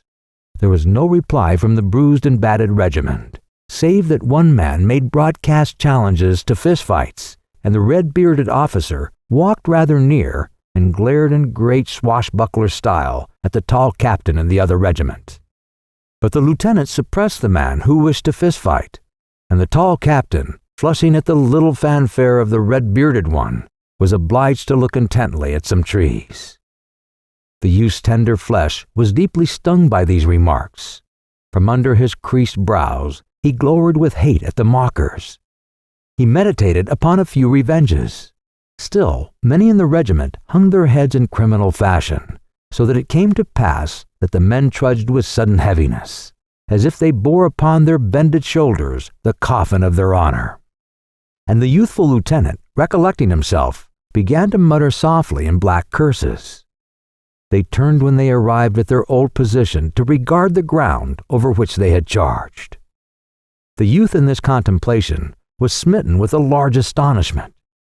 He discovered that the distances, as compared with the brilliant measurings of his mind, were trivial and ridiculous. The stolid trees, where much had taken place, seemed incredibly near. The time, too, now that he reflected, he saw to have been short. He wondered at the number of emotions and events that had been crowded into such little spaces. Elfin thoughts must have exaggerated and enlarged everything, he said. It seemed, then, that there was bitter justice in the speeches of the gaunt and bronze veterans. He veiled a glance of disdain at his fellows who strewed the ground, choking with dust, red from perspiration, misty-eyed, disheveled. They were gulping at their canteens, fierce to wring every mite of water from them, and they polished at their swollen and watery features with coat sleeves and branches of grass. However, to the youth, there was a considerable joy in musing upon his performance during the charge. He had had very little time previously in which to appreciate himself, so that there was now much satisfaction in quietly thinking of his actions. He recalled bits of color that in the fury had stamped themselves unawares upon his engaged senses. As the regiment lay heaving from its hot exertions, the officer who had named them as mule drivers came galloping along the line. He had lost his cap. His tousled hair streamed wildly, and his face was dark with vexation and wrath. His temper was displayed with more clearness by the way in which he managed his horse. He jerked and retched savagely at his bridle, stopping the hard-breathing animal with a furious pull near the colonel of the regiment. He immediately exploded in reproaches which came unbidden to the ears of the men. They were suddenly alert, being always curious about black words between officers. "Oh, thunder, McKechnie, what an awful bull you made of this thing," began the officer. He attempted low tones, but his indignation caused certain of the men to learn the sense of his words. "What an awful mess you made! Good Lord, man! You stopped about 100 feet this side of a very pretty success. If your men had gone 100 feet farther, you'd have made a great charge. But as it is, what a lot of mud diggers you got anyway." The men, listening with bated breath, now turned their curious eyes upon the colonel. They had a ragamuffin interest in this affair. The colonel was seen to straighten his form and put one hand forth in oratorical fashion. He wore an injured air. It was as if a deacon had been accused of stealing. The men were wiggling in an ecstasy of excitement. But of a sudden, the colonel's manner changed from that of a deacon to that of a Frenchman. He shrugged his shoulders. "Oh well, General, we went as far as we could," he said calmly. "As far as you could? Did you, by God?" snorted the other. "Well, that wasn't very far, was it?" he added, with a glance of cold contempt into the other's eye. "Not very far, I think. You were intended to make a diversion in favor of Whiterside. How well you succeeded, your ears can now tell you." He wheeled his horse and rode stiffly away. The colonel, bidden to hear the jarring noises of an engagement in the woods to the left, broke out in vague damnations. The lieutenant, who had listened with an air of impotent rage to the interview, spoke suddenly in firm and undaunted tones. "I don't care what a man is, whether he is a general or what. If he says the boys didn't put up a good fight out there, he's a damn fool." "Lieutenant," began the colonel severely, "this is my own affair, and I'll trouble you—" The lieutenant made an obedient gesture. "All right, Colonel, all right," he said. He sat down with an air of being content with himself. The news that the regiment had been reproached went along the line. For a time, the men were bewildered by it. "Good thunder!" they ejaculated, staring at the vanishing form of the general. They conceived it to be a huge mistake. Presently, however, they began to believe that in truth their efforts had been called light. The youth could see this conviction weigh upon the entire regiment until the men were like cuffed and cursed animals, but withal rebellious. The friend with a grievance in his eye went to the youth. "I wonder what he does want," he said. "He must think we went out there and played marbles. I never seen such a man." The youth developed a tranquil philosophy for these moments of irritation. "Oh well," he rejoined, "he probably didn't see nothing of it at all and got mad as blazes and concluded we are a lot of sheep just because we didn't know what he wanted done. It's a pity old Grandpa Henderson got killed yesterday. He didn't know that we did our best and fought good. It's just our awful luck, that's what." "I should say so," replied the friend. He seemed to be deeply wounded at an injustice. "I should say we did have awful luck. There's no fun in fighting for people with everything you do, no matter what, ain't done right. I had a notion to stay behind next time and let 'em take their old charge and get to the devil with it." The youth spoke soothingly to his comrade. "Well, we both did good. I'd like to see the fool would say we both didn't do as good as we could." "Of course we did," declared the friend stoutly. and I'd break the feller's neck if he was as big as a church. But we're all right anyhow. For I heard one feller say that we two fit the best in the regiment, and they had a great arguing about it. Another feller, of course, he had up and say it was a lie. He seen all what was going on, and he never seen us from the beginning to the end. And a lot more struck in and says it was a lie. We did fight like thunder, and they gave us quite a send-off. But this is what I can't stand. These everlasting old soldiers tittering and laughing, and then that general, he's crazy. The youth exclaimed with a sudden exasperation. He's a lunkhead. He makes me mad. I wish he'd come along next time. We'd show him what. He ceased because several men had come hurrying up. Their faces expressed a bringing of great news. "Oh, Flem, you just oughta heard," cried one eagerly. "Heard what?" said the youth. "You just oughta heard," repeated the other, and he arranged himself to tell his tidings. The others made an excited circle. "Well, sir, the colonel met your lieutenant right by us. It was the damnedest thing I ever heard. And he says, he says, 'Mr. Hasbrook,' he says, 'by the way, who was that lad who carried the flag?' he says. 'There, Fleming, what do you think of that? Who was that lad who carried the flag?' he says. And the lieutenant, he speaks right up. 'That's Fleming, and he's a jimhickey,' he says right away. 'What?' I say he did. 'A jiminy,' he says, 'those are his words.' He did too, I say he did. If you can tell this story better than I can, go ahead and tell it. Well, then keep your mouth shut. The lieutenant, he says, he's a jimhickey. And the colonel, he says, he says, 'Indeed, a very good man to have him, He kept the flag way to the front. I saw him. He's a good un,' says the colonel. 'You bet,' says the lieutenant. 'He and another feller named Wilson was at the head of the charge and howling like Indians all the time,' he says. 'Head of the charge all the time,' he says. 'A feller named Wilson,' he says. 'There, Wilson, my boy, put that in a letter and send it to the mother, hey. A feller named Wilson,' he says. And the colonel, he says, 'Were they indeed? My sakes,' he says. 'At the head of that regiment,' he says. 'They were,' says the lieutenant. 'My sakes,' says the colonel. He says, 'Well, he says, 'those two babies.' 'They were,' says the lieutenant. 'Well, says the colonel, 'they deserve to be major generals.'" The youth and his friend had said, "Huh? You're lying, Thompson." "Oh, go to blazes. He never said it. Oh, what a lie. Huh." But despite these useful scoffings and embarrassments, they knew that their faces were deeply flushing from thrills of pleasure. They exchanged a secret glance of joy and congratulation. They speedily forgot many things. The past held no pictures of error and disappointment. They were very happy, and their hearts swelled with grateful affection for the colonel and the youthful lieutenant. Chapter 22. When the woods again began to pour forth the dark-hued masses of the enemy, the youth felt serene self-confidence. He smiled briefly when he saw men dodge and duck at the long screechings of shells that were thrown in giant handfuls over them. He stood erect and tranquil, watching the attack begin against a part of the line that made a blue curve along the side of an adjacent hill. His vision being unmolested by smoke from the rifles of his companions, he had opportunities to see parts of the hard fight.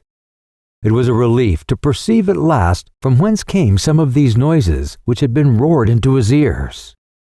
Off a short way, he saw two regiments fighting a little separate battle with two other regiments. It was in a cleared space, wearing a set-apart look. They were blazing as if upon a wager, giving and taking tremendous blows. The firings were incredibly fierce and rapid.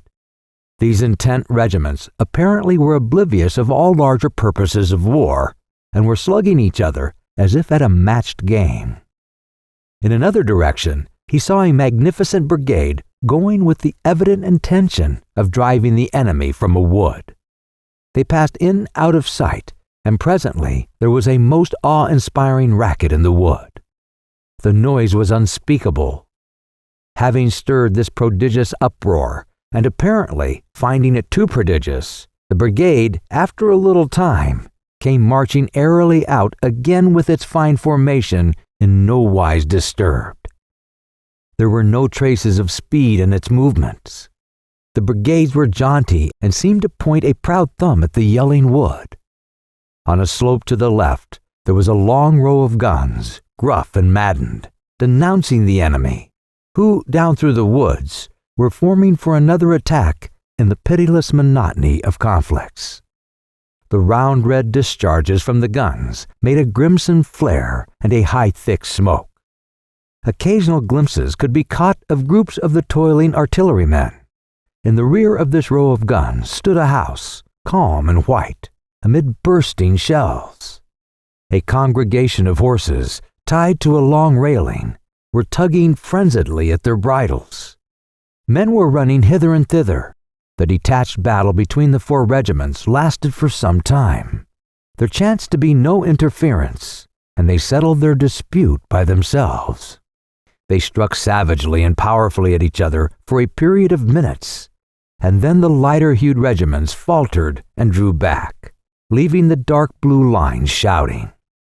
The youths could see the two flags shaking with laughter amid the smoke remnants. Presently, there was a stillness pregnant with meaning. The blue lines shifted and changed a trifle and stared expectantly at the silent woods and fields before them. The hush was solemn and church-like, save for a distant battery that, evidently unable to remain quiet, sent a faint rolling thunder over the ground. It irritated, like the noises of unimpressed boys. The men imagined that it would prevent their perched ears from hearing the first words of the new battle. Of a sudden, the guns on the slope roared out a message of warning. A spluttering sound had begun in the woods. It swelled with amazing speed to a profound clamor that involved the earth in noises. The splitting crashes swept along the lines until an interminable roar was developed. To those in the midst of it, it became a din fitted to the universe. It was the whirring and thumping of gigantic machinery, complications among the smaller stars. The youth's ears were filled up. They were incapable of hearing more. On an incline over which a road wound, he saw wild and desperate rushes of men perpetually backward and forward in riotous surges. These parts of the opposing armies were two long waves that pitched upon each other madly at dictated points. To and fro they swelled.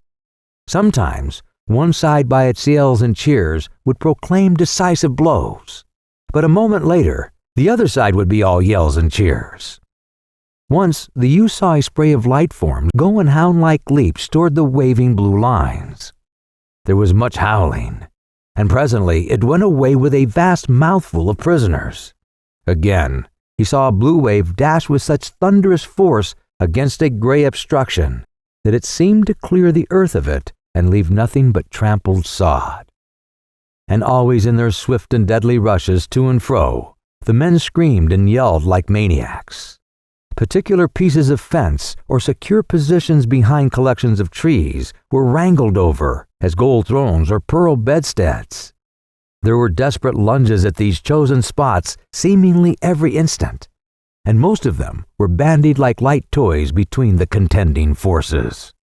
The youth could not tell from the battle flags flying like crimson foam in many directions which color of cloth was winning. His emaciated regiment bustled forth with undiminished fierceness when its time came. When assaulted again by bullets, the men burst out in a barbaric cry of rage and pain. They bent their heads in aims of intent hatred behind the projected hammers of their guns. Their ramrods clanged loud with fury as their eager arms pounded the cartridges into the rifle barrels. The front of the regiment was smoke-wall penetrated by the flashing points of yellow and red. Wallowing in the fight, they were in an astonishingly short time resmudged. They surpassed in stain and dirt all their previous appearances. Moving to and fro with strained exertion, jabbering the while, they were, with their swaying bodies, black faces, and glowing eyes, like strange and ugly friends jigging heavily in the smoke. The lieutenant, returning from a tour after a bandage, produced from a hidden receptacle of his mind new and portentous oaths suited to the emergency. Strings of expletives he swung lash-like over the backs of his men, and it was evident that his previous efforts had in no wise impaired his resources. The youth, still the bearer of the colors, did not feel his idleness. He was deeply absorbed as a spectator. The crash and swing of the great drama made him lean forward, intent-eyed, his face working in small contortions. Sometimes he prattled, words coming unconsciously from him in grotesque exclamations. He did not know that he breathed, that the flag hung silently over him, so absorbed was he. A formidable line of the enemy came within dangerous range. They could be seen plainly, tall, gaunt men with excited faces running with long strides toward a wandering fence. At sight of this danger, the men suddenly ceased their cursing monotone. There was an instant of strained silence before they threw up their rifles and fired a plumping volley at the foes. There had been no order given. The men, upon recognizing the menace, had immediately let drive their flock of bullets without waiting for the word of command. But the enemy were quick to gain the protection of the wandering line of fence. They slid down behind it with remarkable celerity, and from this position they began briskly to slice up the blue men. These latter braced their energies for a great struggle. Often white clenched teeth shone from the dusky faces. Many heads surged to and fro, floating upon a pale sea of smoke. Those behind the fences frequently shouted and yelled in taunts and gib-like cries, but the regiment maintained a stressed silence. Perhaps, at this new assault, the men recalled the fact that they had been named mud diggers and had made their situation thrice bitter. They were breathlessly intent upon keeping the ground and thrusting away the rejoicing body of the enemy. They fought swiftly and with a despairing savageness denoted in their expressions. The youth had resolved not to budge whatever should happen. Some arrows of scorn that had buried themselves in his heart had generated strange and unspeakable hatred. It was clear to him that his final and absolute revenge was to be achieved by his dead body, lying, torn and gluttering, upon the field. This was to be a poignant retaliation upon the officer who had said mule drivers and later mud diggers, for in all the wild gaspings of his mind, for a unit responsible for his sufferings and commotions, he always seized upon the man who had dubbed him wrongly. And it was his idea, vaguely formulated, that his corpse would be for those eyes a great and salt reproach. The regiment bled extravagantly. Grunting bundles of blue began to drop. The orderly sergeant of the youth's company was shot through the cheeks. Its supports being injured, his jaw hung afar down, disclosing in the wide cavern of his mouth a pulsing mass of blood and teeth. And with it all, he made attempts to cry out. In his endeavor, there was a dreadful earnestness, as if he conceived that one great shriek would make him well. The youth saw him presently go rearward. His strength seemed in no wise impaired. He ran swiftly, casting wild glances for succor. Others fell down about the feet of their companions. Some of the wounded crawled out of the way, but many lay still, their bodies twisted into impossible shapes. The youth looked once for his friend. He saw a vehement young man, powder-smeared and frazzled, whom he knew to be him. The lieutenant also was unscathed in his position at the rear. He had continued to curse, but it was now with the air of a man who was using his last box of oaths. For the fire of the regiment had begun to wane and drip. The robust voice that had come strangely from the thin ranks was growing rapidly weak. Chapter 23. The colonel came running along back of the line. There were other officers following him. "We must charge him!" they shouted. "We must charge him!" they cried with resentful voices, as if anticipating a rebellion against this plan by the men. The youth, upon hearing the shouts, began to study the distance between him and the enemy. He made vague calculations. He saw that to be firm soldiers they must go forward. It would be death to stay in the present place, and with all the circumstances to go backward would exalt too many others. Their hope was to push the gailing foes away from the fence.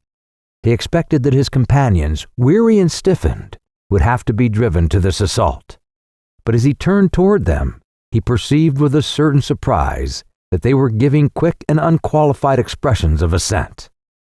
There was an ominous, clanging overture to the charge when the shafts of the bayonets rattled upon the rifle barrels. At the yelled words of command, the soldiers sprang forward in eager leaps. There was new and unexpected force in the movement of the regiment. A knowledge of its faded and jaded condition made the charge appear like a paroxysm, a display of the strength that comes before a final feebleness. The men scampered in insane fever of haste, racing as if to achieve a sudden success before an exhilarating fluid should leave them. It was a blind and despairing rush by the collection of men in dusty and tattered blue, over a green sward and under a sapphire sky, toward a fence dimly outlined in smoke, from behind which spluttered the fierce rifles of enemies. The youth kept the bright colors to the front. He was waving his free arm in furious circles, the while shrieking mad calls and appeals, urging on those that did not need to be urged, for it seemed that the mob of blue men hurling themselves on the dangerous group of rifles were again grown suddenly wild with an enthusiasm of unselfishness. From the many firings starting toward them, it looked as if they would merely succeed in making a great sprinkling of corpses on the grass between their former position and the fence. But they were in a state of frenzy, perhaps because of forgotten vanities, and had made an exhibition of sublime recklessness. There was no obvious questioning, nor figurings, nor diagrams. There was apparently no considered loopholes. It appeared that the swift wings of their desires would have shattered against the iron gates of the impossible. He himself felt the daring spirit of a savage religion mad. He was capable of profound sacrifices, a tremendous death. He had no time for dissections, but he knew that he thought of the bullets only as things that could prevent him from reaching the place of his endeavor. There were subtle flashings of joy within him that thus should be his mind. He strained all his strength. His eyesight was shaken and dazzled by the tension of thought and muscle. He did not see anything excepting the mist of smoke gashed by the little knives of fire. But he knew that in it lay the aged fence of a vanished farmer protecting the snuggled bodies of the gray men. As he ran, a thought of the shock of contact gleamed in his mind. He expected a great concussion when the two bodies of troops crashed together. This became a part of his wild battle madness. He could feel the onward swing of the regiment about him, and he conceived of a thunderous, crushing blow that would prostrate the resistance and spread consternation and amazement for miles. This flying regiment was going to have a catapultian effect. This dream made him run faster among his comrades, who were giving vent to hoarse and frantic cheers. But presently, he could see that many of the men in gray did not intend to abide the blow. The smoke, rolling, disclosed men who ran, their faces still turned. These grew to a crowd who retired stubbornly. Individuals wheeled frequently to send a bullet at the blue wave, but at one part of the line there was a grim and obdurate group that made no movement. They were settled firmly down behind posts and rails. A flag, ruffled and fierce, waved over them, and their rifles dinned fearlessly. The blue whirl of men got very near, until it seemed that in truth there would be a close and frightful scuffle. There was an expressed disdain in the opposition of the little group that changed the meaning of the cheers of the men in blue. They became yells of wrath, directed, personal. The cries of the two parties were now in sound an interchange of scathing insults. They in blue showed their teeth, their eyes shone all white. They launched themselves as at the throats of those who stood resisting. The space between dwindled to an insignificant distance. The youth had centered the gaze of his soul upon that other flag. Its possession would be high pride. It would express bloody minglings, near blows. He had a great hatred for those who made great difficulties and complications. They caused it to be as a craved treasure of mythology, hung amid tasks and contrivances of danger. He plunged like a mad horse at it. He resolved it should not escape if wild blows and darings of blows could seize it. His own emblem, quivering in a flare, was winging toward the other. It seemed there would shortly be an encounter of strange beaks and claws, as of eagles. The swirling body of blue men came to a sudden halt at close and disastrous range and roared a swift volley. The group in gray was split and broken by this fire, but its riddled body still fought. The men in blue yelled again and rushed in upon it. The youth in his leapings saw, as through a mist, a picture of 4 or 5 men stretched upon the ground or withering upon their knees with bowed heads as if they had been stricken by bolts from the sky. Tottering among them was the rival color-bearer, who the youth saw had been bitten vitally by the bullets of the last formidable volley. He perceived this man fighting a last struggle, the struggle of one whose legs are grasped by demons. It was a ghastly battle. Over his face was the bleach of death, but set upon it was the dark and hard lines of desperate purpose. With this terrible grin of resolution, he hugged his precious flag to him and was stumbling and staggering in his design to go to the way that led to safety for it. But his wounds always made it seem that his feet were retarded, held, and he fought a grim fight, as with invisible ghouls fastened greedily upon his limbs. Those in advance of the scampering blue men, howling cheers, leaped at the fence. The despair of the lost was in his eyes as he glanced back at them. The youth's friend went over the obstruction in a tumbling heap and sprang at the flag as a panther at prey. He pulled at it, and wrenching it free, swung up its red brilliancy with a mad cry of exultation, even as the color-bearer, grasping, lurched over in a final throw, and stiffening convulsively, turned his dead face to the ground. There was much blood upon the grass blades. At the place of success, there began more wild clamorings of cheers. The men gesticulated and bellowed in an ecstasy. When they spoke, it was as if they considered their listener to be a mile away. What hats and caps were left to them, they often slung high in the air. At one part of the line, 4 men had been swooped upon, and they now sat as prisoners. Some blue men were about them in an eager and curious circle. The soldiers had trapped strange birds, and there was an examination. A flurry of fast questions was in the air. One of the prisoners was nursing a superficial wound in the foot. He cuddled it, baby-wise, but he looked up from it often to curse with an astonishing, utter abandon straight at the noses of his captors. He consigned them to red regions. He called upon the pestilential wrath of strange gods, and with it all, he was singularly free from recognition of the finer points of the conduct of prisoners of war.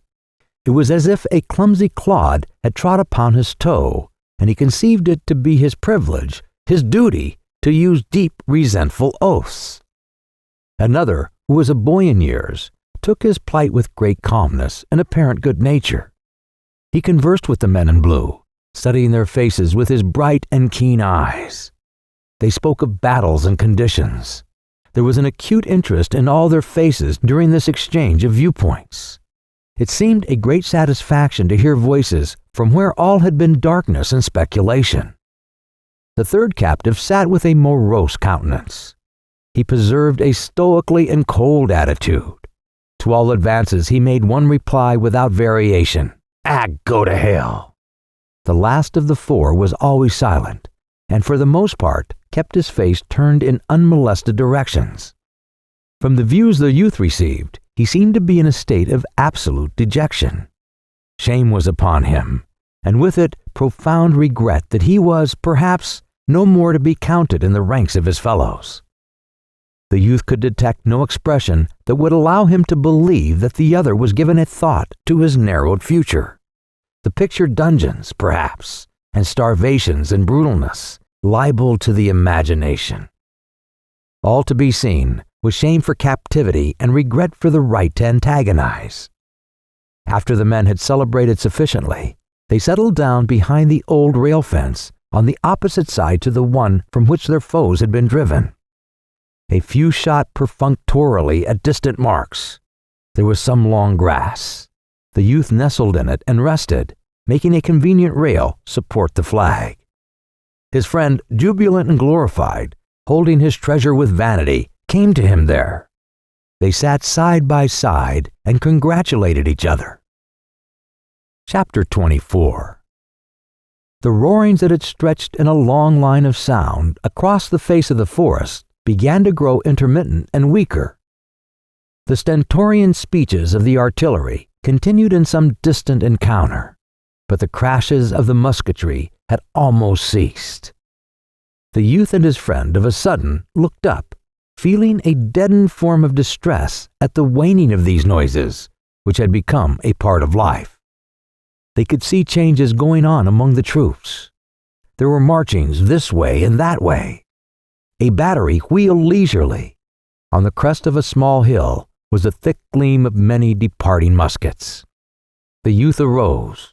"Well, what now, I wonder?" he said. By his tone, he seemed to be preparing to resent some new monstrosity in the way of dins and smashes. He shaded his eyes with his grimy hand and gazed over the field. His friend also arose and stared. "I bet we're going to get along out of this and get back over the river," said he. "Well, I swain," said the youth. They waited, watching. Within a little while, the regiment received orders to retrace its ways. The men got up grunting from the grass, regretting the soft repose. They jerked their stiffened legs and stretched their arms over their heads. One man swore as he rubbed his eyes. They all groaned, "Oh, Lord!" They had as many objections to this change as they would have had to a proposal for a new battle. They trampled slowly back over the field, across which they had run in a mad scamper. The regiment marched until it had joined its fellows. The reform brigade, in column, aimed through a wood at the road. Directly, they were in a mass of dust-covered troops, and they were trudging along in a way parallel to the enemy's lines, as these had been defined by the previous turmoil. They passed within view of a stolid white house, and saw in front of it groups of their comrades lying in wait behind a neat breastwork. A row of guns were booming at a distant enemy. Shells thrown in reply were raising clouds of dust and splinters. Horsemen dashed along the line of entrenchments. At this point of its march, the division curved away from the field and went winding off in the direction of the river. When the significance of this movement had impressed itself upon the youth, he turned his head and looked over his shoulder toward the trampled and debris-strewed ground. He breathed a breath of new satisfaction. He finally nudged his friend. "Well, it's all over," he said to him. His friend gazed backward. "By God, it is," he assented. They mused. For a time, the youth was obliged to reflect in a puzzled and uncertain way. His mind was undergoing a subtle change. It took moments for it to cast off its battlefield ways and resume its accustomed course of thought. Gradually, his brain emerged from the clogged clouds, and at last he was enabled to more closely comprehend himself and circumstance. He understood then that the existence of shot and countershot was in the past. He had dwelt in a land of strange, qualling upheavals and had come forth. He had been where there was red of blood and black of passion, and he was escaped. His first thoughts were given to rejoicings at this fact. Later, he began to study his deeds, his failures, and his achievements. Thus, fresh from scenes where many of his usual machines of reflection had been idle, from where he had proceeded sheep-like, he struggled to marshal all his acts. At last, they marched before him clearly. From this present viewpoint, he was enabled to look upon them in spectator fashion and to criticize them with some correctness, for his new condition had already defeated certain sympathies. Regarding his possession of memory, he felt gleeful and unregretting, for in it his public deeds were paraded in great and shining prominence. Those performances, which had been witnessed by his fellows, marched now in wide purple and gold, having various deflections. They went gaily with music. It was pleasure to watch these things. He spent delightful minutes viewing the gilded images of memory. He saw that he was good. He recalled with a thrill of joy the respectful comments of his fellows upon his conduct. Nevertheless, the ghost of his flight from the first engagement appeared to him and danced. There were small shoutings in his brain about these matters. For a moment he blushed, and the light of his soul flickered with shame. A specter of reproach came to him. There loomed the dogging memory of the tattered soldier, he who, gored by bullets and faint for blood, had fretted concerning an imagined wound in another. He who had loaned his last of strength and intellect for the tall soldier. He who, blind with weariness and pain, had been deserted in the field. For an instant, a wretched chill of sweat was upon him at the thought that he might be detected in the thing. As he stood persistently before his vision, he gave vent to a cry of sharp irritation and agony. His friend turned. "What's the matter, Henry?" he demanded. The youth's reply was an outburst of crimson oaths. As he marched along the little branch-hung roadway among his prattling companions, this vision of cruelty brooded over him. It clung near him always and darkened his view of these deeds in purple and gold. Whichever way his thoughts turned, they were followed by the somber phantom of the desertion in the fields. He looked stealthily at his companions, feeling sure that they must discern in his face evidences of this pursuit. But they were plotting in a ragged array, discussing with quick tongues the accomplishments of the last battle. "Oh, if a man should come up and ask me, I say we got a dumb good licking. Licking in your eye. We ain't licked, sonny. We're going down here always, swinging around and come in behind 'em. Oh, hush with your come in behind 'em. I've seen all that I want to. Don't tell me about coming in behind. Bill Smithers, he sees he'd rather be in 10,000 battles than been in that hell of a hospital. He says they got shooting in the nighttime and shells dropped plumb among 'em in the hospital. He says such hollerin' he never seen. Hasbrook, he's the best officer in this here regiment. He's a whale. Didn't I tell you we'd come in behind him? Didn't I tell you so? Oh, shut your mouth." For a time, this pursuing recollection of the tattered man took all elation from the youth's veins. He saw his vivid error, and he was afraid that it would stand before him all his life. He took no share in the chatter of his comrades, nor did he look at them or know them, save when he felt sudden suspicion that they were seeing his thoughts and scrutinizing each detail of the scene with the tattered soldier. Yet gradually, he mustered force to put the sin at a distance, and at last his eyes seemed to open to some new ways. He found that he could look back upon the brass and bombast of his earlier gospels and see them truly. He was gleeful when he discovered that he now despised them. With this conviction came a store of assurance. He felt a quiet manhood, not assertive, but of sturdy and strong blood.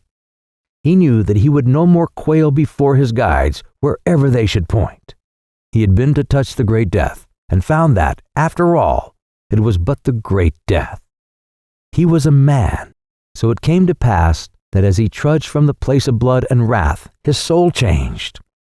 He came from hot plowshares to prospects of clover tranquility, and it was as if hot plowshares were not. Scars faded as flowers. It rained. The procession of weary soldiers became a bedraggled train, despondent and muttering, marching with churning effort in a trough of liquid brown mud under a low, wretched sky. Yet the youth smiled, for he saw that the world was a world for him, though many discovered it to be made of oaths and walking sticks. He had rid himself of the red sickness of battle. The sultry nightmare was in the past. He had been an animal blistered and sweating in the heat and pain of war. He turned now with a lover's thirst to images of tranquil skies, fresh meadows, cool brooks, an existence of soft and eternal peace. Over the river, a golden ray of sun came through the host of leaden rain clouds.